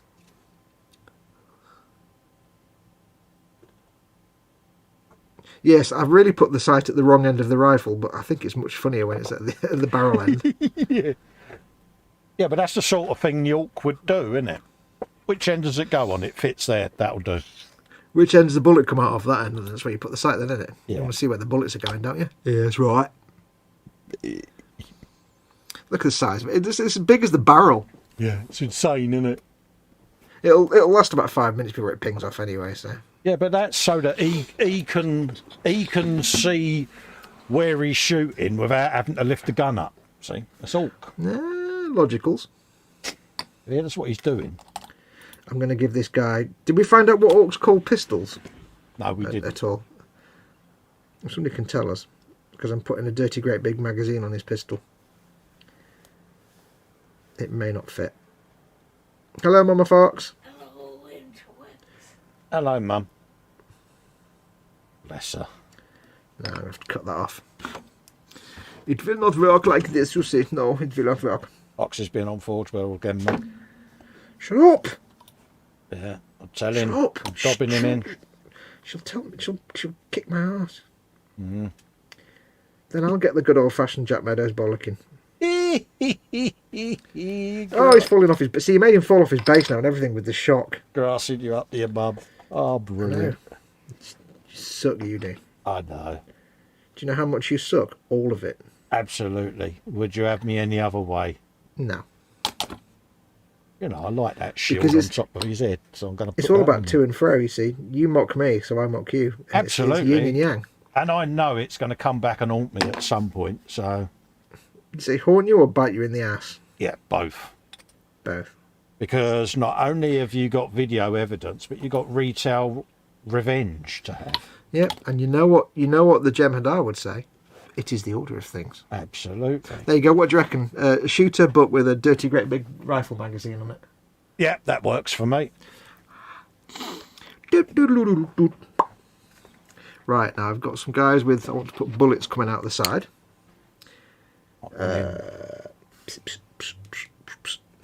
Like it's a, and then again, it can't have bullets coming out the side because he's got a magazine under. I've just put a magazine on the side of that guy's pistol, but there's a magazine on the front. Oh, he's got two magazines. Yeah, but it's all. Yeah, but all the other rifles have also got like magazines as well. Never mind. He's obviously got a subscription, and he got 2 magazines for the price of one. No. That's it. Here all week trying to fish. You've got these little strings of bullets that you could have coming out of the bullet eject, except the whole bullet is still on there, and that makes no sense at all. Because if it's going in, then why is it feeding in through there when there's a magazine underneath at the bottom of the... Yeah. I'm overthinking this, aren't I? It works if it's all, doesn't it? It's got... I'm just going to... Think a forge well. I'm just going to give them the bullets anyway. It makes no sense at all that bullets are going into the eject clip. No, I can't. Even I know it's orc, but I can't. My brain can't deal with such nonsense. Do you believe that the orc would believe that it could work? It's nonsense. Then it's orc. Then it works. I don't believe nothing. Yeah, I don't believe a word of it, Governor. Now this one's got to look at. This one might be a bit more. See, these two might be a bit better because they've got... There we go. Yeah, that works. That works for me. Shut up. Oh, right. I thought you were talking about me then. No, I just thought I couldn't make a choice between which plate to put on his head earlier on in the build. Plate? Yeah, oh, armour plate. The armour plate. And I thought, well, I've got greebles. And I thought, well, why not have armour plate on the back of him as well? Yeah. He's got 2 now. Which would be the most fun to paint. That's the one that should go on his head. Absolutely. I mean, look how cute that is. Oh, look at that. Is that adorable? I like how he's got a flat bit on the tyre where it goes on the base. Yeah, brilliant, isn't it? Little cool. grot on a bomb squig. Brilliant. Love it. Oh, easily pleased. What more can I say? The thing is, you feel bad that they've gone to all the effort of, like, you know, mecking up that squig, and yet it's just a bomb squig. Yeah. Brilliant, though. That's why I'm looking forward to getting that squig buggy, because there's a little flat one on there. It's like, so cute. I'll have to go on eBay and just find somebody who's selling like 20 of them flat squigs, just because I want 20 of them flat squigs. I want to put them each one on a base, and then when you play the game, you put them on the game table as landmines. Oh, it'll be brilliant. Is that a request to be added to your Deathcore Creed goodies that we're going to reveal next week? Hey, what, the flat squigs? Yeah. No, I don't think it'll be. No, I need the actual real ones because they look so adorable. Okay. I need the real ones because it's the look on its face is just. Yeah. I don't think the 3D print could capture the expression on its face. Don't know whether there's a file that would exist of it. There might be, but it won't be quite as adorable. I don't think this string of bullets is going to even better. Stay on. So that bit of frog on there, mate, I can use to put on here. Have you a bit of him? Frog? What's frog? Frog and Toad, Rogue. Oh, okay. Oh, sperms. It's not going to stay on this, is it? These bullets aren't quite small enough to stay jammed in the eject port. The most pointless bit of scenery. But why have it as a greeble when I can put me bomb squig on it? What's the bit of scenery?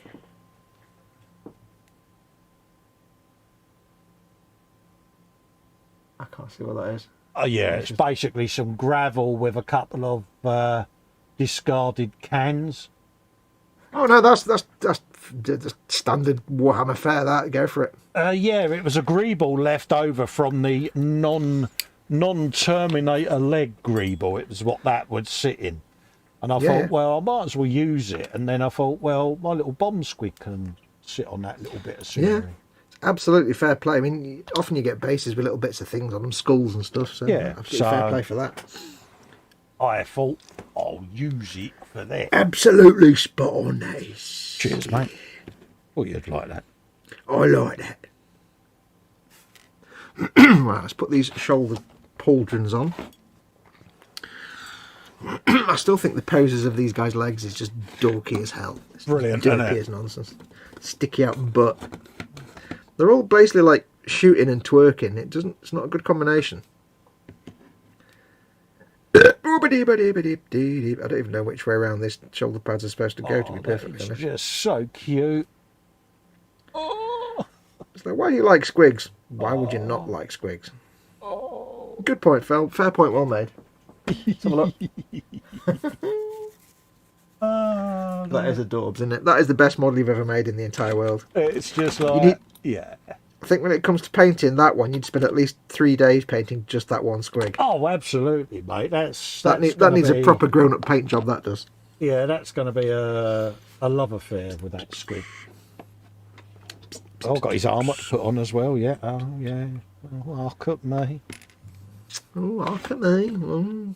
Oh, I know. Oh, I know. Dot com. Oh, I know. Little bit of that cotton. I'll have to put a rivet on that bit of pauldron because I sanded it off. A little bit of pauldron, a bit of deep. What you did there. Shove that. See what I did there, did you? There you go. Did you see that with your eyes? Oh, that is just so cute. And How much cute is it? All the cute. Oh, yeah. I think that lot will go well with that kill rig. Yeah. They're not That's what they're glued. for. They're all in sub-assemblies ready to be dismantled again. Yeah. There's those to go with the kill rig. I'm guessing it doesn't really matter which way around a pauldron goes on an orc because it's just scrap metal anyway. Oh, that bomb swig is just so damn cute. It is a bit cute, isn't it? Yeah. That's the greebles, so I can bung them on there. Yeah, I reckon they'll go well with that kill rig. Which is It's all absolutely- everything goes well with everything. Yeah. Right, got one little last greeble to put on, Yeah. which is a bayonet for some lucky orc. Yeah. he Let's can give have it to them this guy scattered who's got- around him. Nothing. He's got extras. He's got extras. He's going to get a bayonet, I think. Yeah, that'll work. Bayonet. Hello, welcome to the land of bayonets.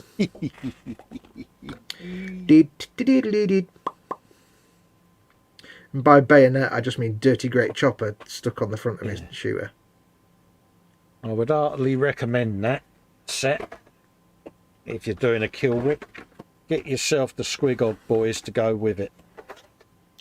You know what? I think if you're finding that the joy of model making has left you, because when we were kids, model making was fun. It was joyous. I think if you find that the joy of model making is eluding you, and you're no longer finding it just good, clean, silly fun, get some orc stuff on the go. Yeah. And you'll find the joy again, because it is so silly. They are just hooligans, basically. They're just football hooligans. As I've said to you, it's the perfect mojo buster. Yeah. Because I've had times where my mojo's been a bit, lagging. And I've been able to churn this stuff out. Not necessarily to paint straight away. But I've just been sitting there building and yeah. Orky 5 o'clock, madness. Yeah, I know. Well, I've built 5 dudes. Oh, good man. That's 1 hour. I've been doing 1 dude per hour. I've only blue tacked them on the bases because they're not going to go. I don't think they can. They don't go on the bases. You're not provided with bases when you get these. So Yeah. they're not supposed to go on bases in the howdah on the back of the Squigoth. So, but I think what I'll end up doing is magnetising these and drilling holes in the feet so they can magnetise and stick on. Yeah.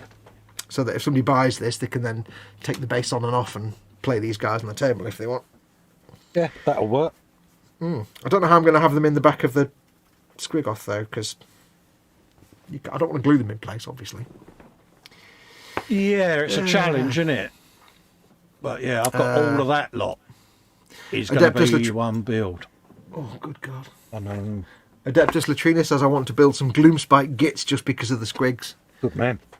Yeah, because although they're not 40k, there are orcs in Age of Sigmar, orcs. And there are squigs and gits and things in Age of Sigmar. Can't have enough squigs, mate, is my motto. Yeah. For a long time, there weren't really any squigs to be had in 40k. No. There were very few squigs available, but now you've got more, so... Because I was asking Simon at one point, what do you do if you want to build squigs? Because there aren't any. Yeah. Oh, Si will love all of this, mate. In his element. Yeah. But no. He'd be squigging out. That is a fair old set there. And they'll go on the shelf for goodness with that. Happy You've built days. all that in the time that I've built like 6 dudes or something over the last week. Yeah, but this is all modular. You know, this can all come apart. So the squigs can be painted, the dudes can be painted. I know, but what I'm saying is you built like a metric shed ton of stuff and I've built like 10 dudes. Yeah, I mean, a lot of the de-seaming's done, but then now, see, I can go around and finesse them. Ah. Which is what I tend Finagle. to do. Yeah, it's what I tend to do off air. You know, I get like the seam that went right down his back, get rid of that, you know. Adeptus confirms that Lionel Johnson is the Primarch for the Dark Angels, which is his chapter of Space Marines. Oh, right, yeah. And he says, who oddly enough have an honour duel with the Space Wolves every time they fight together on the battlefield because of how Lion and Lehman Russ had a row that they had during the Great Crusade. Yeah, Lion L. Johnson and Lehman Russ, the Primarch of the Space Wolves, had a bit of a falling out. And so they fight each other all the time. Oh, wow. Everybody fights the Space Wolves. I think we've thoroughly had another good evening, mate. Another thoroughly expensive evening, you tart. Of course, yeah, I totally forgot about that, mate. I'm never going on the bloody internet with you again, ever. Oh, Lamekins. Don't be like Now, I don't know if I'm going to do a stream tomorrow. I want to, but it's 5 o'clock in the morning. Yeah. I don't know what. It's getting difficult to get Mama Fox up and about by 4 o'clock. So I don't know. Mate, I might do a stream tomorrow. Have a breather if you want, mate. Well, no, because I need the content. I might do a stream tomorrow. So, folks, keep your eyes open on my channel for me setting up a stream in advance. It may just be a last minute. I've gone live and just there you go, bang. I might not be able to set up and it might only be an hour or something. So I might try and do a stream tomorrow afternoon. I'm normally on at 3, but I probably won't be able to do it for 3 o'clock. So it may literally be a case of you'll know when I press go. Would you like to join me tomorrow if I do? I am sure I'll be sleeping? about. I'm sure I'll be about at some point. Will you not be sleeping at this time at 3 in the afternoon, 4 in the afternoon? No, bloody hell, mate. I'll be long up there, mate. I normally sleep between 8 o'clock in the morning and midday, mate. Ah, right. Well, if I do go live, I'll ping you in advance and say I'm going to go live if you want to join. Yeah, no worries, mate. You know, I seem to have a lot more orcs to build anyway, so. Christ knows what I'll be building. Probably be doing a bit of painting on. You've got a lot of stuff. You've got a lot of stuff to paint, dude. So. Yeah, I'm trying to think what I was working on last. Might do a bit more on me booster blaster, or I might dig the Waz bomb down. Well, the good thing with them squigs that you've done there is you don't have to. If you're going to film paint them, you don't have to film painting one of them. You don't have to film all 3. So Absolutely free. There's what? 6 now. Oh yeah, well the beast riders, whatever they are. Yeah, lots of Garys. Yeah, you don't have to paint one. Yeah. That's the beauty when you get a kit with 5 or 10 of something. You just paint one of them to film it, and the rest you can. Absolutely. The big squig will probably be the one I do, the kill rig. Oh, yeah. I thought you were talking about a squig off then. Yeah. To me, that's a big squig now. You see. Your squig's a little tiny pussycat. Yeah, but you got to admit though, you do like the bomb squig, don't you? I do like the little bike squig. That is so mint. Yeah. That is so cute.